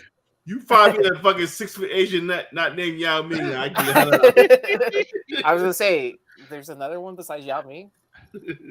And his restaurant in Houston, he had to make special doors so he could fit in. Whoa. Nah, it was some serious shit, bro. Yo, listen. I don't want no smoke, man. I don't want no smoke with nobody, man. Dude, that's too late. Yo. You're gonna be tagged over Instagram tomorrow. Let me know. Everyone else. No. So let me know. Mel does not want any smoke. I don't want no smoke. Yo, any. I have her with all the fucking smoke. Bring that shit to me. Hold on.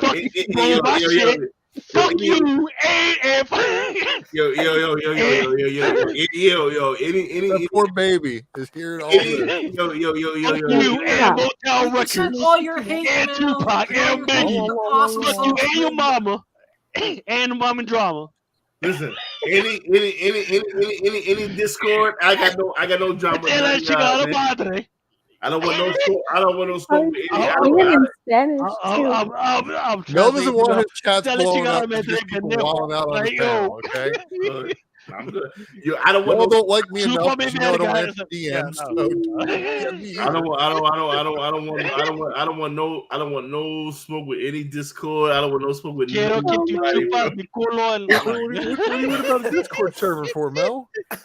Oh my God! You can just do a leave server or mute server, and it's all over, man. It's cool. But you always come to find out homie fans. Yeah, what you mean commenting? Yo, man, I got no. Yo, I'm not commenting NYCC. Comment time is awesome. What Mel is a comment time. Comment time is one of the. He's a fucking mad cool One of the dude. coolest motherfuckers. Exactly. Comment time is cool as shit. I ain't got no. It's way different. Vete le chingado. I don't know what the fuck you talking about. Yo, comment time, you good with me? I fuck with pendejo. No. What the fuck? Me verga. I'm not. I think someone needs to cut. I don't know that. Stop it. You're making me cry. Yo te veo a chingar. Lucas is drunk. Yeah. No. Lucas is drunk as shit. On Drunken Chat, that doesn't make sense. No, I'm just translating for our Spanish speakers, man. Lucas is becoming like loco, mad, crazy. I'm gonna get comic time on this motherfucker one day. I'm probably. Yeah, vete le chingado. Don't comic time. Yeah. But I don't know what the fuck you talking about. I know how fire guy. His assistant fire guy Ryan. Who? Comic Tom is a raton. Yeah, He had an assistant? Yeah, his co-host or whatever he is, fire guy Ryan. I don't know who that is, man. I thought he was with like some other dude named Gems. I don't know who the fuck that is, man. Who? Star-Lord, man. Legendary outlaw. No. Yeah. What up, yo? Comic fam. I fuck with Comic Tom. Comic Tom, that's my man. Let's Comic Tom's awesome. Thank you. I love Comic Tom. What's the Comic Tom when they were in Nirvana? Oh yeah, he wasn't he? Was on Nearing Nirvana. Lucy looked shocked, like what?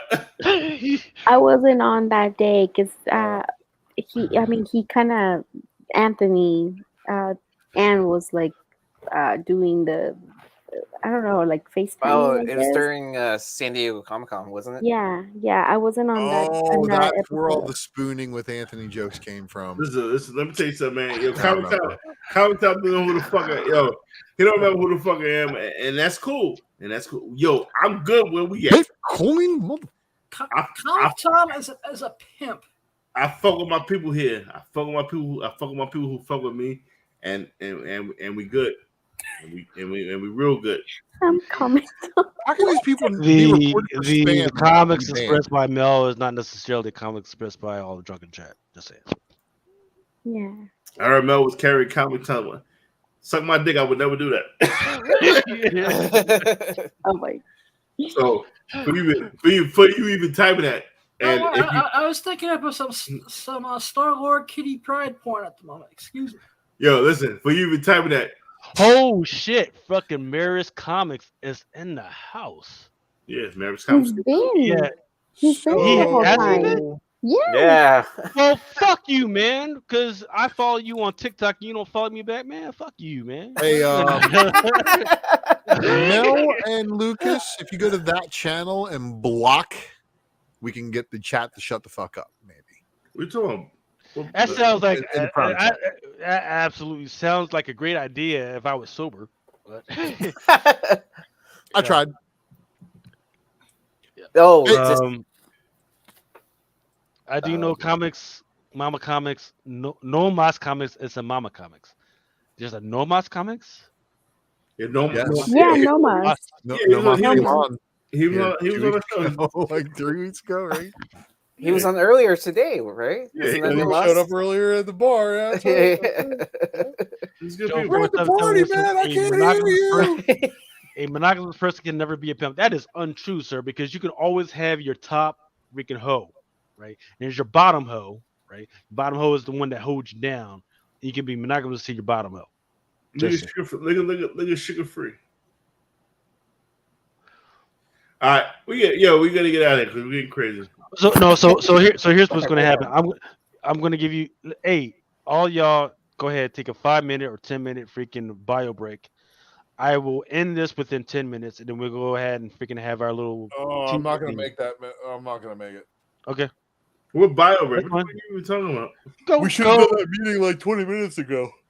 Yeah, that's true. But yeah, because I want to make sure I Well, want to make sure everybody gets. My kid starts. Hey, listen, everybody. Yeah, I'm my not kid gonna starts do. kindergarten. My kid starts kindergarten oh, Yes. mine too. On Wednesday too. Yeah. Son, it's the middle of August. What the fuck you start school for? In Florida, they start in Yeah. August and they get out in May.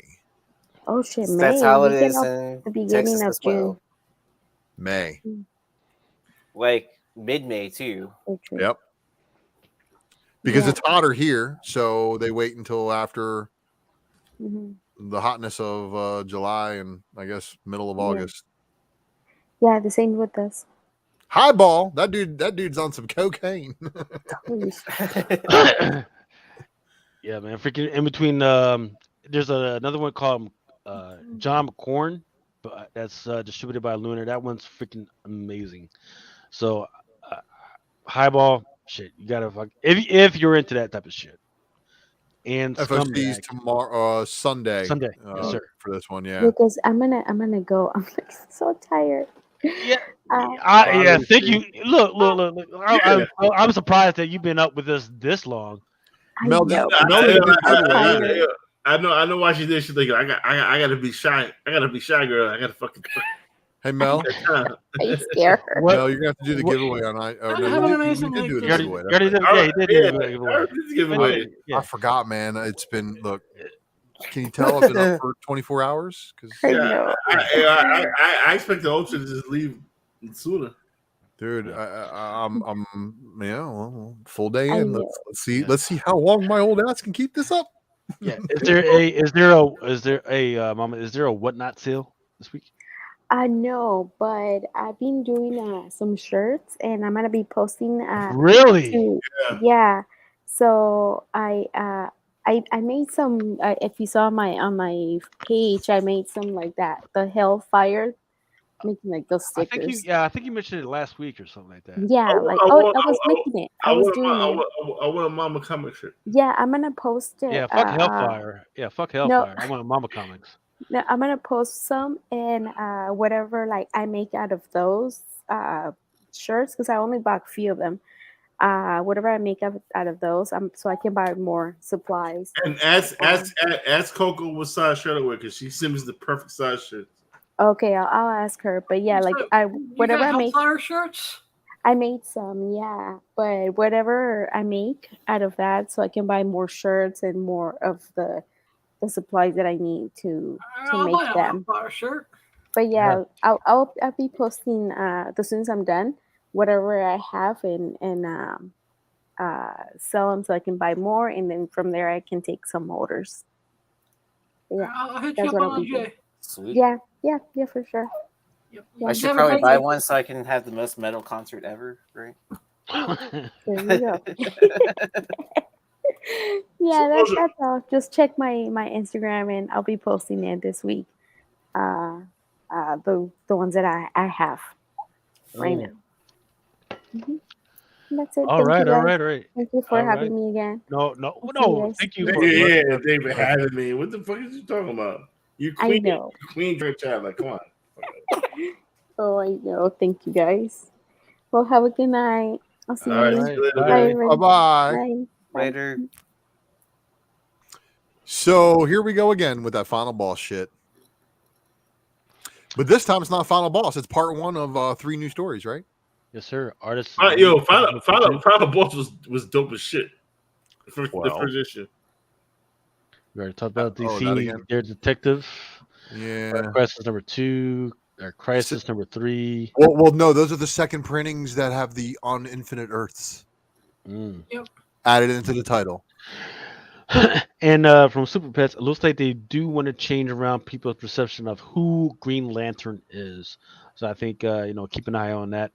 I think with all the cancellations that have been within the DC universe, the fact that they haven't canceled Green Lantern yet is pretty interesting. Well, yeah, because the HBO show's coming, and that's one of the few. That's like one of the few things on God. Like that didn't go right. Like the Green Lantern show, I don't think. Ironically, has not been canceled yet. Yeah, that's probably because it's being handled by HBO and not by Warner Brothers. Right. Well, so yeah. So definitely. So yeah, when you talk about that, definitely distinguishing between HBO Max, Warner Brothers, and Discovery Plus. Yep. Because a lot of the executive stuff is being held by Discovery Plus. A lot of stuff that was held over by Warner Brothers, as long as they don't go over budget and don't need to ask for more money, it's going to go through. What is the one on the left? What is the fuck all this? What is the one on the Zerdy on the left? Yeah, Nathan Zerdy. He's done some good stuff. He did that Black Canary a few months ago. What is the one on the right? Really got popular. It's David LaFuente. Or the one on the far right with the Ferris wheel? Yeah. That's the incentive. That's the 25 copy incentive. Yeah, by right? Gio. So the only incentive in this series is the one on the right? Yep. Yes. The rest of them are open order. So the Harley Batman 608 second print, additional artwork by, who is it, Ryan Sook? Who did that over top of the Jim Lee art? Who drew the Harley on that? So Wait, what book is this? So there's a Harley Quinn annual 2022. Okay. It's so Mel. The incentive for it is also, I think, what, $7.99? It is. I'm looking at it. It's $6.99. Yep. $6.99. $6.99 for that's for the regular cover though, right? For the regular cover, for like the cover A, it's a $5.99. For everything else, it's $6.99. So it's no different than, even though it's an annual, it's no different than the other expensive DC books. Yes, but it's that's that Batman. So you guys remember the Batman 608, the first part of Hush with the foot, and everybody's like, "What the fuck's up with this cover?" Showing me at the bottom of a fucking Timberland boot painted gray for Bat Spec, and then the second print was this one that paired with Superman 205 or 207. I can't remember. It's Superman 20 something. 205. So it's the two Jim Lee, Superman looking at one city, Batman looking at the other. Those two are a set, but it was the 608 second printing that had the Jim Lee cover. I got 15 minutes left. If you motherfuckers don't order this shit, y'all out your fucking mind. Yeah, so that every last one of these motherfuckers is popping. If you watched the Secret Variant last week, that was the book that I used for the Secret Variant logo on the clickable link and shit on the YouTube channel. So because I do the DC stuff. Let me ask you something. Do you on the Secret Variant? Do you link back to fucking the pull box, Drunken pull box? He does actually. Thank you, Ultra. You do actually mention the pull box and everything, but I always say, hey, the cheapest option available, go for it, right? If some dumbass out there wants to give you a 1 in 25 for $10, absolutely fucking go for it, right? But if there's an incentive out there and the freaking the underlying joints are like really fucking good, like those Black Adams. Yeah, bro, you fucking ate. If like the Black Adam 2? Adam 2. You fucking ate. You fucking ate. If you use the pull box, you fucking ate. But just buying the incentive of the Black Adam 2, which is you need all covers because you're going to eat later on down the line. And you know what, Mel? I left that store and I never went back to go pick up that foil for you. I'm sorry, but I haven't been back to that store in 2 weeks. It's probably still in the shop because nobody really talked about that book. Yeah, but so here's the thing. What I was going to say was that even though I don't directly, mention like where to get your books from, I do tell people, of course, if you're using the pull box, if you're using your LCS or whatever. But what's amazing is actually more of my viewership. I have way more viewers than I have people in the live chat because I got fucking stores coming to my show. Yes. And then privately talking to me and saying, "Hey, thanks. You know, bumped orders on some of these books." Right, absolutely. Once again, here at Drunken Chat, we absolutely encourage you to freaking reach out to those LCSs. Yeah, that's the whole point. Keep your LCS afloat for damn sure. Yes, but right, if your LCS is doing you dirty and charging you $39.99 for a 1 in 25 on release day that you can get for $15 on eBay, by all means, do what's best for you. But what I love is that the people who watch the secret variant know that I'm there to outline everything on FOC, give you everything you need. It's one stop of information. Absolutely. And then do with it what you will. That's what people don't understand what we do here. People don't understand like how many retailers tune in here and then to your show. And then they freaking pump that up on their freaking websites or in their LCSs. And that gives you even more data points. So when their shit is sold out, that gives you an actual reality of like how rare this shit is. I can't freaking explain it any freaking better than that shit, man. We talked about Survival Street on this channel, and then 2 days later on my FOC show, it's like, yo, Mel mentioned this shit. I didn't even FOC it. I had the only 2 copies in the store. We talked about Survival Street fucking 4 hours ago, and it's sold out. Listen, this Superman shit, we gotta go through this quick. I have fucking 30 minutes. Yeah. Female. The Superman shit, fucking female. The Superman shit is fire. Clark Kent is sexy as a motherfucker. That's all I know is that I posted that shit on my fucking TikTok within fucking within 10 minutes. I had like 500 fucking views on that shit. So listen. Hold on. What is the 1 to 25? Go back. What is the 1 to 25? What is the the 1 to 25 going all the way on the right? I believe. Yes, sir. It's a Mikhail Janin. The first two. This one right here with him fighting Darkseid. That is the 1 to 25. Yeah, nobody cares. He looks stupid.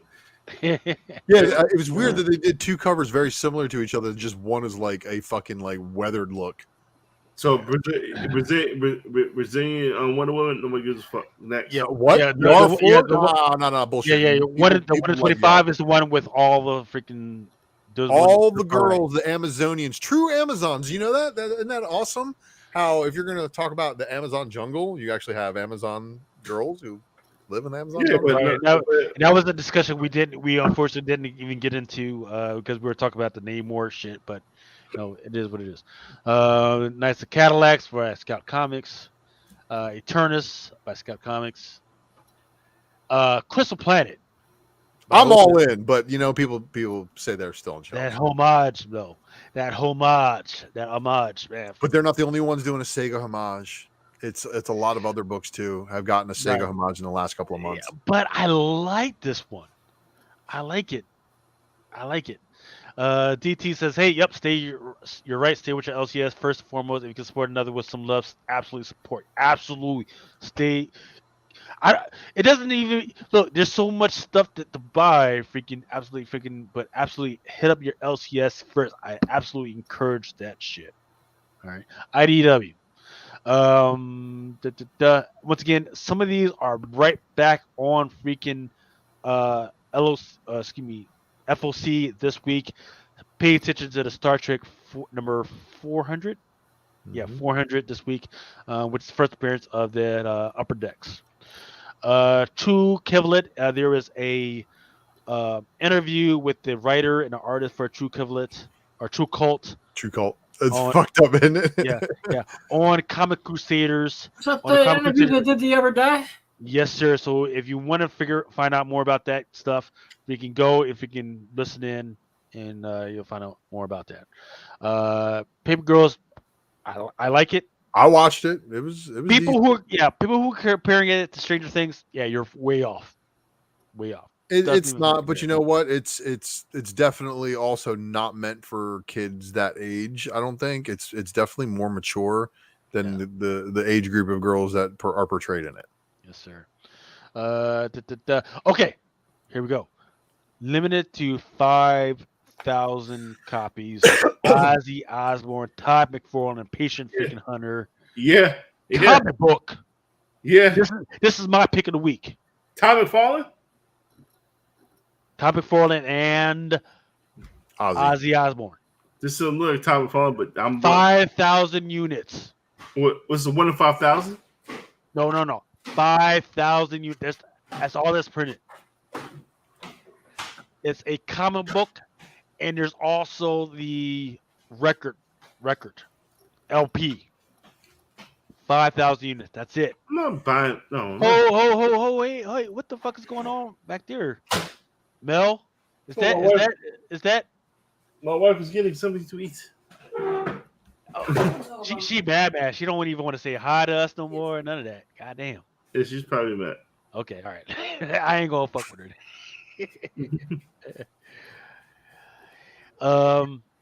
Because she was supposed to do a sneaker joint with us, but okay. But yeah. So there's a comic book that comes with the LP, 5,000 units. That's it. What's the retail on that? A lot. Yeah. Like, was it $19.99 or some shit like that? Something like that. All right. Hellcop. I like some of this stuff. I think one of them is by Hans. Loaded Bible number 6. This one's pretty good. Let's go to Marvel. This one is interesting because look, Lightyear didn't get the recognition that it could internationally because of the gay couple, right? But they said, hey, we are going to put it on the streamer, but when we put it on the streamer, we're going to take out the the gay couple out of that.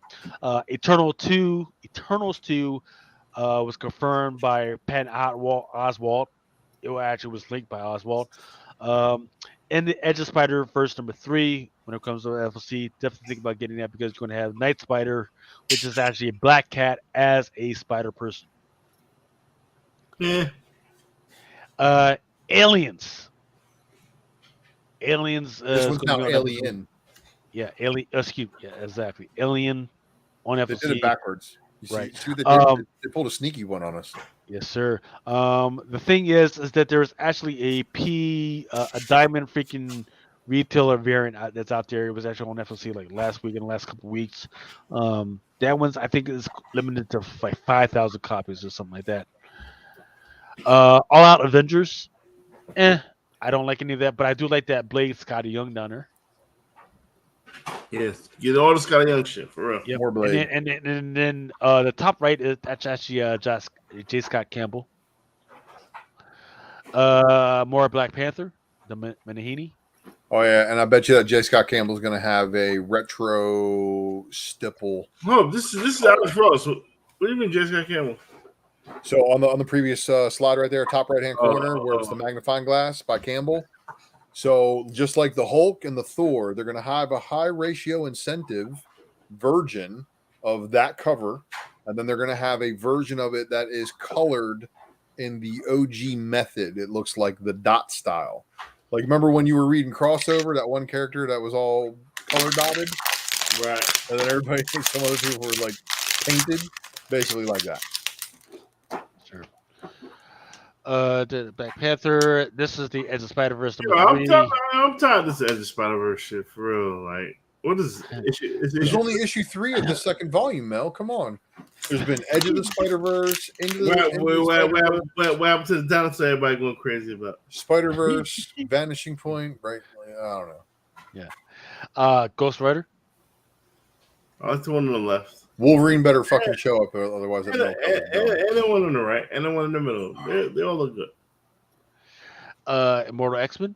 Yo, this story's been so good, and even though it's tying into the AXE, like I was talking about earlier. The issue that came out this week was awesome. Yeah, all the X books this week were good. Were really good. Slowly but surely, this guy has becoming one of my favorite characters, the Black King. Sebastian Shaw, really? Yeah. Played by Kevin Bacon, had a quarter put through his skull. New Mutants number 29. Oh. She-Hulk. Okay. Yeah. Star Wars. Even the Choose Your Destiny. I'm not Like, I'm getting it. It's a Leia, but the other one in the middle definitely autograbica.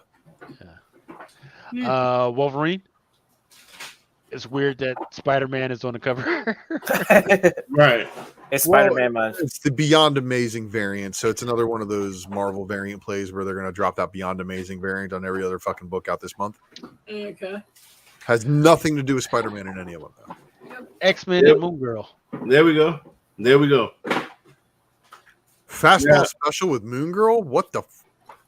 Now, is that Mel the dinosaur, or is that a bunch of dinosaur clones on that moon? I don't know. Just say it.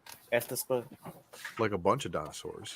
Looking through Valiant, we talked about Valiant. We talked about Seth Rogen. Actually, we didn't.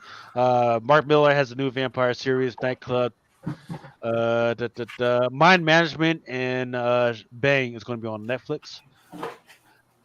Moving on to Boom. I forget what this is called. Power Rangers. More of an extension of the Death Ranger. Alice. Is that the final issue, right? Very disappointed in this series. Very disappointed. Let the beat die so that I can buy up that first one. Yeah, Firefly. I do love that spaghetti monster. It's one of those, if you know what they're trying to say. The flying spaghetti monster? Is that what you're talking Flying about? spaghetti god? We only find them when they're dead. Yeah, you find this book in the dead boxes of Boom Spec. Right. Yeah, that's in my box. So some Belit and Valeria. Okay, now these kind of hit. Just saying. Why? There's no redhead. Kingdom Come Deliverance. I like the first one, the first issue better. Some Vampirilla, Red Sonja stuff. Cohen. Man. It's good. It was really good. The Lurie. I like the Lurie. Some Sheena. Some tentacles all around. So Mel, check out that Rose Besh. Where's the Rose Besh at? The second one in. This one with the little panther. Better. I like her style though, but better than how you just started. That's the sleepy Sheena. Not mad at it. Vampirilla, you're one. I do love the Perillo. I'm going to get that one. Scout Comics. Yep. Nocturne County. Yes, it's not going. Space Riders. Coming back? Yeah, looks like it. Another volume from Black Mask.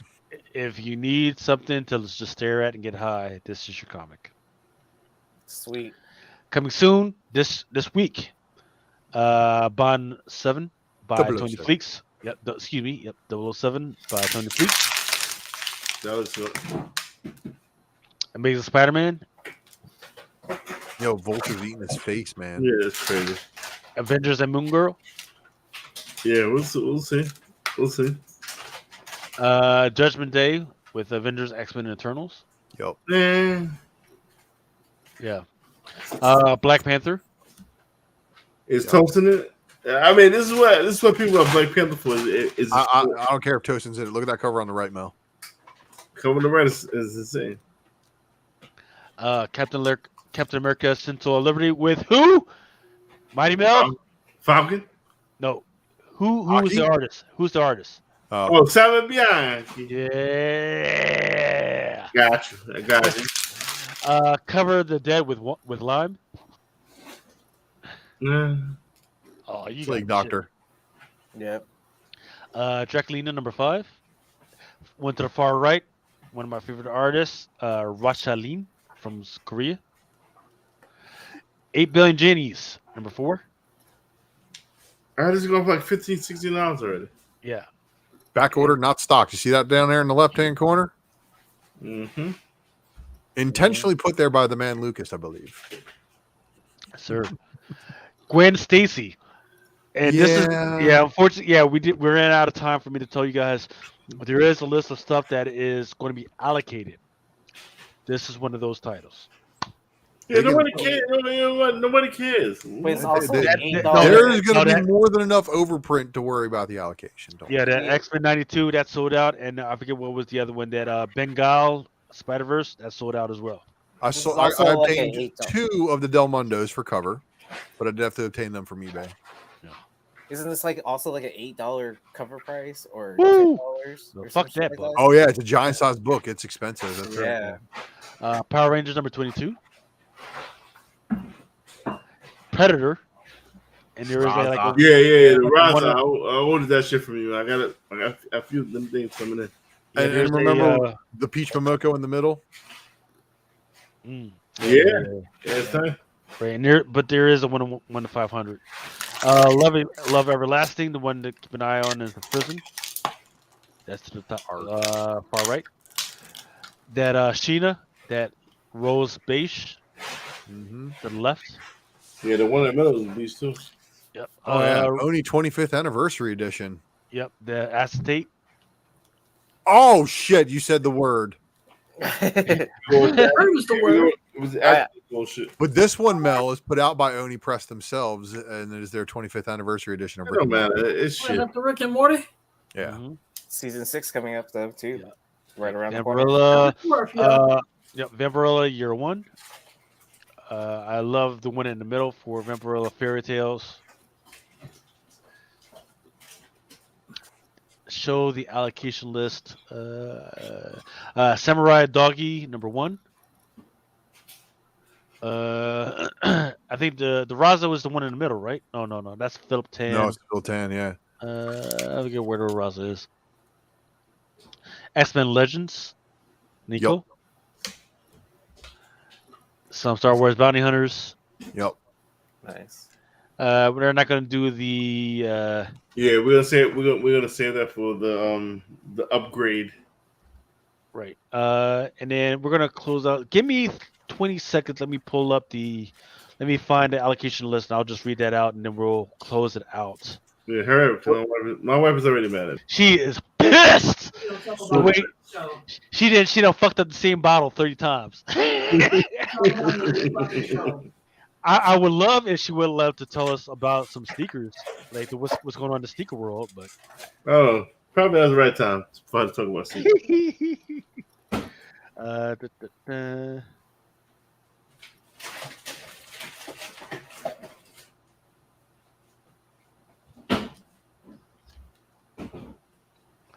Well, for some reason the shit. Oh wait.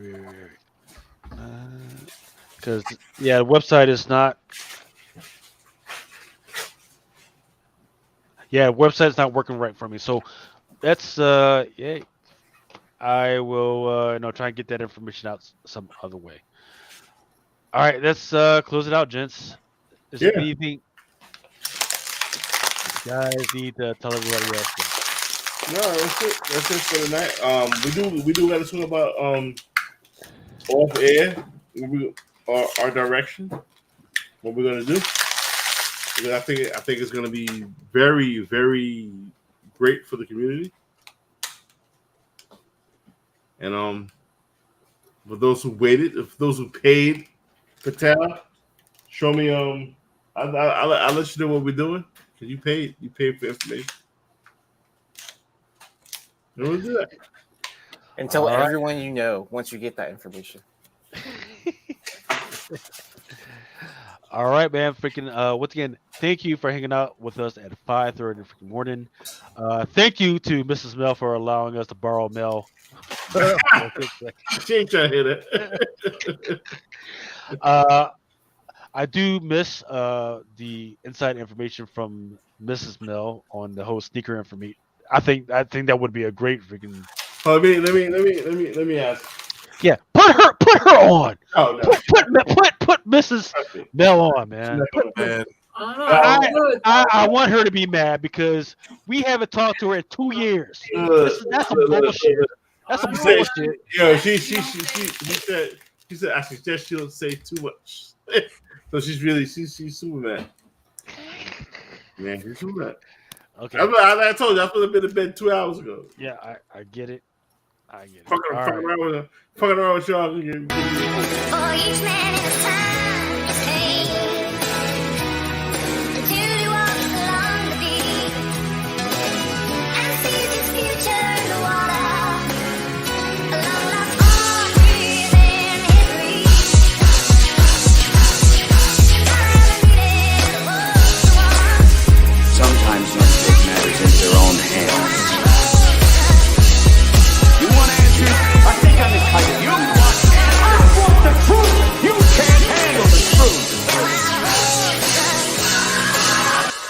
guys know it is Drunken Chat, son.